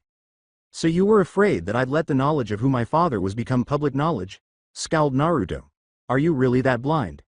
Sarutobi gave the child a look that stopped Jiraiya from yelling at him to respect the Hokage. Again, Naruto-kun, this was decided before we got to know you and before you decided to become a shinobi for Konoha. You've proven, beyond a doubt, to be capable of holding secrets as little to no one knows of your past here save a few. Naruto sighed and said, I'm still not happy about this. Can you at least tell me their names now, or will it all have to wait? Tifa and Cloud turned to face the Hokage, who grinned slightly and said, They're Minato Namikaze and Kushina Uzumaki. Though he was too emotionally spent to draw further conclusions, Naruto nodded, still feeling as though he had received a raw deal. Abruptly, there was a knock on the door. Hokage-sama, Hiyashi Dono is here and says it's urgent that he talk with you and Strife-san. Sarutobi arched an eyebrow, closed his eye, and addressed the group. We'll continue this later tonight, if everybody's willing. Following a series of head nods, Sarutobi made a single hand gesture, rendering his silence jutsu ineffective, and then he signaled his secretary to let Hiyashi inside. The Hyuga clan head entered and bowed to the village chief before glancing around and landing on Naruto's inquisitive face. "Strife-san, it's imperative that you come with me to the hospital." Naruto hoped this wasn't what he was thinking because he didn't like the direction this was taking. "Why, Hiyashi-san? Hinata needs your special abilities." The blood in Naruto froze. Kaori Hyuga had a sense of pride. The 50-year-old woman had witnessed many things in her life, including the battle against the demon fox that had attacked the village and the loss of her husband and children due to war. However, she has never been able to let go of her pride and Hyuga values. She believed it was her grave responsibility to ensure that the Hyuga clan served as a beacon for all the other clans in Konoha. Anything that would interfere with that should therefore be handled appropriately. Hinata Hyuga, the eldest daughter of the current clan head, did present a challenge. She initially ignored it because the child didn't seem important. She lacked strength as a shinobi and as an heiress. But when she took the Chunin exams and faced her cousin, a branch member, everything changed. In reality, she was influenced by two factors. One was that by adding some gymnastic hoopla to the forms, she had twisted the Hyuga fighting style. The second was that she was severely defeated by her branch-affiliated cousin. Any indication of strength coming from the branch house was something Kaori Hyuga hated. Serving the main house was the branch house's primary function, and they would always be by their side. Kaori had hoped the clan head, the girl's father, would finally act and discipline the outlaw. Those hopes were crushed because he had actually commended her for her achievement in a private conversation with her and another elder, a Tohori. For the sake of maintaining the clan's prodigiousness, Kaori Hyuga, an elder and an exemplary Hyuga, would have to perform the task in his place if the man responsible for it did not take action. Susumu and Risa, two of the many branch members working under her, appeared to be the best candidates to conduct the conditioning because they were totally impartial about everything. The entire compound was abuzz with the news of Hiyashi's daughter being in serious danger, so word quickly spread about their success. She just needed to wait for the drama to end before the proud clan's situation would return to normal. But now she was taken aback by Hiyashi's request for a meeting. In the estate's drawing room, Hiyashi Hyuga stood in front of the council of elders. The elders sat behind a long table in the back of the room, which was quite large. There weren't many shadows because the light was rather harsh. As a Tohori Hyuga put it, "Hiyashi-kun, to what reason do you call a meeting?" Ginjo Hyuga stroked his flowing beard thoughtfully and said, "It has been my guess that this would be concerning your daughter and that the conditioning had been used on her, am I right?" Hiyashi gave a nod and sighed. "You are correct, Ginjo-san. In the past, whenever the conditioning had been implemented, it was required to have the approval of the clan head to take action." Tomoyo Hyuga put down her tea and said, "So, you've come to make an accusation of this council?" "No, I believe this to be an independent action, not by will of the council," said Hiyashi, shaking his head. "You realize, Hiyashi-kun, that there were some of us that did believe that action did need to be taken against your daughter. As far as using the conditioning as a method, however, I digress that it would have been as a last resort," said Naoki Hyuga. Hiyashi exhaled. "Like I said, I'm not here to make accusations, just to inform the council that I'll be making an inquiry to confront the person, or persons, responsible and then go along with the accordance of this council in either reprimandation or whatever course it wishes to take." 5 of the 6 elders nodded, with the final elder nodding slowly. Kaori Hyuga stated firmly, "Please let us know when you make a discovery." After glancing at her, Hiyashi turned back to face the front, bowed formally, and walked out of the room. When he healed Rock Lee at his sensei's urgent request and used the same healing technique for Hinata the first time, it was a slow process. The effects were usually immediate for Cloud and the others, but for the people of this world, it appeared to be only marginally superior to a healing jutsu. Although it worked more quickly, the desired effects took around half a day to manifest. When Naruto and her father Hiyashi arrived, Hinata had gone into critical condition. He was devastated by what he saw, and he had to restrain himself from strangling her father and demanding to know what had happened to make her appear that way. He only asked the question after he had healed her, and the response he received was ambiguous. "It's a clan problem." He deduced from that it had taken place in her house. Her father was unaware that someone had harmed her. Naruto was enraged by that. Not only did someone do this, but the clan head was unable to identify the perpetrator. Naruto's mind became gloomy. There were numerous issues rather than just one. Being a member of that clan appeared to be extremely risky for Hinata. She is tortured while she is asleep in her own home by someone, or perhaps more than one, after her cousin almost kills her for attempting to approach him peacefully. The question now was, what will she be like when she wakes up? as she healed physically. After all of this, it was impossible to predict how she would feel emotionally or mentally because the healing spells only affect the body. A snarl emerged on his scarred face as Naruto clenched his fist, turning his knuckles white. Why even think about it? There must be bloodshed. That's just natural. Naruto's eyes grew wide as he frantically searched his surroundings for the source of the voice. Soon after, the door opened behind him, and Hiyashi Hyuga entered, forcing him to set aside his question about where he had heard that voice. Without uttering a word, Naruto shut the door and took a seat in the chair across from the bed. For a few minutes, Hiyashi remained silent, observing her daughter's chest as it rose and fell and the welts and abrasions gradually disappearing from her face and arms. Such hardships to be endured by one so young, and yet, as her father, I continue to do nothing but stand idly by and watch as they happen. Scowled Naruto. Hiyashi-san, I hope you aren't looking for forgiveness here or pity. Hinata has told me that her greatest wish is to someday be recognized by you, and yet you continually set the standards too far out of her reach. Hiyashi exhaled. As clan head, I must do so in order to provide the clan with an inflexible heir who will set the standard as many before her have done for generations before. It is unfair, and yet I'm ordered to do so by will of the council. Naruto tightened his grip. Her clan continues to try and do away with her warm, loving spirit. Her own cousin tries to kill her for showing it, and someone does this to her for what? What is it that you hope to do for my daughter, Strife-san? You think you can protect her from every horror this world has to offer? Hiyashi asked Naruto, glancing at him out of the corner of his eye. With a frown, Naruto said, better than you have. With a thoughtless nod, Hiyashi turned away from him and glanced back at Hinata. I have found the person responsible for this action. Should I tell you who was involved? What will you do with that information? Naruto blinked. This was not what he had anticipated happening. Hiyashi went on, despite what you claim, I do, to an extent, know my daughter. Would she be happy when she learns that you've spilled blood for her name? Or is this for your satisfaction alone? Naruto attempted to respond, but nothing came out. Furthermore, the council supports that she needed to be disciplined for her actions, however not all of them agreed that this action was to be taken. Would you still kill all of them because they look at her in a disagreeable light? The machines violently jerked forward as Naruto slammed his fist into the room's wall, but Hiyashi did not react to the outburst, and Hinata stayed in her current state. Damn you! Are you just going to sweep this under the rug? She's your daughter. With a sigh, Hiyashi said, I know. He then stood up and moved toward the door, but as soon as he touched the knob, he paused and looked around. Her name is Kaori and is a member of the council. Whatever you decide to do, I will abide by it. Good day, Strife-san. Naruto was left alone with Hinata and his emotionally spent mind after Hiyashi opened the door and departed. As the sun disappeared behind the enormous faces of the Konoha monument, Konoha was slipping into the evening. Naruto had returned to his apartment at a sedative pace.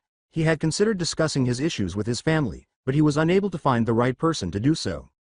He was mentally and emotionally exhausted. He was only a few feet from his bed when his apartment door opened, and then he fell to the ground without any fanfare. He was shocked to discover that his dreams had transported him to some kind of cave when his eyes opened. The sound of water dripping in the cave reverberated throughout the empty space. There wasn't any light, and he could hear his feet sloshing in the water as he moved forward.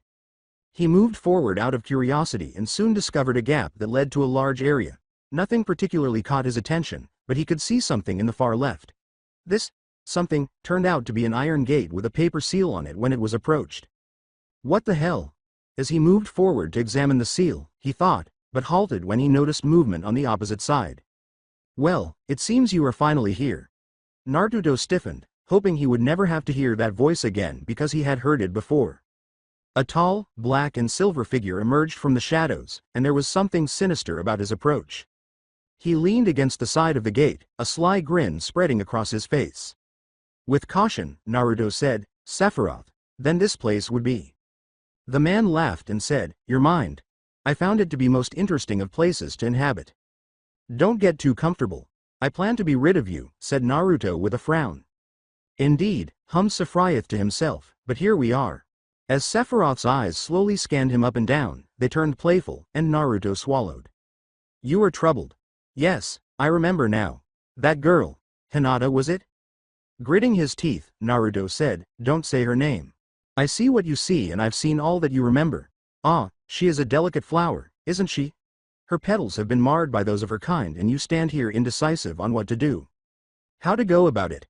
They shed her blood and yet theirs remain flowing freely in their veins, Sephiroth said, tapping his chin thoughtfully. Naruto grabbed the bars because he didn't like the direction this was going in, but to his horror, they bent backwards, and he saw Sephiroth appear in front of him. His hand came through and grabbed Naruto by the shirt, slowly drawing him closer. It's time for us, now. Let us save the flower from the weeds around her. A shiver ran up Kaori's spine as she was completing some scrolls.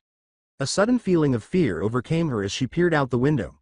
But since nothing had surfaced since Hiashi's meeting with the council, her senses told her that it was all in her head and that this was most likely something that was bothering her. After completing the final one, she made the decision to go to bed. She heard a faint tap on the door as she was making her way to her chambers. She noticed 3 silhouetted figures outside the door as she made her way to the entrance. She reasoned that, probably some of the branch members in need of some duties. You do realize that you came at an imperfect. She stopped when she opened the door and saw Susumu and Risa, both of them holding the tops of their heads in the hands of an unidentified individual between them. The tall, black-clad man had long, silvery hair and a very long nodashi around his waist. He had a cruel smile on his face, and his eyes scared her. Before long, he had raised his hands and removed the heads from the freshly severed bodies that thudded over her entrance and gushed blood into it. As he threw her assistants' heads inside her house, he said, "Good evening, Hyuga-san. I hope the evening is finding you well as tonight will be filled with dancing." Kaori tried to scream for assistance, but the man quickly struck her throat, forcing her to take a step back and hold her neck while hacking. Now, there's no need for words. Frightened, the Hyuga elder fled back into her house in search of a window that would allow her to escape. When she turned, she discovered that the man had severed her Achilles tendons, causing her to fall to the ground in excruciating pain. Now, we mustn't leave the dance floor, for the music has yet to start. As the man strode in and took his blade from his side, Kaori turned to her back and looked up in horror, looming over her like a death angel. 3 clansmen would be found dead during the morning at the Hyuga estate. An elder with her eyes gouged out and her body strapped to the roof using her own intestines, along with 2 decapitated branch members whose body parts were discovered throughout her home. Hiashi insisted that it was being looked into, but did not personally address the issue. A pair of plucked, pale eyeballs gazed off into the distance from Naruto's kitchen as he relieved himself over his toilet back at his apartment. The day following the numerous killings at the Hyuga compound, Hiashi Hyuga and a somber Naruto arrived to report what had happened. Hiashi told the Hyuga council that he had employed a village ninja to deal with Elder Kaori Hyuga for disclosing clan secrets to an outsider, and that she had been killed for her transgressions. Hiashi expressed his desire for Naruto to receive compensation for his services to his clan to the Hokage. Sarutobi replied, "It will be done and Naruto's record will have it recorded that he provided services to the clans of Konoha." Hiashi nodded, turned to face Naruto, bowed formally, and turned to leave when Naruto spoke. "Wait, Hiashi-san." Hiashi returned to his position and gave Naruto a curious look. "I feel I don't deserve credit because I didn't personally perform the act," Naruto said, taking a deep breath. The Hokage looked at the teenage boy with concern, and Hiashi arched an eyebrow. "So, he's able to gain control?" Shaking his head, Naruto said, "No, not completely." After giving a nod, Sarutobi turned to face Hiashi, who appeared confused. It was his tenant, Fio did this. Without hesitation, Hiashi comprehended the reason behind the boy's current state of withdrawal. He feels bad about losing control. "It matters not. I still approached Strife-san about this mission and it was carried out. It doesn't matter to me by what method."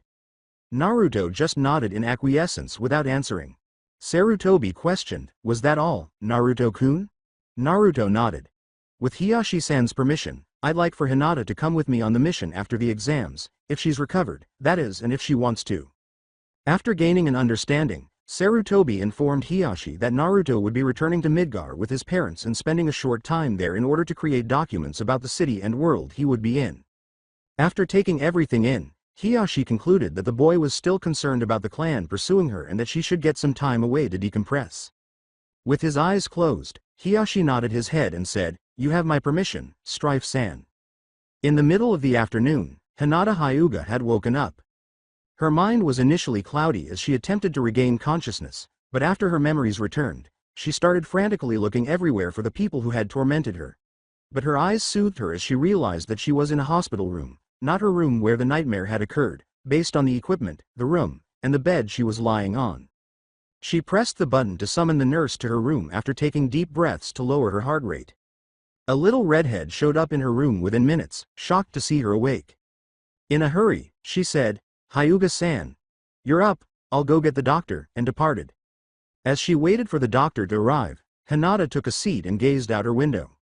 She was surprised to see her father join him when he did. She bowed to him, "To-san." After the doctor asked her some questions, performed an examination, and ultimately granted her leave, Hiyashi nodded and waited before sitting down in front of his daughter's bed. "A lot has happened since you've been under. I imagine you feel terrorized by what the clan, or rather a part of it, felt they needed to do to you in order to correct the behavior you have shown them." Hiyashi exhaled deeply. For a lesser person, to have gone under the conditioning, would be laughable for them to claim not to have felt fear, so it's only natural. For my part in this matter, I can only offer you my sincerest apologies, my daughter. As her father stood up and bowed to her, Hinata sat with wide eyes. "I'm restrained by will of the council, and because of that I am a weak person, a weak father." Hinata was astounded by what her father was saying when he said, "To-san. I cannot offer you anything to rectify the part of the councilor's doing, but I hope, in the future, you may find it in your heart to forgive my foolishness in this matter," Hiyashi said, getting to his feet and then sitting down again with his eyes downcast. Uncertain of what to say, Hinata nodded mechanically. Hiyashi sighed and turned to face the wall where Naruto had cracked it out of rage at what he had said. "Once you've recovered, Strife-san wishes to have you accompany him on a mission to another world. I have given him my permission on this. Will you go with him?" Hinata wasn't a moron. The underlying question made sense to her. Do you like him? In the past, Hinata would attempt to deny her father's assertions, which would unavoidably cause her to face difficulties. All she could do now, though, was be truthful about Naruto. Her honesty in this matter was something her father deserved. Will father. He will have me. Cloud had discovered his son in the village at the ramen stand. He had been searching for him for some time because he had been very quiet, too quiet. Actually, after the meeting with the Hokage, he was troubled by something, which could be one of two things. Either it had something to do with Sephiroth, or he was still upset about finding out who his biological parents were. It was a childish hope, at best, but Cloud had hoped that the topic of the man he had fought so many times would not be discussed for a long time. All he and his family now needed to do was deal with the inevitable fallout. He assumed he was one of them this time. He took a seat on the stool beside his son, greeted Ayame, the daughter of the ramen chef, and ordered miso ramen while glancing at his son, whose face was tinged with the horrifying expression. With a sigh, Cloud questioned why things had to be this way for his child. "Hi, Dad." Hearing Naruto jolted him out of his gloomy contemplation. "Hey kiddo. How are things going?" Darkly, Naruto laughed, "Fine and dandy." Before turning to face his son, Cloud nodded, stirred the contents of his freshly prepared ramen, and blew off the steam. "And what else?" With his face turned away, Naruto said, "Some things. Things I continue to see when I close my eyes." After giving a nod, Cloud took another bite of his food and closed his eyes. "Do you remember me telling you about Aerith and Zack?" Naruto gave his father a curious glance in return. "Yeah. I remember." "Why?" After inhaling deeply, Cloud said, "I never told you about how powerless I felt about their deaths." He glared at his son. "For a long time, I felt that they had died because of me, because I was powerless to do anything or that I was weak." "But Dad, you aren't weak. You're the strongest person I know," said Naruto, looking puzzled. Cloud laughed. Yeah, but I haven't always been strong, kid. I have my moments and can be vulnerable in some pretty dicey moments." Naruto started to pick up the chopsticks after taking a quick glance back at his partially forgotten meal. "So, what does this have to do with my problem? I'm guessing Sephiroth got control of you again, right?" With a nod, Naruto said, "I felt weak." With a nod, Cloud said, "I know the feeling." As they ate their meals, there was silence between them. A few people came and went from the ramen stand as the village life passed behind them. Naruto began by telling his father what had transpired that evening. Cloud remained silent until he was done, at which point he stood up and placed a hand on his son's shoulder. "Don't do what I did and put others away because of your problems. When you're ready, you know where to find us." Later that night, Hinata had left the hospital. She stopped as she emerged from the doors to see the person she had been longing to see since waking up. Naruto was carrying a bouquet of wild flowers and sporting an apologetic smile. Hinata grinned as she accelerated and caught up to him, allowing him to embrace her tightly. He said in a whisper, "Hey." She whispered back, "Hi." After that, they returned to the Hyuga compound without saying a word because the presence of the EAC other seemed to heal the B-Path. Before the Chunin exams resumed, Naruto had spent most of his time with Hinata and his family. Prior to having violent, recurrent nightmares about getting the conditioning, Hinata's recuperation had been going well. Her caretaker at the Hyuga household, Hyakri, had been doing everything in her power to assist her with her predicament, but she had been a mess, leaping at sudden noises and shadows. For his part, Naruto had been making every effort to control his rage because each time he saw Hinata in her messy state, he thought about the Hyuga Council and how one of its members had done this to her. To his dismay, he observed that Masumune would materialize in his hands as a black smoke vapor during his angry moments. His rage seemed to increase the blade's gleam. Then he would deliberately try to relax, afraid that Sephiroth would try to surface. In his conversation with Hinata, he had only once mentioned the man, monster. Like everyone else, Hinata didn't blame him in the least for losing control or for the unsettling outcomes of the man's handling of the situation, and she didn't blame him either. They were both healing, and Naruto thought it would be best if they could go to Midgar as soon as possible so they could start to heal. Naruto went to Training Ground 13 with Yuffie, who insisted on accompanying him, to meet with Maeda Guy, Team 9's Junin Sensei, and Konoha's taijutsu expert. Naruto was not sure what the man wanted. According to Naruto's guess, Guy most likely wanted to assess his skills and determine whether or not to warn Neji. When the two arrived at the training grounds, they saw Guy teaching Rock Lee and Tenten Higurashi, two of his students who had failed the preliminary exams. Tenten was hurling shuriken at another set of posts just a few feet away from Rock Lee, who was hitting at a string of posts. Guy was observing Lee thoughtfully. But their plans were derailed when Lee saw Naruto, halted his workout, and approached him. "Naruto-san, it's great to see you again and thanks for your help in my healing." Lee gave him a bright smile, closed one eye, and gave him a thumbs up as Naruto gave him an awkward look. Yuffie turned to Naruto, even more shocked. "You did what?" With Tenten approaching him from behind with an inquisitive look on her face as she eyed Yuffie and Naruto, Guy said, "Naruto-san, here, was gracious enough to heal my youthful student in a dire time. Should Naruto-san have been unable to, I'm afraid there wouldn't be much future for Lee's career as a ninja." "Hokage-sama said that you wanted to inquire about my taijutsu?" Naruto asked, turning to face Guy. Replied, "Kurenai-san asked me to talk to you personally about it, as it's a form from your family. If you don't mind, I'd like to ask you a few questions and then have you spar with Lee here. Maybe, afterwards, I could help you with any faults I see." With a raised eyebrow, Naruto asked, "Are you sure this is okay? You are Neji's sensei." Nodded. "As Konoha's specialist, it's my job to help with taijutsu to all of its shinobi. As far as Neji's concerned, I don't consider this hindering his chances at promotion in rank. As youthful as the two of you are, I doubt I can really provide anything that would help either of you." Naruto gave a compliant nod. Tenten looked eagerly at the halberd on Naruto's back. "Guy-sensei, when they're done and Naruto is able to, may I spar with him in weaponry?" "Would that be acceptable, Naruto-kun?" Guy asked, turning to face Naruto. With a shrug, Naruto said, "I guess, sure." Yuffie cast an inquisitive glance at Tenten. "You like weapons or something, Bun-chan?" Tenten frowned at the tall woman, a little annoyed that she was being called a name that was related to the hairstyle she had chosen. "Yeah, something like that. Why? I'll spar with Bun-chan while Naruto-kun spars with your boy. That okay, teach?" Yuffie asked, turning to face Guy. Guy studied Yuffie closely. "You have training as a shinobi?" Yuffie replied, "Nothing like what you guys do here. I'm a Wutai shinobi."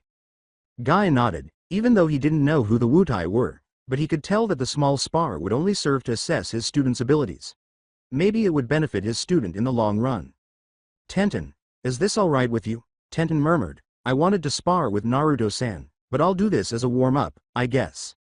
With a mischievous smile, Yuffie hooked arms with the young Kunoichi and dragged her to a remote area of the training field. Guy returned his attention to Naruto and his other pupil. "The rules are as follows. 5 chest strikes, whoever wins if you get them first." After nodding, Naruto and Lee moved to a different isolated location and separated themselves from one another. When they arrived at their destination, Tenten yanked herself out of Yuffie's arm. What's this all about? Tenten practically yelled. Yuffie laughed. Just like to get my morning routines out of the way, can't get all rusty. Tenten squinted, then averted her gaze with a sigh. Why me, then? Yuffie pulled out one of her favorite enormous four-bladed Fuma shuriken from one of her storage scrolls. Tenten looked curiously at the weapon. This older girl was a foreign-born shinobi, based on what she overheard. Her weapon was verified because comparable shuriken weapons, like Fuma, which were available in Konoha, had 6 to 8 blades, depending on the user's skill level. Because of this, her weapon wasn't particularly unique. Tenten, on the other hand, thought of herself as an expert in weapons, or at least an expert in training, and it was evident from the way this older girl handled them that she was confident in her ability to use them. Tenten pulled out her own scroll, opened a 6-bladed Fuma shuriken, and whirled the blade in a test before putting it in a stance against her adversary. Yuffie, on the other hand, appeared to be bouncing off the balls of her feet with her legs spread wide. I'm Yuffie, by the way. Ready whenever you are. Following the introduction, Tenten nodded and said, I'm Tenten Higurashi. Yuffie then followed suit, and the two shinobi met in the center. Neither Naruto nor Rock Lee had moved from their positions following Guy's Hajime shout. They both appeared to be waiting for the other to initiate contact. After deciding to be the one, Naruto dashed forward and was immediately confronted by Lee, who was attempting to get past him by aiming a right hook at his chest. Naruto immediately turned, pushing Lee's fist away as he raised his knee to strike, but Lee caught it with a palm strike and forced it back down. After that, the two parted ways, and Naruto's right hand glowed with electricity before he clenched his fist and vanished into thin air. Naruto kicked Lee at every part of his body in an attempt to get to his chest, forcing Lee to go on the defensive and quickly finding himself pushed backwards.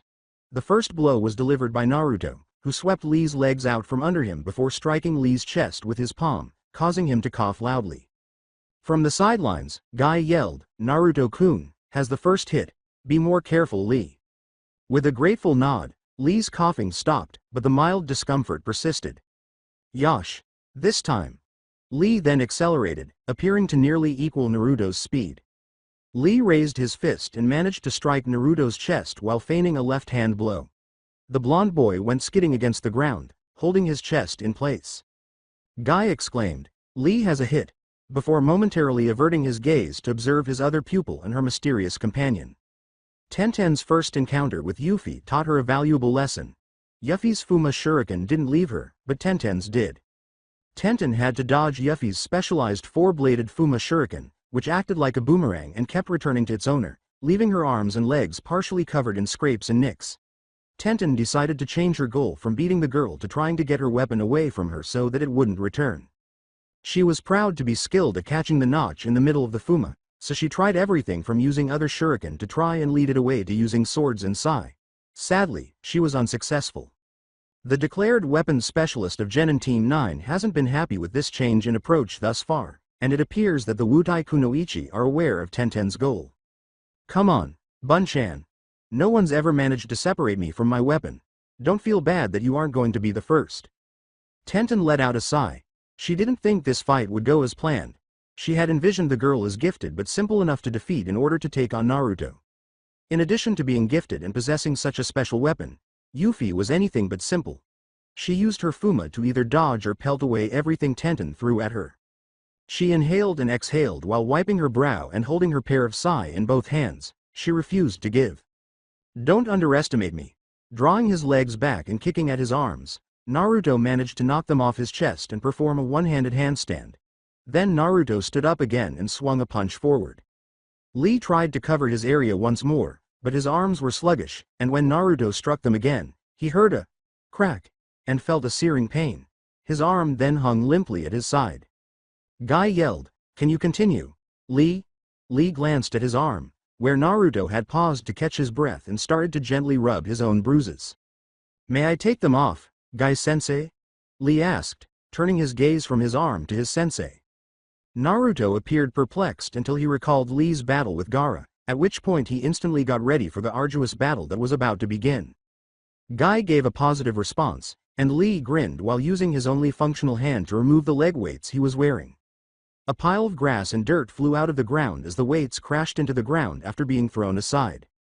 As Lee's speed was about to double or triple, Naruto turned his attention to him. The blonde wielder of the halberd grinned. It was time for him to step up as well. To the untrained eye, the two were blurs. Only Guy was able to observe their movements, and he did so critically, observing both Lee's reactions to the blows that were directed at him and Naruto's peculiar fighting style. As of right now, Naruto Strife is ahead 3-2. Tenten and Yuffie had made the decision to take a break. The girl had to recover from the blows and small cuts that covered her arms, midsection, and legs so well. Tenten, really. Tenten thanked the Wutai shinobi for using a cure spell to aid in the healing, and the two agreed to postpone their match to watch Naruto battle Lee. Yuffie stretched and remarked, "He's decided to get serious, good." Tenten was shocked to see that the boy was not only keeping up with her, but also appeared to be controlling the altercation with her overly eager teammate. As she watched Naruto execute a roundhouse kick that knocked Lee onto his back, Tenten remarked, "How does someone like him get so good like this? No one of our generation can match his level, not even the prodigies." Yuffie murmured, "You aren't watching that carefully, he's having problems with your teammate." Tenten glared at her, then turned back to see Naruto's face twisted with frustration and perspiration. Yuffie said, "You see? Even he has problems. Naruto-kun's not almighty, he just has a slight advantage because he knows how to change styles on a moment's notice." She then turned to see something that made her laugh. "Wow." "Wow, what?" Tenten asked, turning back to her. Yuffie laughed. "I think it's more than how he fights that's got your attention, am I right?" Before turning her face away, Tenten's cheeks flushed. "I don't know what you're talking about." Yuffie nudged Tenten's shoulder and teased, "Nah, no need for denial. Come on, now." Tenten narrowed her eyes at the Wutai Fuma wielder and pulled out a kunai, holding it out menacingly. "Back off." Tenten huffed and Yuffie laughed at this. Lee had succeeded in striking Naruto's chest, causing both of them to stumble. Lee could have opened one of the Charka gates, but he had chosen not to use it in this battle because both were worn out. "It's 4-4, Guy yelled, "and that's who wins." Both genin gave a nod. As he continued to catch his breath, Naruto closed his eyes. He had been taken aback by Lee more than once. Kiba and Shino weren't particularly suited to be sparring partners against his fighting style, so this fight had been extremely helpful. Lee, who was also panting heavily, remarked, "This has been a most excellent fight, Naruto-san." With a nod, Naruto said, "It has, Lee." Then, the two stood up straight and prepared for their final conflict. There was silence after the sun rose high in the afternoon sky and the breeze made the softest noises. The two met in the middle of the field, the images blurring again before coming into focus. As the battle progressed, their legs and arms, Lee's arm, in this case, became blurs, and their bodies shifted in different directions. Everything stopped when their fists made contact with each other's chests, repelling each other and sending them flying several feet apart. The fight proceeded nearly exactly as he had anticipated, and Guy nodded in agreement. He then looked at his other student, who appeared to be upset about something because she was hurling kunai and shuriken at the Wutai shinobi in an erratic manner, while the other girl appeared to be making fun of her while deftly avoiding her throws. It took a lot to get under the cool, almost stoic student's skin, so all Guy could do was laugh. She had a bad habit of acting superior, almost like Neji, their other teammate. It was refreshing to see her behave in this way. He turned back to the concluded match and walked toward the two who were rising from the ground. "Well done, you two. It was a very youthful fight. Now, did either of you learn anything from it?" Naruto nodded while stumbling through a small cure spell. "I need to find a balance with my speed and the force behind my attacks." Guy turned to his other pupil and nodded, saying, "From what I saw, although I don't know their names, you seem to favor on two attacks to use for defense and offense. It's best if you switched them to make yourself more unpredictable." "Lee, how about you?" Lee turned to his sensei after thanking Naruto for casting another healing spell on him. "I too need to find a balance, Guy-sensei, as I'm more focused on strength when I'm wearing my weights, and less on speed." Guy grinned. The two of them shared many similarities but also differed greatly. Guy turned to his other student as a whistling Yuffie and an irate Tenten approached them. "And you, Tenten? Did you learn anything from your fight?" Tenten nodded after letting out a sigh. "I was too arrogant about my abilities that I didn't prepare for facing off against an unknown enemy." "Didn't we cover this before when you lost to the fan wielder from Suna?" Guy asked, raising a bushy eyebrow. With a wince, Tenten said, "Yes, Guy-sensei." Nodded. "As for you, Naruto-kun, I'll be preparing a written explanation of what I saw that you demonstrated. Feel free to inform the Hokage about anything you'd like to add." After giving a nod, Naruto turned to face Yuffie, who was grinning wearily. You look like you had fun, big sis. Yuffie smiled and gave Tenten a head pat, but the irate teenager swatted her hand away. Bun-chan and I had fun, she not too bad. In the meantime, Cloud and Tifa had asked Jiraiya to sit with them at Ichiraku's so they could find out more about Naruto's biological parents. It took them some time to discuss the Toad summoning contract that Jiraiya and Minato had signed, which Jiraiya had also wanted Naruto to sign. Cloud told the Sannin, he already has summons. I see. What animal? Sighed Jiraiya. Tifa was humming. Well, 2 of them are animals, the other 2 aren't. The stadium was crowded with people from all over the elemental, including Ichiraku's, and other vendors were benefiting from the Chunin exams, which had resumed. The streets were also more crowded than usual. Sasuke Uchiha was waiting at the stadium, surprising Naruto and the other people who had made it this far. They later learned that some village council members had pushed for him to be included in the second event in order to increase sales to the Chunin exams from foreign visitors. Words like favoritism and undignified power play were being muttered by some in the stands and those taking the last section of the exam, and this was met with a lot of complaining. It was also stated that Sasuke would not be able to rise in rank regardless of the result, so Naruto was unconcerned. In addition, his thoughts were elsewhere, recalling his discussion with Hinata from the previous day. The village had set up a counselor to help shinobi who were too traumatized by their job or, as it was originally known, after wars with other countries to deal with the loss of friends or family. Hinata made the decision to seek assistance and attempt to accept what had happened to her after speaking with her father. She went to see Mai Yamanaka, who was the department head and the clan head's cousin. Her tremors have lessened with breathing exercises, and the therapy is going well so far. After Naruto picked her up from her most recent session, they went to a tea parlor, shared a dessert, and had a portrait drawn by an artist. They also talked about a variety of random topics. Up until the topic of the finals came up, the late afternoon was going smoothly. With her head resting on Naruto's shoulder, Hinata was strolling alongside him. Hinata started inquiring about his match preparation.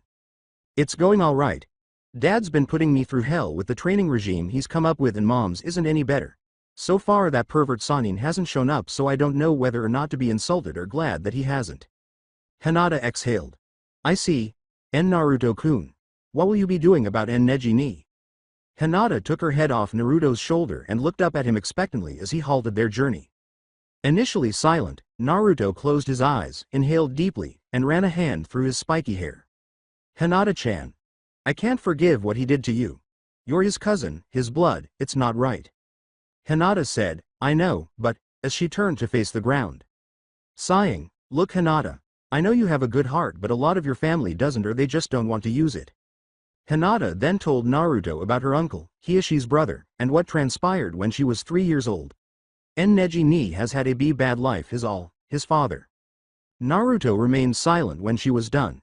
After a lengthy pause, the two started walking down the block again until Naruto halted their course once more. I still can't forgive him, Hinata. Practically everyone in your family doesn't seem to give a damn about you. It makes my blood boil. En Naruto-kun. When Hinata's voice jolted Naruto out of his reverie, he discovered 2 things. First, that Hinata had distanced herself from him, and second, that the last thing he wanted to see was in his clenched, trembling hand. As the winds passed, Masumune appeared to be whispering something while shining brightly. The weapon clanged once when Naruto dropped it, then vanished into a puff of dark, black smoke. Fortunately, he stumbled backward and landed on a stone bench. His body trembled as he looked at his hand, which Hinata quickly covered as she sat next to him. I'm sorry. Hinata-chan. Hinata shushed him, putting a finger to his lips. I'm sorry that it makes you angry, Naruto-kun. I know my family isn't perfect and I can know how I'm treated there. As her words started to flow, Naruto gave a stupid nod. But, Naruto noticed that she was grinning. People can change, Naruto-kun. You've proven that with me and my father. Can't Neji ni change too? Is Neji capable of changing? As he glanced over his shoulder to where the stoic Hyuga gazed up at the Hokage and the visiting cage were settling in, Naruto thought. I'm not familiar with Hinata-chan. As Genma, the new finals proctor, walked into the arena and called Neji and Naruto forward, while the others went to their respective stands with their sensei, Naruto's thoughts were interrupted. As the two moved to their respective locations, Neji Hyuga gave Naruto a contemptuous glance while Genma glanced between the two. Are the contestants ready? Both genin gave a nod. Genma also gave a nod. Very well. Naruto Strife versus Neji Hyuga. Hajime. A few onlookers gave Cloud and the others some curious looks as they sat up in the stands among the other fans. Although Red did the most, rumors circulated that he was most likely related to the Inuzuka's dog ninjas.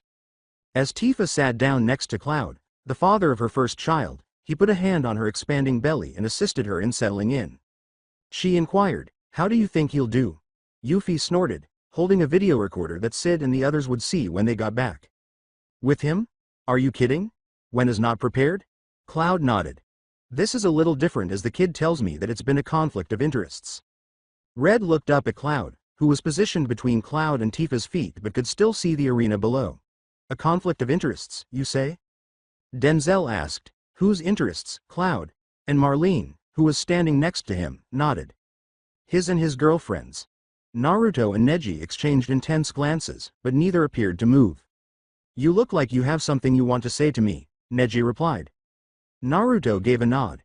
Tell me, Neji, how did you feel when your cousin received the conditioning? Huffing, Neji said, I could have cared less.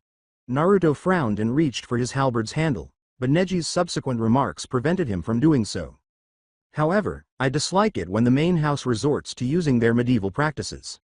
Without letting go, Naruto simply nodded and said, Thank you for being honest with me. Now, let's get started. As Naruto removed his weapon from his back and began to charge, Neji produced a kunai.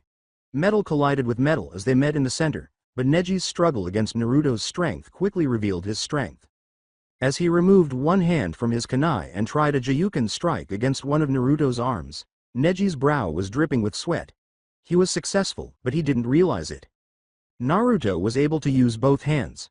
With a full swing, Naruto took Neji's kunai from his grasp and hurled the Hyuga branch member across the arena. Neji had to raise his defenses when he regained his trembling feet because Naruto was soon beside him, piercing the ground with his weapon while Neji dove sideways. Neji attacked Naruto's side right away, revealing his next move. Naruto experienced the agony of his arm becoming numb and his arm's chakra pathways cutting off. But Naruto was fast, and he backhanded Neji across the face, breaking 3 of his teeth. As Naruto charged forward without his weapon, Neji distanced himself from any more attacks and spun around. Kaden! Neji yelled, and Naruto was knocked back as a dome of chakra emerged from him and surrounded the circle. Hiyashi cupped his chin thoughtfully as he sat up in the stands with Hinata and her younger sister Hanabi. Hanabi announced with pride, Neji ni is great.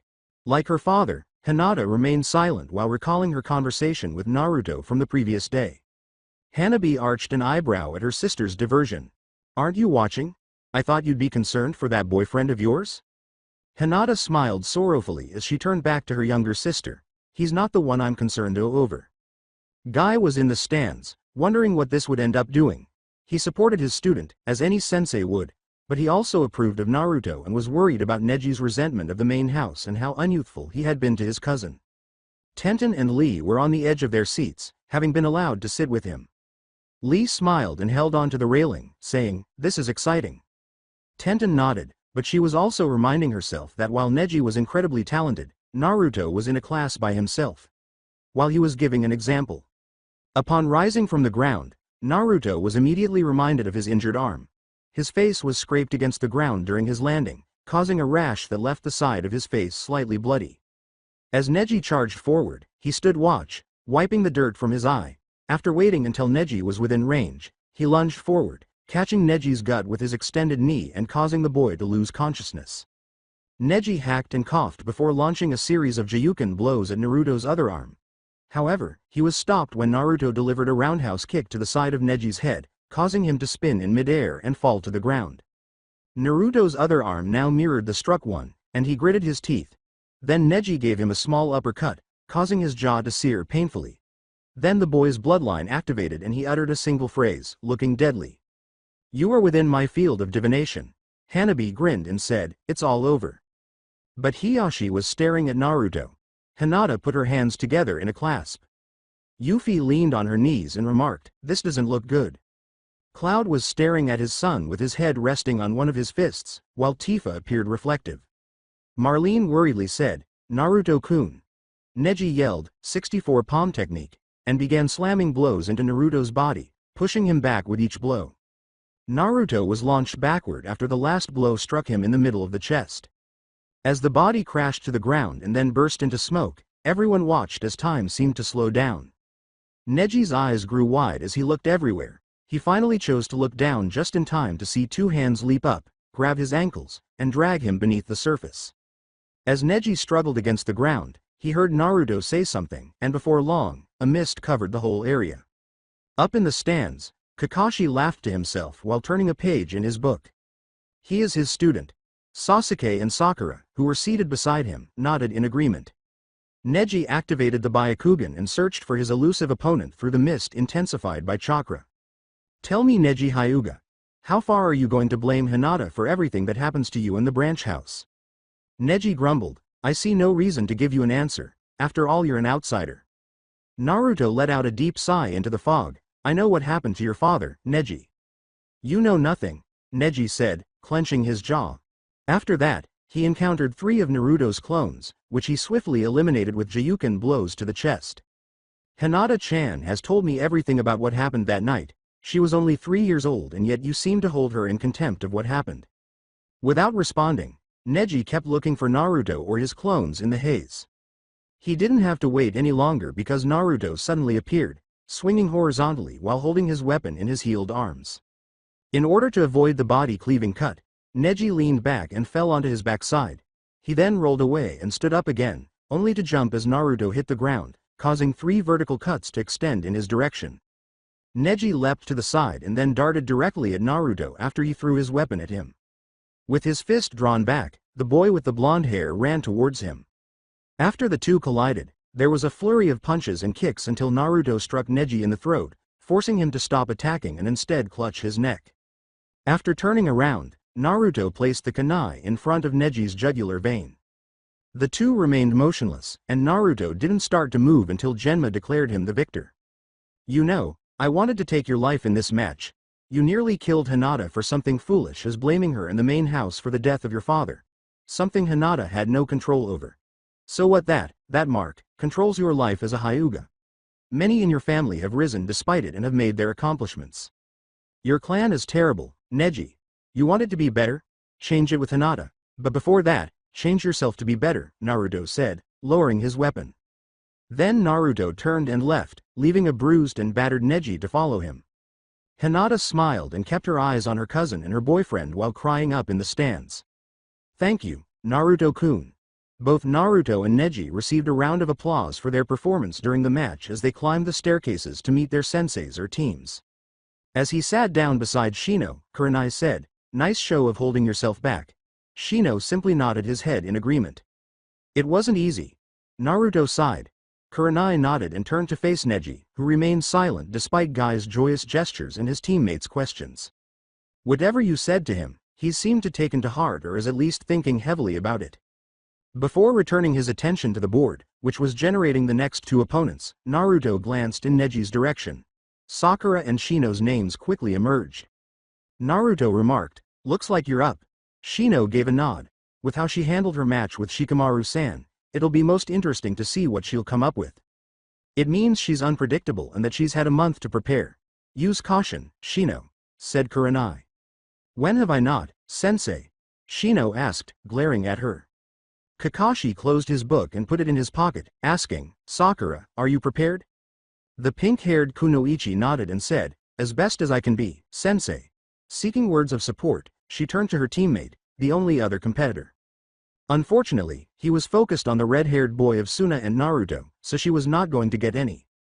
With a sigh, she rose and walked a little slowly down to the arena below, trying to convince herself that her sensei's approval would be sufficient. Genma, the proctor, glanced between them and then nodded, and soon the two were staring at one another. Sakura Haruno versus Shino Ibarame. Hajime. Sakura then charged at Shino, who was making a hand signal, holding a kunai. Sakura then collided with Shino after tripping over one of Naruto's ground scores from the previous match. That is, until Shino transformed into a compressed, black form of a flying insect that mercilessly attacked Sakura. While she was still attempting to make a hand sign, Shino watched her and very slightly removed his own kunai from his cloak. He was aware that Sakura was among the most intelligent kunoichi to graduate from the academy, so he likely learned enough about his family to devise a strategy to avoid the Kikai insects. This was demonstrated when she substituted one of Neji's kunai, which was lying on the ground, and emerged 5 feet from the swarm. With trembling hands, she retrieved 2 shuriken from her side pouch and tossed them carelessly at Shino. Avoiding the projectiles with ease, Shino headed straight for the exhausted girl and attempted to pull her legs out from under her. Sakura was sluggish when she tried to stop Shino from pulling her legs out from under her because her arms and legs hurt so much from the insect's attacks. Sadly, it was insufficient, and as she fell onto her back, she saw the world speeding upward. Shino was on top of her, pinning her down while aiming a kunai at her jugular. "Winner, Shino Aburame," declared Genma himself. After Shino helped Sakura stand up again, there was a round of applause. The two then shook hands amicably before splitting up and returning to their seats in the stands. Sakura's sensei gave her an eye smile, but her teammates said nothing else. Kurenai gave Shino a nod, and Naruto patted his shoulder. The board soon changed again to display Konkuro's and Ino Yamanaka's names. But the puppet user's response surprised everyone. "Proctor, I forfeit." With a nod, Genma automatically gave the match to Ino, who was a little irritated. Ino huffed and then sat down again beside her laughing sensei. "That was odd." Naruto replied, "I was under the impression that guy had it in him to throw his superiority around and now he quits." Kurenai nodded and gave the Suna team and their half-shrouded-faced sensei a slight frown. "She keeps thinking about the events in the Forest of Death and the passing of Hayate Gecko, the former proctor. There was a problem, but the Hokage had not yet decided how to handle all of these things. She was certain that the other Junin instructors shared her suspicions. It's likely that even the distant Kakashi had a bad feeling." The next pair, Tamari and Choji Akamichi, were shown on the board once more. As the chubby Konoha boy started to descend, Tamari got up, imitating her brother, and also left the match. A number of people booed in response, but it also made some of the Konoha Junin instructors view the Suna team with even more suspicion. Kurenai thought, "It's as if they're waiting for something." At this point, the stoic redhead was left to fight for Suna, and with their own cage present, it wasn't the best thing to happen, but it also made things even stranger. The names of Sasuke Uchiha and Gaara were written on the board, and everyone settled in as the two descended on foot and by a sand sunshine, dispelling any suspicions that Suna would throw the remaining exam. Due to some Konoha council members' suggestions on how to increase the number of event tickets sold, some spectators were still against Sasuke being allowed to compete in the final selections. But a lot of people were eager to see what the two would do. Naruto, who was already wary of the group and the murderous Gaara, wanted to find out what the boy had done to cause such a frightening aura. "Sasuke Uchiha versus Gaara. Hajime," Genma declared, nodding to himself after glancing between the two fighters to make sure they were prepared. Gaara won the battle because the sand from his gourd demonstrated that, like his battle with Rock Lee, there was no stopping it. Because his dujutsu prevented him from being skewered or crushed from the sand, Sasuke Uchiha was more concerned with defense than offensive action. Gaara was leaving nothing to chance since his match against Lee, so his attempts to get under his guard were failing miserably. Sasuke did, however, occasionally succeed, which quickly added to the redhead's anxiety. He quickly gathered enough sand to cocoon himself, creating a dome of sand with only a small crack to allow visibility. Sasuke was brutally attacked by large spikes that emerged from the dome, making it nearly impossible to reach the dome itself. However, after going through a few hand signals, Sasuke had other options, and soon his fist was glistening with electricity. Guy scowled as he turned to face his fellow Junin instructor and rival up in the stands. "I see it goes both ways, my youthful rival. You criticize me on teaching Lee of the chakra gates and now you teach your student that assassination technique of yours. You say something, Guy?" Kakashi asked, grinning at him. Guy moaned. With the Chidori in full force, Sasuke zipped around and dismantled Gaara's spikes as he approached the sphere. His entire arm, past his elbow, was buried inside the dome after he used the lightning assassination tool as intended. The audience and the arena floor appeared to become silent and motionless after that. Sasuke was huffing and puffing from exertion as he waited to see if he was successful, and everyone appeared to be sitting in anticipation. When Gaara appeared to be going insane on the inside, he received an award. "My blood. It's my blood." As the dome itself seized onto Sasuke's limb and started severing it, his dome went haywire and started shooting spikes in all directions. When Sasuke's scream was heard, blood started to flow from the spot where his limb was now attached. While some in the stands watched in horror, the more experienced shinobi merely watched with sad sympathy for the young people. Sasuke Uchiha's limb had been severed completely, and his stump was bleeding profusely on the ground as he collapsed unconscious. As he and the others were about to declare Gaara the winner, Genma noticed white feathers floating down onto the stadium. As he and many Konoha residents who were able to recognize them dispelled the illusions and others attempted to wake those who had fallen victim to their spell, Genma thought, a genjutsu. Damn it. As fights broke out between Konoha, Suna, and Sound Shinobi, Yuffie, who was aware of this and other aspects of genjutsu, dispelled the illusion and awakened everyone. Yuffie backhanded a Suna ninja who had reached out to grab her, saying, "I doubt this is a part of the program." Tifa yelled, "Get Denzel and Marlene out of here, Red," as she raised her leg and broke the jaw of a Sound Shinobi who had dived at her with a kunai. While Tifa, Cloud, and Yuffie started fighting the Suna and Sound Shinobi, Red nodded and guided the two out through the battling hordes of ninja. While their instructors were away fighting, Naruto, Shino, and a few other rookie genin waited for Kurenai to give them orders.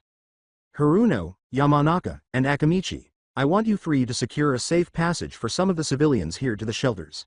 Naruto, Shino, and Nara. I want you three to get down to the stadium and retrieve Sasuke Uchiha and bring him to a field medic. Afterwards, I want you three to go after the Suna participants and bring them back. Do all of you understand?" she inquired. After several nods, everyone started to depart, with Naruto and the others heading for the stadium floor. Since Genma and the Suna siblings Sensei Baki were the only other fighters on the arena floor, it was simple to reach the armless Uchiha. Shikamaru scooped down and put Sasuke's lone arm over his shoulder, saying, "This is all so troublesome. Let me take care of the Uchiha while you guys go after the three." "Okay. Let's go, Shino," Naruto said with a nod. After Shino gave his nod, the two left the arena and proceeded through the fiercer battles that were going on outside than on the arena itself. To Naruto's surprise, no one or any group was able to stop him and Shino from their course because everyone was so focused on their opponent. This made it easier for them to get to the location where they could see the Suna trio's transient forms. On the exterior scales of the village wall, Naruto could see summons of Toad and Snake engaged in combat. In addition to that, he could see a big battle going on the roof of the stadium beneath purple light pillars. He had no idea who was fighting. Returning their attention to the issue at hand, he and Shino entered the forest's thick undergrowth and were unharmed until they came to a path where Konkuro's puppet was obstructing their path. "Looks like they've separated and are going to fight us individually," said Shino. With a nod, Naruto said, "Looks like that." When Konkuro's puppet crow opened, a string of Senbon needles shot out in their direction. Naruto knocked the needles away with a single swipe of his halberd. In retaliation, the puppet pulled out a large number of poisoned blades and started shooting them at them while it shot forward and began releasing green gas from its mouth. "Arrow!" was shouted by Naruto as he extended his hand, causing a gust of wind to knock away the weapons and reroute the poisonous cloud of Gasa along with the puppet back into the forest. "I'll stay here and take him out, you continue on," Shino responded. "We can't afford to waste any more time and let them do whatever they were tasked." After giving a nod, Naruto quickly ran through the forest with legs infused with chakra, passing the puppet along the way. Konkuro yelled, "Hey! You can't do that," as he attempted to move his puppet to obstruct Naruto's path, only to have Shino throw a kunai that knocked it to the ground.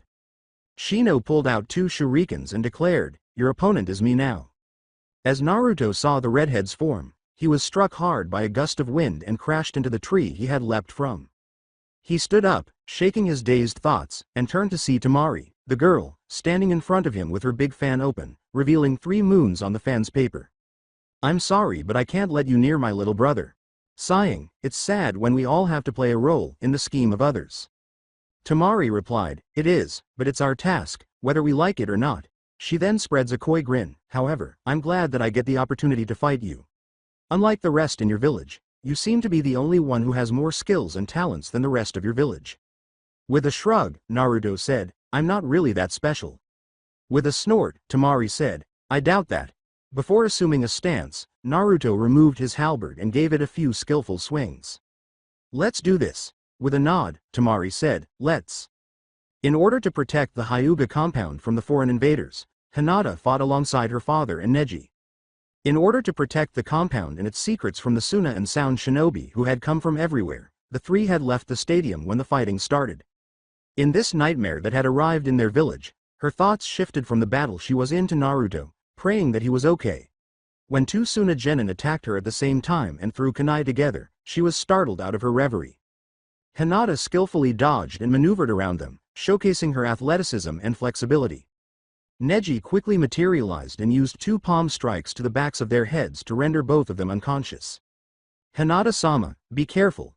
After giving a nod, Hinata went to help Hanabi, who was being attacked by a genin and a chunin. It had been simple to get Sasuke to a medic, but the medic's order had been difficult. Shikamaru found himself pursuing the people he had left behind and finding himself in front of 8 people from sound, either Junin or Chunin. Why didn't I stay at home and protest more? As he prepared his family's technique and stopped them from trying to do more with some effort, he complained to himself. This can't continue indefinitely. He was saved by a boy with a bowl cut who was dressed in spandex and zipped in and out, punching, kicking, and, in an instant, headbutting all of his opponents. Yosh! Nara-san! Let's put more of their unyouthful flames out.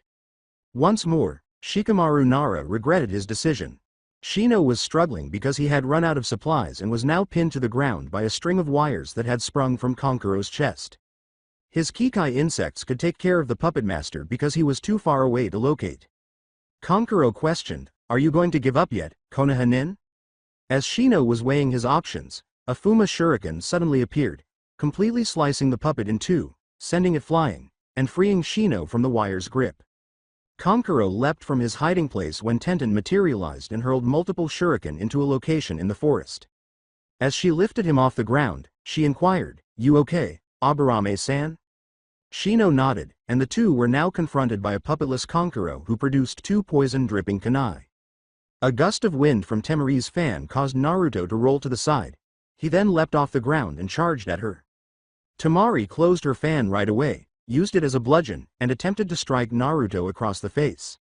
After dodging, Naruto swung his own weapon, and the sound of the two weapons colliding was loud. He successfully headbutted the girl and gained more space by applying pressure to her own weapon and then moving his head back and then forward. Temari shook her head, drew her weapon, and was ready to swing when a hideous appendage emerged from Gaara's sand-covered arm, violently knocking her to the ground. The side of her head still had a bloody gash on it. Gazing at the now partially transformed Gaara, Naruto frowned. "Mother. Once. Your blood." Gaara wheezed and half growled. Naruto turned his gaze from Gaara to Temari, cast a cura spell on the girl, and then returned his attention to Gaara. "What are you, Gaara?" "Something. You can't possibly understand," Gaara exclaimed, laughing uncontrollably. With a nod, Naruto said, "You might be correct." Gaara's insane gaze pierced Naruto's eyes as they exchanged glances without either of them initiating contact. Gaara's expression unnerved Naruto, as did the fact that he had been so cruel to his own sister. Meanwhile, Temari's groaning was audible as her senses returned, and Naruto's quick thinking caused her head wound to close and heal more quickly than usual. Naruto was relieved that the fan user was healing and out of the way of what was going to happen, even though she wasn't going to wake up anytime soon. Gaara snorted and followed Naruto's gaze. "She is weak. She is unfit to fight beasts such as us." The way Gaara referred to the two of them, the way his speech had become twisted and guttural, and the way he ignored his own flesh and blood as a being all disturbed Naruto. "I am not like you, Gaara. I don't treat others or family as trash. You and I are nothing alike." Gaara's half-mutated, hideous face grinned before he abruptly lunged out with an elongated, sand-encrusted arm that caught Naruto in the middle. When Naruto leapt high, grabbed the weapon's hilt, and cut off the lethal limb, he discovered that it had only changed to fit around his weapon and was attempting to pull him away. After swiftly releasing it with an arrow spell, he turned and tried to use the flat of his blade to strike Gaara in the head. Gaara, however, had quick reflexes and was able to duck his head beneath the blade as it passed. As Naruto leapt into the air, Gaara let more sand spill out in an attempt to trap him. Avoiding the sand at all costs, Naruto leapt from tree to tree. But when Gaara shifted his strategy and targeted Naruto's legs, he ended up losing his balance and falling forward because one leg was fixed to the branch and the other was being drawn forward by gravity. Naruto attempted to pierce Gaara's shoulder as he was waiting for him below, but his arm covered in sand grasped the blade and dragged him forward. Swinging his leg upward, Naruto grabbed Gaara's chin and released his weapon. Gaara snarled and swung his arm, transforming it into a plethora of spikes that hit Naruto in different locations. Naruto managed to avoid them by ducking, dodging, and weaving, but he was still hit in the arms and legs. The final spike pinned him to a tree after passing through his shoulder. In an instant, Gaara was on him, and Naruto struggled to escape as the boy prepared to bury him in sand. The boy appeared to be outmatched by Tenten Higurashi, Konoha's soon-to-be weapons mistress, as each weapon he threw was swiftly deflected by one of her own, and the battle with Kankuro had come to a standstill. That's not to say there weren't any close calls. Shino, who had been filling in for him while he recovered, had to work hard to avoid some of the weapons that Tenten had missed. Since all of Kankuro's weapons were poisoned, Shino had his Kikai clean the wound and enter his bloodstream to remove the poison from his veins after one had actually scraped his leg. Shino was halfway through finishing his insects when Kankuro also produced some smaller poisoned knives. Tenten sneered at his weapon choice while clutching a kunai in one hand and a sai in the other. With a deep sarcasm, she said, "Oh, baby, only 4 inches?" Growling, Kankuro said, "Don't worry, you'll still feel me." After waiting for him to toss them, Tenten was taken aback when he charged forward holding 2 in each hand. She sprinted to meet him, and they locked blades as they attempted to overwhelm one another with their combined strength. Feeling his strength return, Shino prepared a kunai in case Tenten needed it. Naruto was attempting to move his body as sand shuriken were being thrown at him as the sand reached his midsection. Naruto slammed his halberd into the ground after blocking off the first wave of projectiles. He then twisted the pole, revealing the twin blades inside the large one. He grabbed them, attacked the sand that was approaching his chest, and was able to free himself down to his ankles. However, the rest appeared to be cemented, and the sand shuriken round continued. Naruto's arms were starting to hurt from the effort, and he was feeling exhausted, but he was aware that Gaara would not be relenting for long. Gaara was collecting more sand in the interim, which made his figure stooped and malformed, resembling a legendary monster. Gaara charged and threw a tidal wave of sand at Naruto as soon as he had enough sand inside of him. After deciding he had had enough, Naruto decided to follow Lee's lead and use speed to defeat Gaara. But what he hadn't anticipated was the volume of sand beginning to rise beneath him, trapping him like a vice. Naruto pulled himself together and charged at Gaara like a bull chasing a red cape. With a roar, his opponent launched another sand wave. After dodging, weaving, and leaping over everything Gaara threw at him, Naruto quickly found himself in Gaara's space, moving like a marathon runner navigating hurdles. In an attempt to block anything the blonde-haired halberd wielder might use, Gaara growled as he attempted to replicate the dome he had created during the exam. He was quickly annoyed by the blonde's newfound speed, though, as he leapt into the eye of the swirling sand where Gaara was standing and launched a barrage of slices and stabs at every part of his body. Enough! Naruto and several tree limbs were knocked skyward by a sand explosion that erupted from Gaara. After using chakra to adhere himself to the side of a tree, Naruto waited for the sand cloud to dissipate and his vision to return. He could feel Gaara's aberrant chakra gathering and growing in mass and volume beneath him. Naruto soon saw that Gaara was being raised into the air on a mass of sand that was assuming the shape of some kind of creature. The sand that had risen into the air appeared to descend again and collect where Gaara was.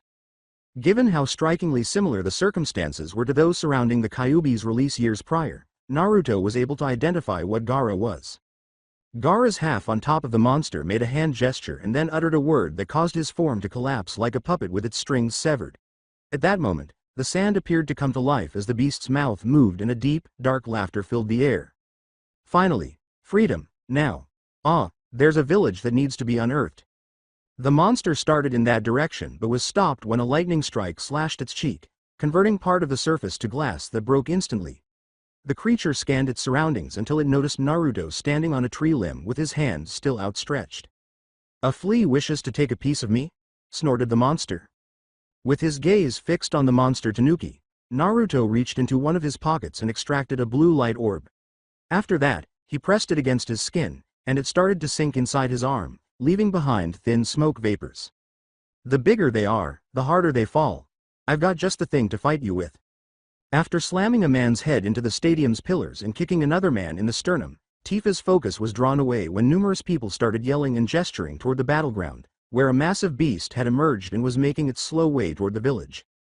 An anonymous leaf nin remarked, "There's more than one of those things, it seems." However, Tifa recalled the camping area and the location where the fox demon had been removed from her child's body. She was initially concerned that her son was out there dealing with it, but she calmed down and reminded herself that they had equipped him with the knowledge and tools necessary to combat such things. Cloud, who could clearly hear her thoughts, remarked close by, "He'll be fine." After giving a nod, Tifa sidestepped a man who was attempting to pierce her with a kunai. Troublesome. After helping the Nara stand up, Lee said, "That's a big one." He then thoroughly kicked away a man twice his age who had leapt at them. "Are we going to assist Strife-san in fighting it?" Shikamaru was about to offer an explanation, but fortunately, a wave of sound ninja was approaching them before he could respond.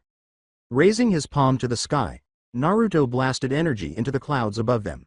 Before long, there was a loud thunderclap from the clouds, and a tree-sized golden scepter descended from the sky, landing on the ground and rising into a mound that quickly grew to be about 1/3 the size of the tailed sand demon. When the surface broke, an old-looking man wearing robes was seen holding the scepter. The bald man looked around him until he noticed Naruto's and the sand beast in front of him. "Naruto-kun, it's been a while since you've summoned me." Nodded. "It has, Rama. I've got a big problem to deal with here and need your help." "I see.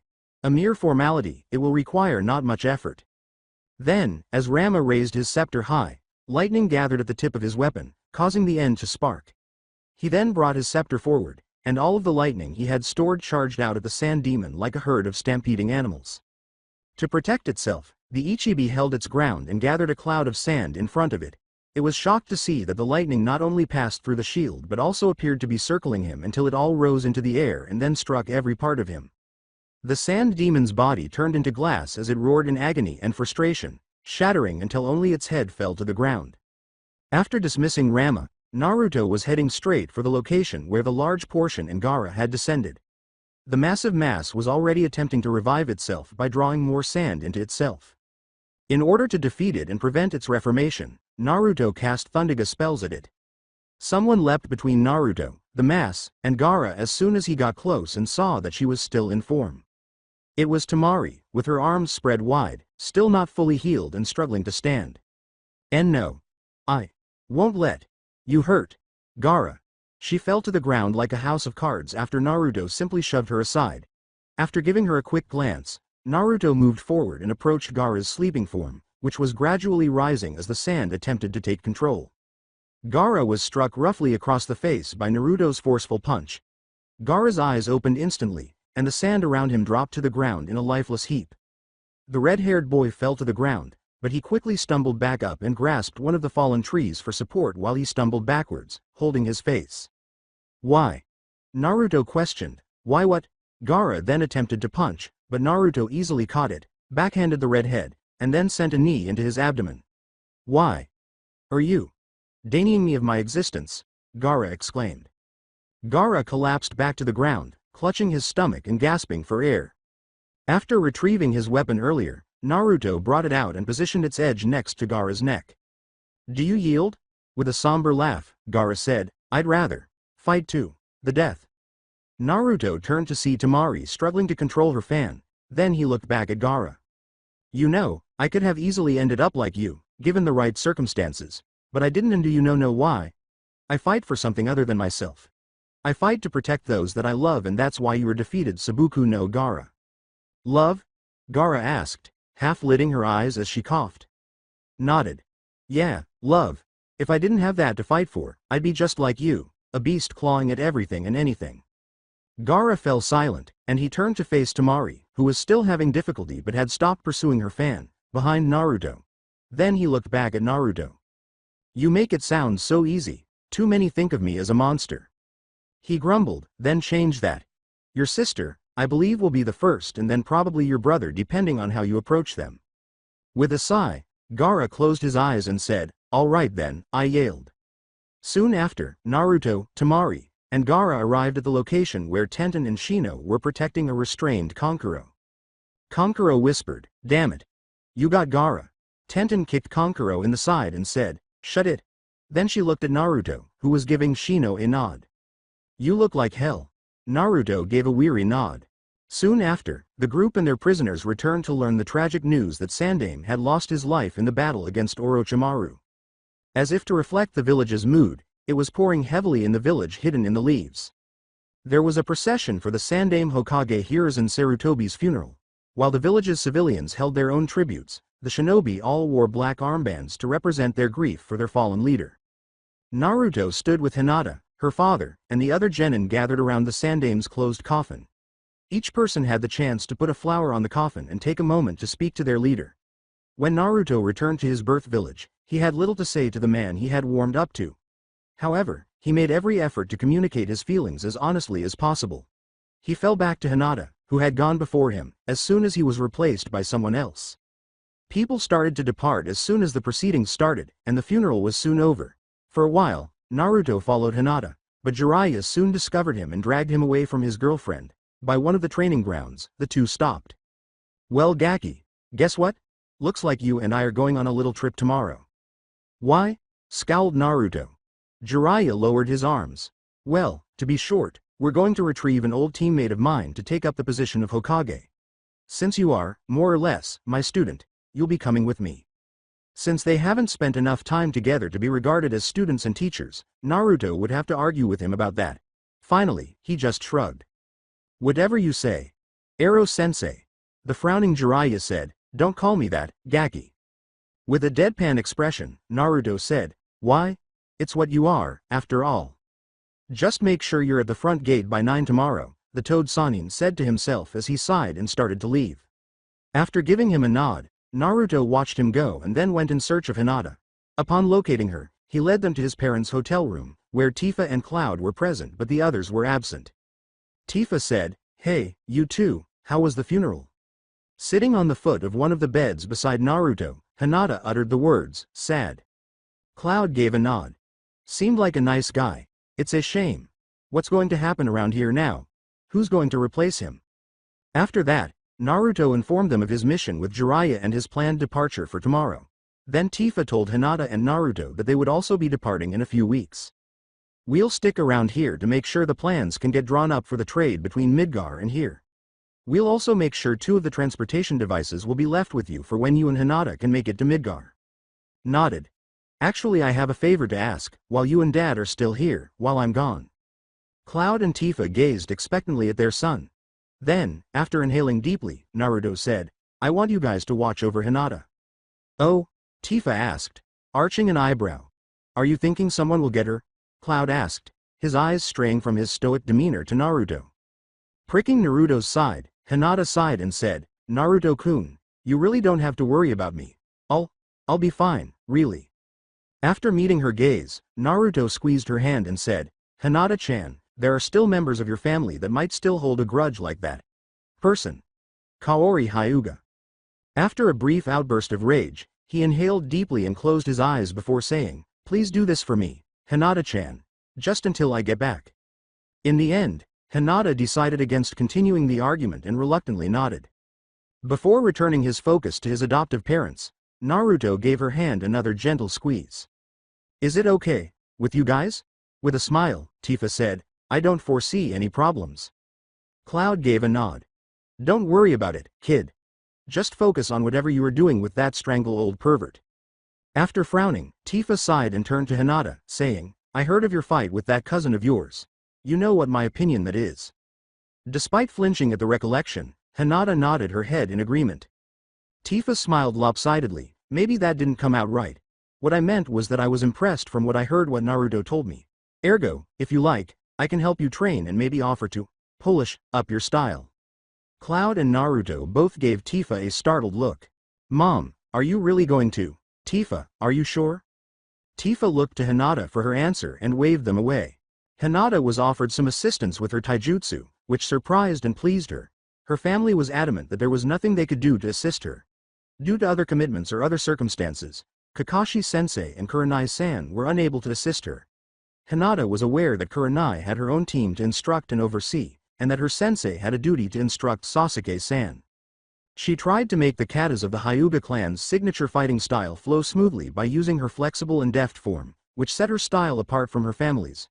She was aware that she was shunned by the people she would consider her family for a variety of reasons, including this. A relative stranger was now offering to assist her. Hinata and the Hyuga clan would become even more estranged if she agreed. Hanabi, her younger sister, and the rest of her clan would probably laugh at her skill, but her father seemed unconcerned with her decisions lately. Hinata turned to Tifa and nodded sharply, knowing that they were waiting for her answer and that they had finally reached a decision. As the village behind them vanished over the horizon, Naruto questioned, "So, Sensei, who is it that we're going after?" Jiraiya noticed the ironic tone he was using to demand the desired title from the strong brat, but she decided not to acknowledge it just yet. Instead, he made the decision to pose his own query.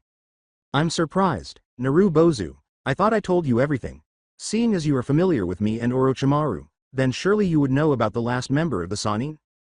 Jiraiya looked nostalgic at how much Naruto resembled Minato when he was lost in thought. Naruto scowled as he pondered for a moment. Before long, the boy's eyes lit up with recognition, and he clenched his fist. Tsunade, member of the Senju clan, granddaughter and grandniece to the first and second Hokage, and pioneer of revolutionizing the medical nin program of Konoha. Has monstrous strength, gambles heavily, and has been running around with her assistant Shizune. Jiraiya arched an eyebrow at the boy's detailed report, but recalled that he had previously been traveling with a former member of Seven Swords of the Mist, and they had a reputation for gathering information thoroughly.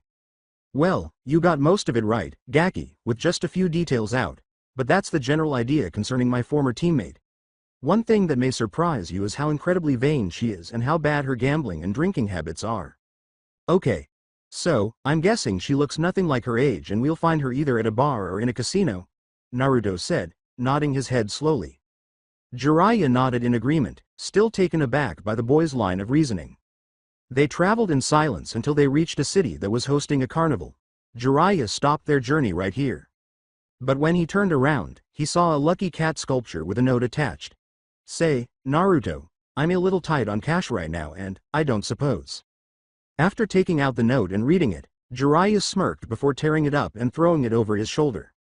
A clever little brat. After avoiding Jiraiya's entreaties, Naruto chose to search the area before following the perverted man to the hotel where he intended to house them both. There were plenty of people attending the carnival, most of whom were couples or families, enjoying the games and vendors. As he observed some of the couples, Naruto imagined himself and Hinata engaging in a similar activity.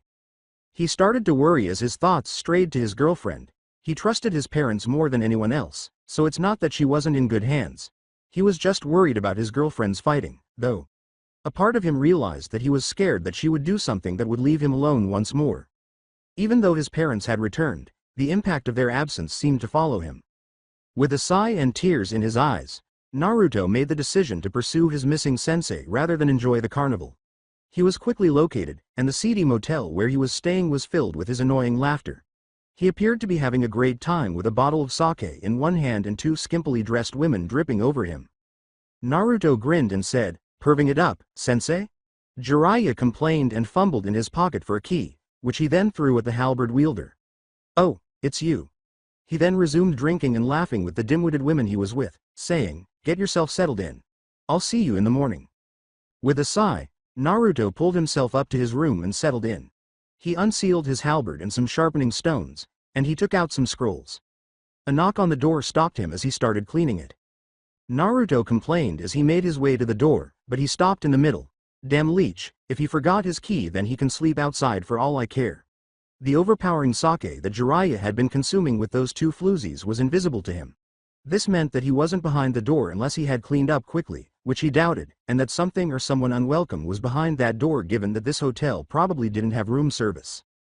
Grabbing his halberd, Naruto set it aside and carefully cracked open the door.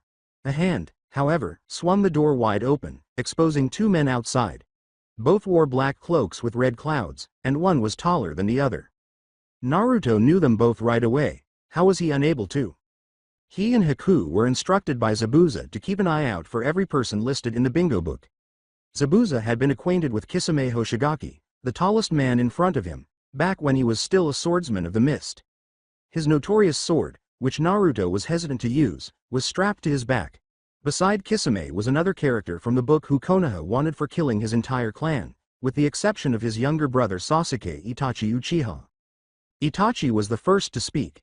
"Naruto Uzumaki, you are to come with us at this time." Knowing what the Uchiha could do with their eyes, Naruto looked away. "And if I say no?" With a wide smile, Kisame flashed a row of sharp teeth. "Zabuza must have talked about us, runt. Surely you're not dumb enough to take us both on? With a sly smile, Naruto raised his hand, which was dripping with aqua-colored energy. Who said anything about fighting you alone? Itachi caught Kisami's hand as he was about to move forward, still holding Samahata. This can wait, it seems we have company, Itachi. Despite not being able to see Sasuke, Naruto knew that the voice in the hallway outside was his. My Sasuke, look at you, without an arm I see. Itachi was thinking, how will you fight me now? Kisame entered the room and examined Naruto and then his halberd while Itachi was entertaining his younger brother. You know, kid, you would have done RyugaXD proud had you became a ninja for them. With a shrug, Naruto said, doesn't matter. Kisame turned his head after hearing Sasuke scream in agony as Itachi flung him violently against the wall, and he nodded, I guess not. Damn, Itachi, you do that even to your own brother. You're really scary sometimes. After leaving Sasuke, Itachi entered the room with Kisame and said, he means nothing to me anymore.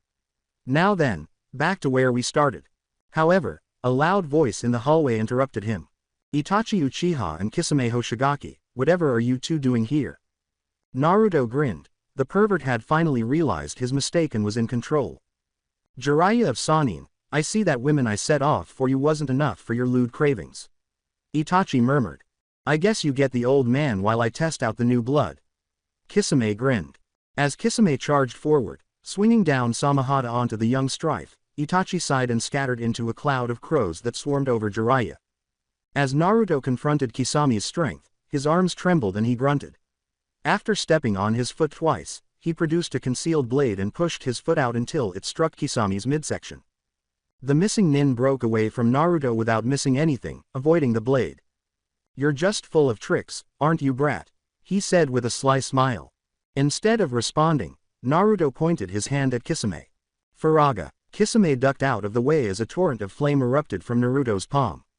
Then he grabbed one of the room's two beds and hurled it at the blonde teenager who had jumped beneath the tumbling furniture, imitating Kisami's previous maneuver.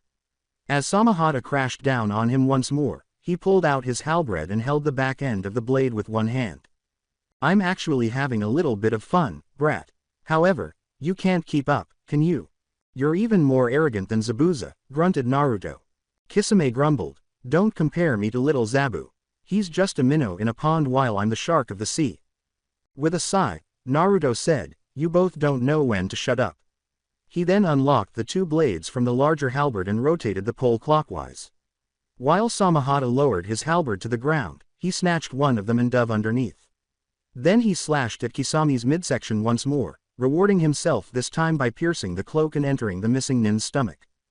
I'll kill you, roared Kisame, but Itachi's hand on his shoulder prevented him from killing the blonde in the process. Kisame, we're leaving, we need to report our findings.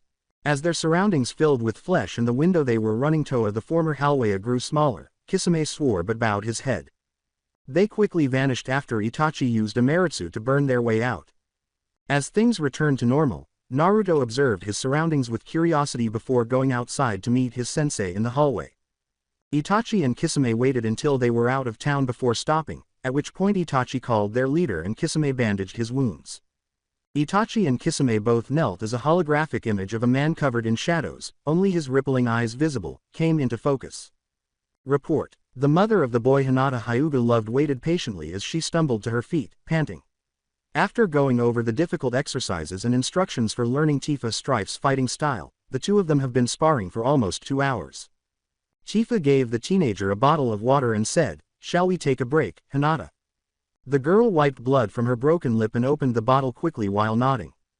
Her pregnant instructor closed her eyes, sat on one of the damaged training posts, and held her belly. It's been a few days but you are doing well, Hinata. She then laughed. Boy, do we attract strong people. You are no different, dear. After blushing from the compliment, Hinata sat down beside her temporary instructor. But your family is even stronger, Tifa-san. The way you all fight. Hinata turned to see an amused Tifa staring up at the sky after feeling a slight flick against her forehead. It hasn't always been the case, we've all had our own struggles. But, Tifa nodded her head, no one is born strong. We're shaped by our experiences and by what surrounds us. Most importantly, our goals matter as well. She then breathed deeply. Of course, there are those who seem beyond strong. However, they are not without obstacles. Seeing the logic in her statement, Hinata gave it some thought. But then an idea struck her. Can you, yourself, be an obstacle? The woman from Midgar gave a nod. Then, how do you fight your battles? Chifa grinned and said, the best way you can. Not doing it alone. She then slowly sat up and held out her hand to the adolescent girl, saying, I want you to remember something, Hinata. There is a difference between fighting yourself and fighting your enemy. Jiraiya of the Sannin listened wearily to one made a guy make many of his boisterous declarations upon his arrival to retrieve Sasuke Uchiha following the dramatic departure of Akatsuki's members. But Sasuke Uchiha was unconscious, and Jiraiya wished he was too. Enough, guy. Naruto and I need to complete our mission and Sasuke needs some medical attention. The expert in taijutsu nodded, lifted the boy onto his shoulder, gave a salute, and quickly left. Then Jiraiya turned to the boy traveling with him, who was honing the special halberd he was carrying. Are you ready to go? I have received a tip that a woman resembling Tsunade was spotted in a bar in the next town over. As the two walked out of the hotel, the blonde nodded and put his weapon on his back. As they traveled, Naruto thought about the attack by Itachi and Kisame an hour earlier. Jiraiya told him about the group that appeared to be interested in Biju hosts and had a plan involving them. Naruto's thoughts about the entire situation were confused. He once held a Biju, but now he held something even more dangerous. But he was aware that these people would still be pursuing him if his adopted family had not found him. For political and village security reasons, Jiraiya cautioned him against telling anyone that he no longer possessed the Kyuubi. Even though he agreed, the fact that these people were now pursuing him didn't make it any simpler. Then he thought about Gaara. They didn't have much in common, despite their mutual understanding and some similarities in their situations. While Gaara appears to have been shunned and feared, Naruto was raised by people who loved him. But he was improving himself, and Naruto knew that he would make sure to support him if he got into trouble or was singled out by Akatsuki. Soon after arriving at their new location, Jiraiya and Naruto parted ways once more. Jiraiya was going to check the local casino to see if Tsunade was present, while Naruto was supposed to check the taverns. But when Naruto noticed some children chasing a pig that appeared to be wearing a vest, his focus was taken away. Get it? That thing bit me. Let's make bacon out of it. To the surprise of the strife, the poor animal leapt into Naruto's arms after running beneath the legs of onlookers. The children stopped in front of the Konoha ninja, their sticks in hand. Give that pig to us.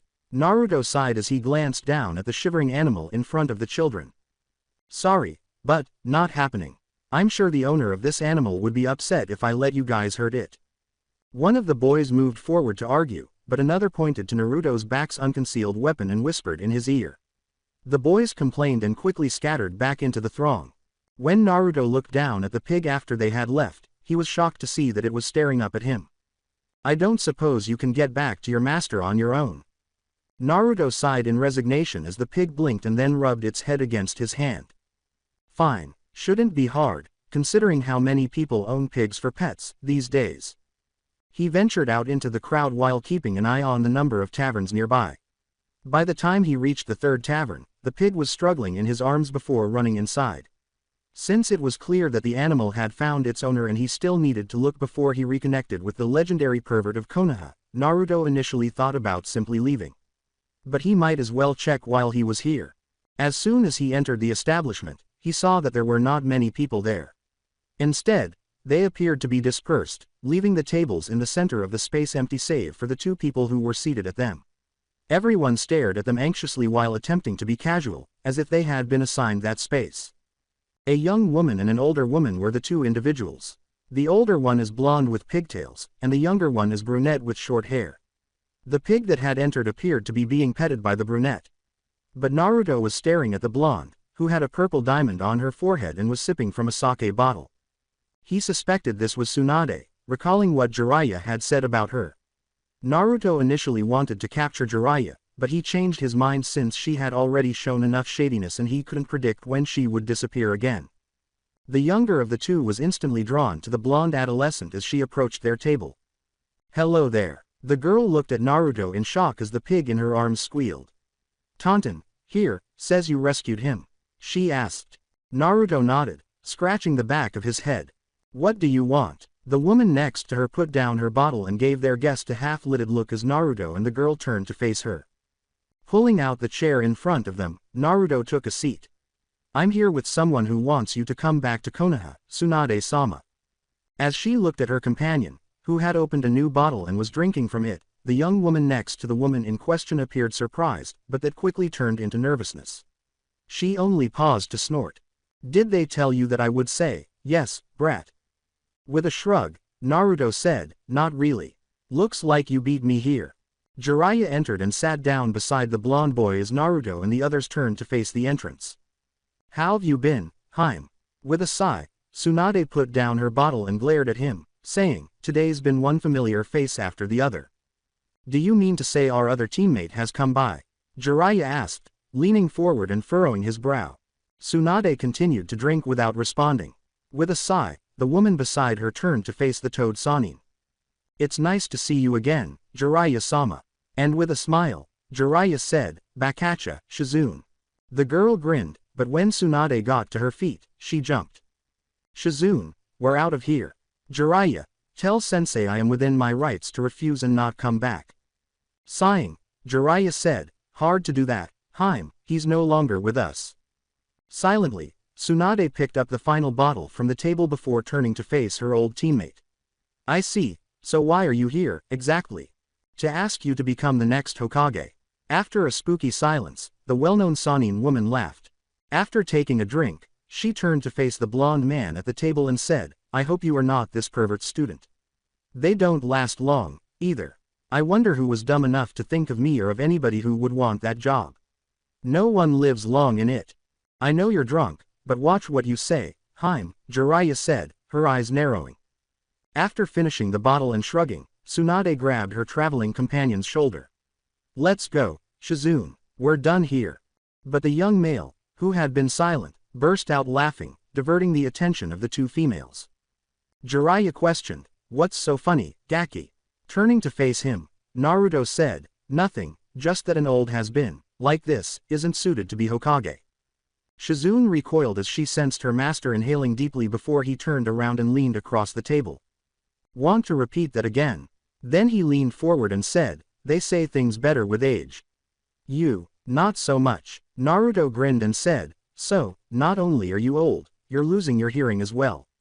Now that he could sense his teammate's murderous intent, Jiraiya was perspiring as she slammed her fist against the table, instantly shattering it. "Okay, you little shit, you come with me outside. Now." Shizune and Jiraiya cautiously followed Naruto as he shrugged and sat up, following the raging legend outside. Danzo Shimura was thinking about what had happened deep in his shadowy room. Sarutobi Hiruzen had vanished, the sent-away boy had returned, and the council had decided to make a distraught drunk their new Hokage. He was responsible for some of these things. Danzo's agent was supposed to pick up the boy in Grass Country, but he had not shown up. In exchange for some intelligence on Akatsuki, of which he had been a part, Danzo had given Orochimaru information about the present state of insecurity in the village. He disagreed with Sarutobi's decision to appoint his former pupil as his successor, though, which brought him to this moment, silently weighing his options for the future. Something about the boy came to him. Specifically, the individuals who took him in. He had initially objected to their presence in the village for the typical reasons of having strangers there. Naturally, he had been turned away while they were allowed. He revealed some information about the Hokage's advisors during conversations. It seems that they were not even a part of this world, but they had used technology to return. Danzo was certain that, should precautions not be taken beforehand, an army from that world might very well be at their door. This would be a relatively simple problem if he were the current Hokage. Or, if it were his own decision, he could be influenced to act in a way that suited him. Tsunade, on the other hand, would fight for her worth. As he sipped his tea, his thoughts turned to the Yondaimi's son. He demonstrated some intriguing skills at the Chunin exams. Konoha's forces would undoubtedly be superior to those of the elemental nations if they could integrate those abilities. But in order to learn it, they would need to either find someone in their world who would teach it or have the boy's adopted family teach it. It appeared that the latter was more likely than the former. The final devoted Uchiha boy came to mind as he considered the exams. Even though his Sharingan was getting better, he did not perform well on the test. He is now a liability to Konoha's forces because he is armless.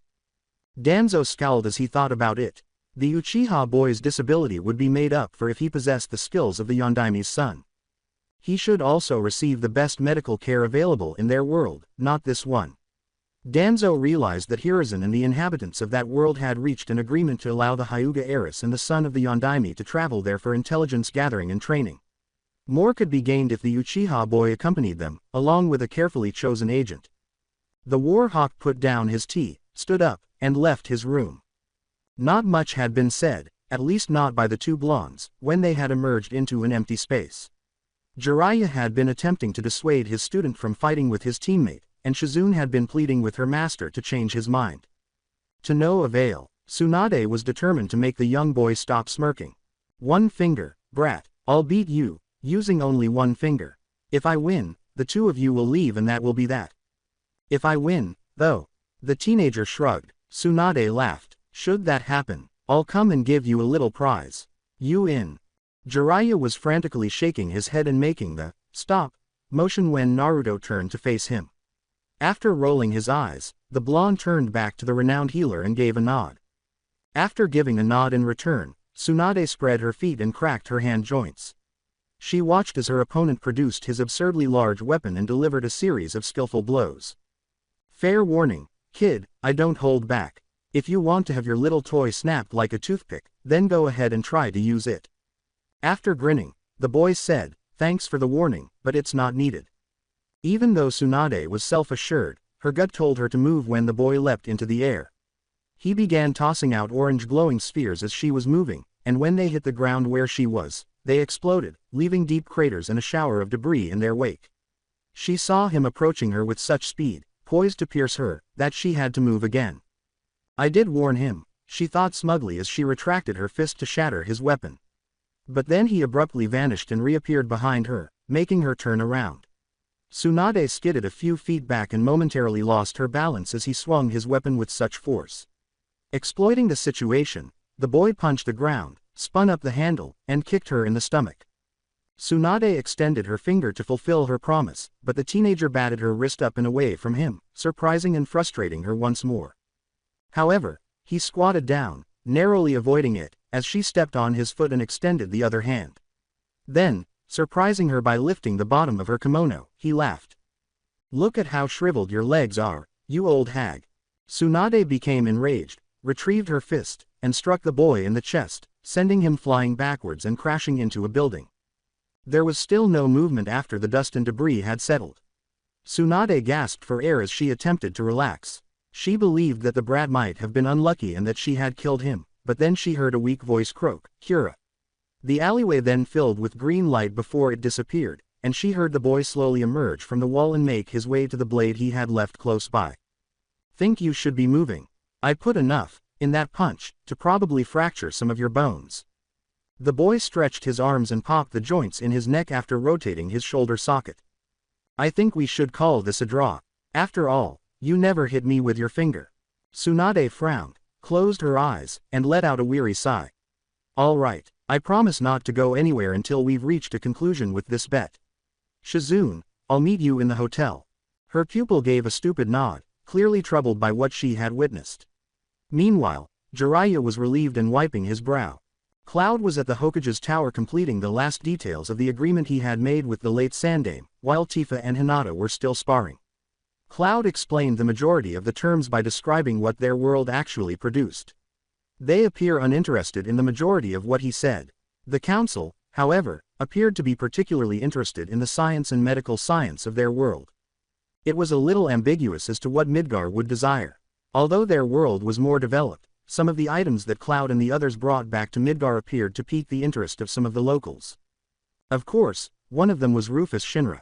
Following the return of Reno and Rude and their reports to him, Cloud was approached by the shady corporate magnate who offered to assist in the creation of a safe device that would allow him and Tifa to return to this world and locate their son.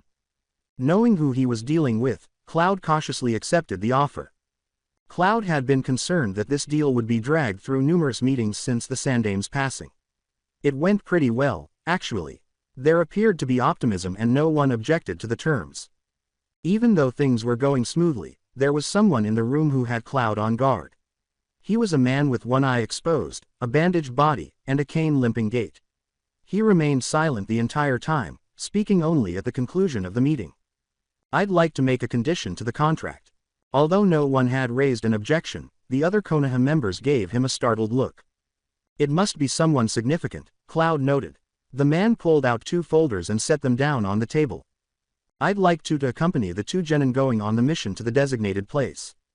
Before the meeting's leader took the folders and examined them both, there were some mutterings among the participants. "Danzo-sama, why these 2? The man with the bandages spoke quietly but firmly. "From this meeting we've learned that this world, Midgar, has capabilities that we don't have. Namely, in their medical science. Sasuke Uchiha, our last member of the Uchiha clan, could benefit from this, and this will be seen as a notion of goodwill between our worlds." There were whispers in the room, but they were encouraging and upbeat. But Cloud was taking in what he had heard and attempting to analyze it in order to determine the purpose of the enigmatic official. Cloud knew that this Uchiha boy had grown up with a silver spoon in his mouth and a corresponding amount of arrogance based on what he witnessed at the Chunin exams and what his adopted son told him. Despite his character and injury, the boy showed promise, and a name was important to this village. Cloud questioned, "Who is the other one?" "A student of mine who will be there to make sure that the Uchiha heir is protected till he is whole, again. His name is Sai. I don't foresee any problems with this addition." "Do you have any disagreements, Strife-san?" said the meeting leader, nodding. Cloud closed his eyes and considered the possibilities. He saw no issues with the Uchiha boy other than his attitude. If he were to lose control, Naruto could put him in line. There was no issue with the medical care. Perhaps, to make this happen, he would have to ask Barrett if he could contact Shirua Rui. Sai was an entirely different story. Cloud sensed that there was another goal, but he was unsure of what it was. He nodded and sighed, saying, "It should be fine." Late in the evening, 2 of Konoha's strongest ninjas sat in the hotel bar, sipping sake in silence.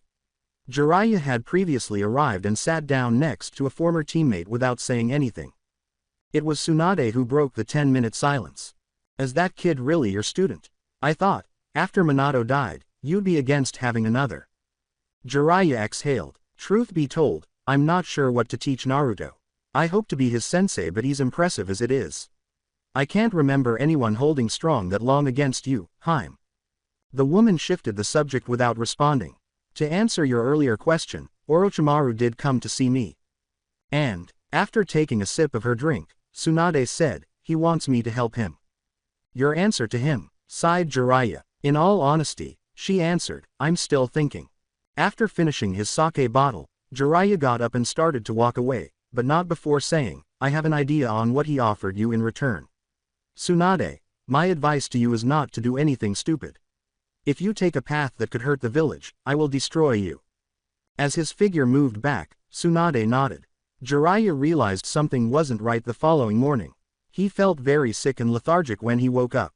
He concluded that his teammate had given him something for his benefit after recalling their drink together the previous evening. A frantic knock on his door cut through his confused thoughts. Jiraiya-sama, Jiraiya-sama, please, wake up, Tsunade-sama is in trouble." When he walked to open the door, the toad Sani nearly stumbled. When she opened it, Shizune was trembling with anxiety, but her reaction was doubled when she saw how he was feeling. "What happened, Jiraiya-sama?" she asked, but she quickly realized, Tsunade-sama did this, didn't she? "Have you seen Naruto?" Jiraiya asked her after wading through his cobwebbed mind and nodding. The boy simply ran up the stairs, then paused, sighed, and turned to face him. "Are you hungover or did she pull a fast one on ya?" Feeling weak, Jiraiya clutched the side of the door and said, "The second one." In order to lessen the effects of Jiraiya's poisoning, Shizune reached to her side and produced a vial, which she told him to drink. Shizune then disclosed the meeting place between Tsunade and Orochimaru. As she traveled to the town's outskirts, Tsunade had some time to reflect. As she met with their other teammate, she didn't need her ex-teammate to bother her, even though she assumed it was a cheap ploy to poison his name. Bringing her brother Naoki and lover Dan back to her was what Orochimaru had offered her, and it spoke to her soul. But in order to defend the village she had abandoned, it would mean repairing the harm her late sensei had caused him. Could she accomplish this while keeping that in mind? If her teammate fulfilled his promise, what would Dan and Naoki think? The village's first and second Hokage, her grandfather and granduncle, followed. Would she be greeted with pride or contempt if she were permitted to enter heaven's door? The sight of Orochimaru and what looked to be a teenage boy with him interrupted her thoughts. She approached them to stop, wearing a mask of indifference. The snake Sannin grinned and said, well, Tsunade. I'm glad you came. The adolescent with beads concurred, indeed. Tsunade-sama is a woman of her word. Tsunade remained silent, but three figures rushed up to her, interrupting their meeting. Shizune stopped behind her master and yelled, Tsunade-sama. Wait, please don't do this. Instead. Still appearing pale, Jiraiya stood beside her, but he continued to focus on Orochimaru, saying, you sure are cruel, Haim. The final individual stood opposite the legendary medic and glanced between the two individuals he had just engaged in combat with. And Kabuto, have you always played on Team Snake? Naruto asked, turning to face the teenager who was grinning back at him. Orochimaru, what a sight for sore eyes you are. With a nod, the teen with silver hair said, surely you didn't believe otherwise, Naruto-kun. You were observant enough, after all. Naruto gave a nod. Orochimaru turned to Tsunade after glancing warily at the blonde adolescent and recalling their altercation and the creature that had come out of the boy. I have patience but not an infinite one. What is your answer, Tsunade? The woman had her eyes closed before they opened, and everyone's attention was on her. She stepped in the direction of the snake Sannin and slammed her fist into her hand, saying, I miss those who were taken from me. So much, it hurts. However, they would never forgive me if I had made a deal with a duplicitous bastard, such as you. I see. What a pity, the snake Sannin said, shaking his head resignedly. Then Tsunade threw herself at him, slamming her fist, but he quickly sidestepped it. Before putting his hands over his mouth and letting out a stream of fire at him, Jiraiya performed a series of hand signals. Tsunade kicked him in the stomach after Orochimaru moved to the side, causing it to miss. The three other members drifted away from the 2-on-1 fight. Shizune had Senbon ready and waiting, and Naruto had his halberd out. Meanwhile, Kabuto was grinning menacingly. I've been meaning to ask, Naruto-kun, how your relationship with Hinata-chan is going. As he examined his opponent's body language, Naruto braced himself. What does it matter to you? The teenager with silver hair then removed a scroll from his pouch and opened it. A jar case with pale eyes encircled by liquid was visible. I just wondered how you'd feel if I added her to my collection. Naruto's mind went blank as he froze, and then it gradually filled with uncontrollable anger. You will not touch her. Satisfied, Kabuto watched as the boy charged at him with amazing speed. But what was most intriguing was that the blonde's eyes had turned slick turquoise green instead of sapphire. Kabuto knew it would only take a little more pushing before it happened, recalling Orochimaru's information about his altercation with the boy and what eventually came out of him. Shizune yelled, Naruto-san, stop, as she entered the battle as well. Kabuto sidestepped the angry boy and avoided the girl's senbon. He quickly and fluidly resealed his collection, blocked Naruto's slice with a kunai, and kicked the girl in the head, causing her to fall back.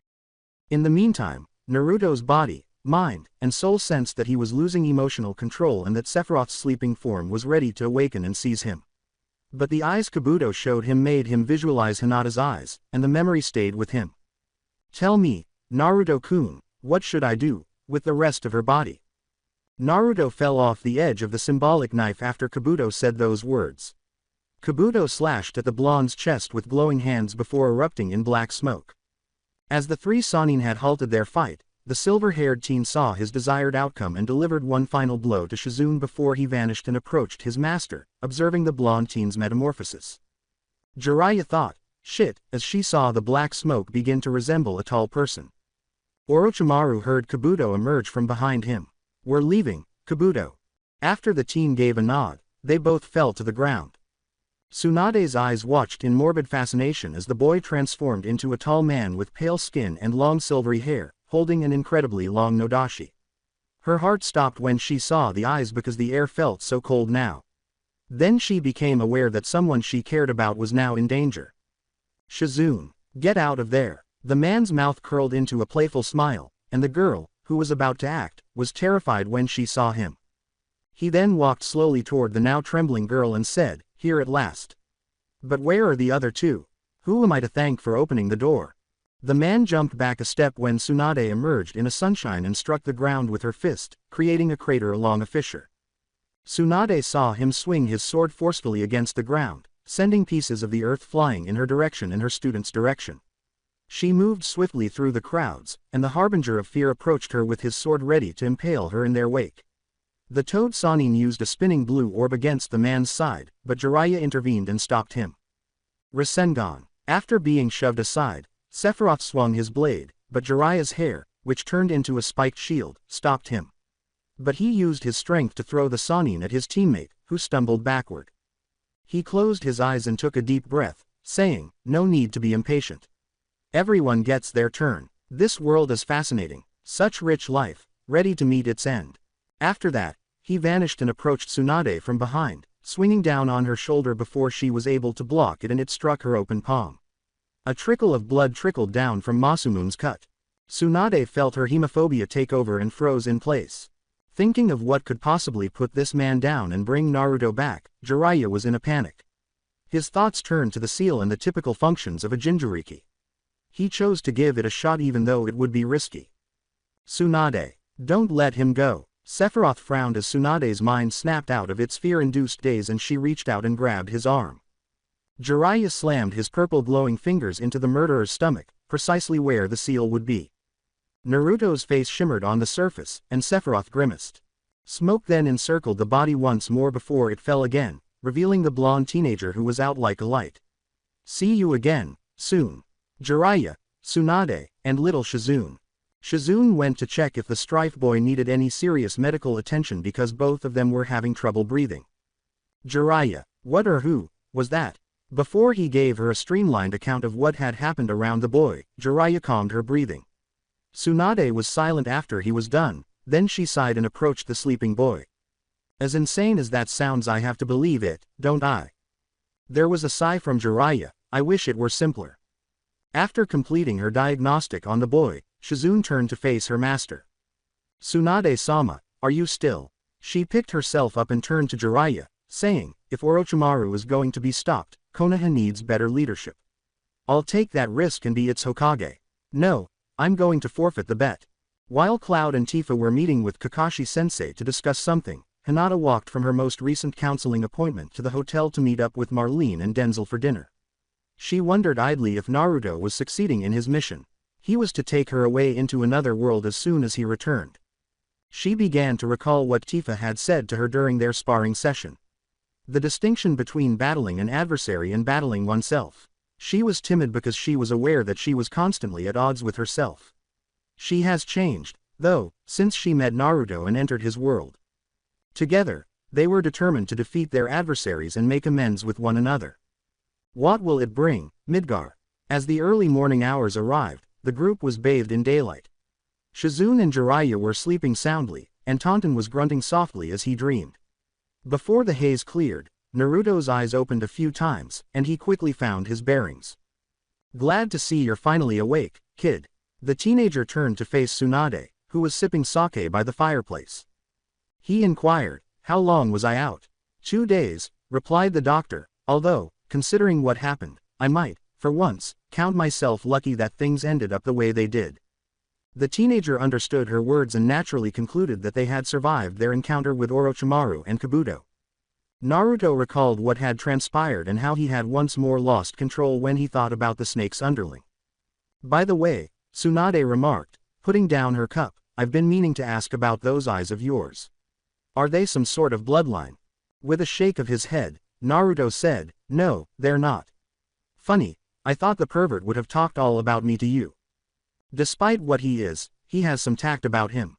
The renowned healer sneered, "He told me to ask you, if I wanted to know anything further." Startled by Jiraiya's actions, Naruto blinked. Perhaps he didn't give him enough credit. He chose to tell her, "It's the result of a drug, or medicine, that one of the people who raised me tried on me when I was sick. This, among with, well, what you probably saw happen, are the result of that." Tsunade gave a wink. "I take it this drug was what took the Kyuubi out of you as well." "I guess Jiraiya told you some things, huh?" Naruto said, nodding. Shaking her head, the blonde woman said, "I pieced it together, myself. I knew the people who were your parents. I'm sorry for your loss. With a shrug, the Strife boy said, I may have lost them, but I was able to find something else in return. Returning to her drink, Tsunade said, You're fortunate, then. Most people don't. Naruto started to speak, but she stopped him when she stood up and approached him. She produced a crystal that was hanging from a strap after reaching behind her neck and undoing it. She asked him, Do you know what this is? Naruto gave a headshake. She stared at it for a moment, then turned back to him, saying, This belonged to my grandfather, the first Hokage. Tell me, Naruto Strife, what are your dreams for the future? What are your aspirations? Naruto pondered over her question for a while. Naturally, he thought about his family before turning to Hinata. But then he remembered his late father, the Yondaime, and the Sandaime. He had been thinking about it ever since he agreed to be a shinobi for Konoha, but this conversation had not yet brought up the people he looked up to.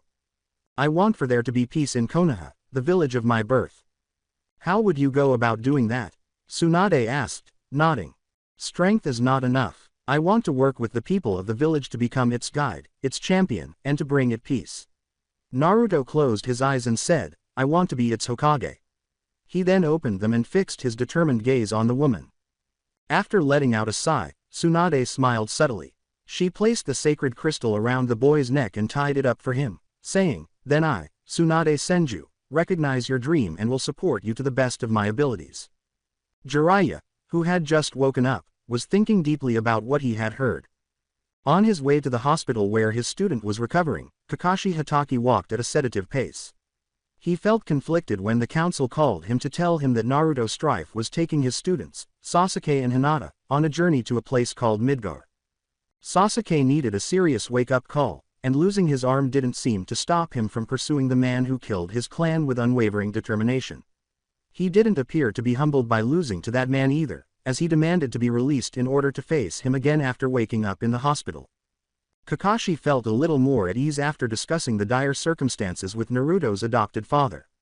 Cloud had stated that he would suffer greatly if he got in the way of the people who would be overseeing his new prosthetic and the lessons that go along with it. They had zero tolerance for his behavior. Since Kakashi wasn't getting anywhere without going against the rules, the experience might ultimately be advantageous to the final, devoted Uchiha. Another person in recovery, Hinata was gradually overcoming her own demons thanks to the help of her boyfriend and father, who was not present. According to what Cloud told him, she was making progress in picking up his wife's fighting techniques and appeared to be experiencing fewer anxiety attacks and nightmares as a result of spending time with their family. To be honest, Kakashi had no idea what he could have done to assist her. After all, the council's intentions regarding Sasuke were largely to blame for Team 7's mashup. Sending these two away from this world would probably be beneficial for them, as there aren't many options to help either of them. Meanwhile, with the assistance of Kurenai and the rest of Sakura's genin team, he would iron out the kinks in her manner. As he walked to Sasuke's room, Kakashi thought about these things and stopped only to put his book away. He could tell the patient's mood as soon as he walked into the room because he could hear the hospital sheets being tossed and turned and shuffled. He caught Sasuke's attention, and a frown emerged. Sensei, what do you want? Kakashi stood in front of the bed and sighed. How are you doing? With a hollowed-out laugh, the Uchiha boy clutched the stump of his arm and said, just perfect. According to Kakashi, who nodded, you got off easy, considering who it was you were facing. I hate being this weak. What have I been doing if nothing gets the result that I desire? Sasuke growled, gritting his teeth. Everything takes time, Sasuke. Your brother, the boy's sensei sighed. Sasuke yelled, needs to die, as he hurled the breakfast tray at his sensei. As Sasuke began to calm down and breathe heavily, Kakashi waited patiently. You still have a long way to go, Sasuke. You have a lot of potential. The saying goes, pride goeth before the fall, and there are some anticipating that you'll self-destruct before even coming close to matching up against your brother. What else am I to do? The boy said, frowning and gripping the blankets. He took everything from me. Again, you are wrong. Seeing that his pupil was about to become impatient, he made the decision to explain why he had come. I came to tell you that the council has made a plan for you. With a somber laugh, Sasuke said, so, I guess they're done with me. Kakashi replied, no. He then chose to be direct after observing his student's surprise, saying, although, there had been some talk of that, they're taking an alternative option for you. Sasuke questioned. What then? Kakashi raised his arms. You are going on a journey to a place called Midgar where you will be able to get something to replace your missing arm. While doing this, you'll also be inlet gathering along with 2 others with you. This is going to be treated as a mission. Although the boy was silent, Kakashi noticed that the teen's eyes had returned to some of their resolve. Who are the other 2 who will be going, also? Kakashi didn't miss the boy frowning at the names of the other 2 people with him, but he didn't seem to mind receiving the assistance. Hinata and Naruto. Plus, the council is sending someone to act as insurance that you are well cared for until you are able to fight on your own again. When will I be leaving? Kakashi laughed because he could see how much the boy had resented the hospital and its employees. He answered the boy before taking this opportunity to depart. Tomorrow. As soon as the main entrance to Konoha came into view, Tsunade's mind was racing. Every member of their group appeared to be absorbed in their own thoughts as well. The Strife Kid's trip had been quiet, and the wound on his chest had completely healed. Tsunade, for the most part, was glad it was, since it gave her time to get ready for what was coming. They were quickly spotted by the gate guards, who allowed them to enter the village right away. It was amazing how little, if anything, had changed in the village she had once abandoned. It appeared to be recovering quickly despite the 3-way battle it had faced. When they arrived at the Hokage Tower, Naruto, the boy, excused himself and departed, leaving the 3 of them to proceed inside. She received astonished looks and greetings upon entering, followed by the arrival of Koharu, Homura, and Danzo, 3 individuals she had not anticipated meeting so quickly. Koharu nodded respectfully and said firmly, "Glad to see you've come back, Tsunade." Homura turned to Jiraiya and nodded as well. "Well done, Jiraiya. We're pleased with what you have done." The Toad Sannin shrugged, put a hand on Tsunade's shoulder, and whispered in her ear that he would talk to her about more things later before leaving. Tsunade was becoming a little defensive because the last person had not yet spoken. Turning to face the advisors, Danzo said, "Make sure she's up to date. We need to make preparations." After both of them nodded, the man departed, just like Jiraiya. As Tsunade observed his retreating figure, she was actually relieved that she didn't have to speak to him right away. "Tsunade, there are some things we need to go over as soon as you are ready." Homura responded. As she led the way to her late sensei's office, the renowned medic nodded and gestured for Shizune to follow. Once inside, she paused to think about the previous owner before settling into the chair behind the desk. After bringing some tea to serve to her and the other 2, Shizune sat down beside Tsunade.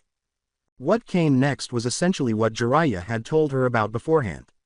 At the Chunin exams, the advisors focused mostly on the village's efforts to recover from the invasion. As they discussed every last detail, she listened calmly. Next came the Sandaime planned mission to send 3 genin to the location known as Midgar. The last-minute arrangement by Danzo to have the amputated Uchiha and one of his students go on this mission with Naruto and the Hyuga girl intrigued and slightly alarmed Tsunade. He must be thinking of something, she knew. Koharu put down her tea and remarked, "That about covers it." Homura said, "Do you have any questions, Tsunade?"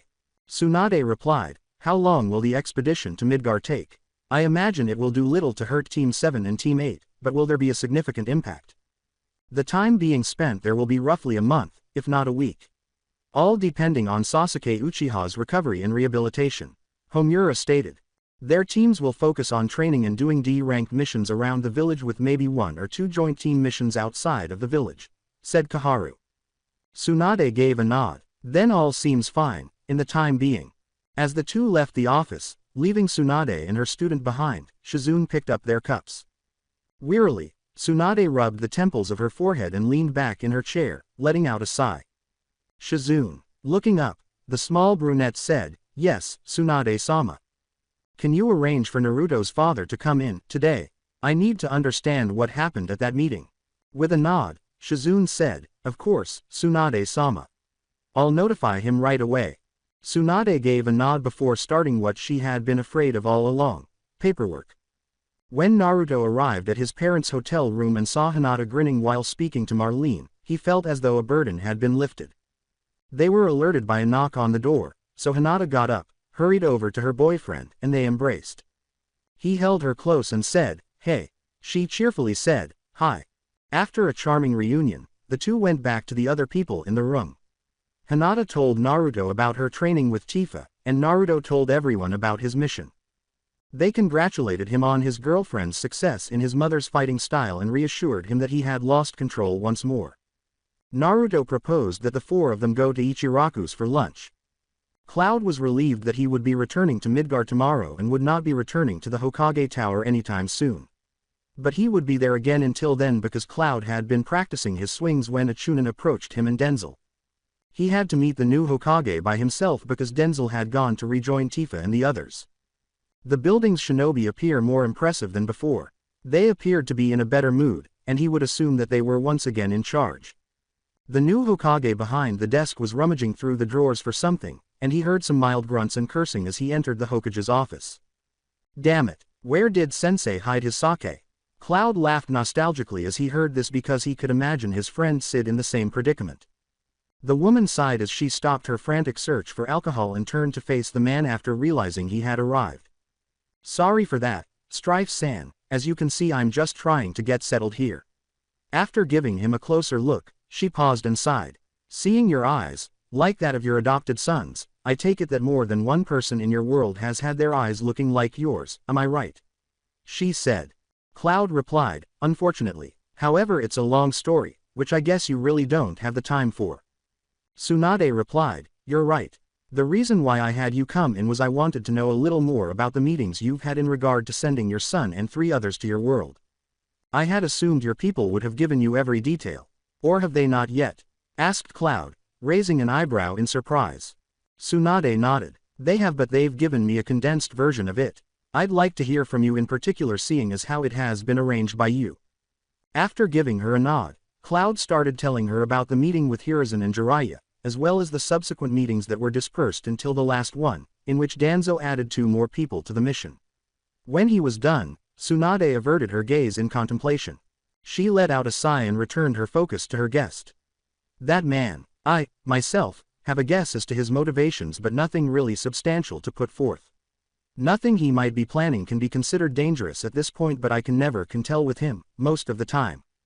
She reviewed the information about the world her shinobi would be visiting and the mission itself in the document she had. I'm a doctor first and a Hokage second, Strife-san.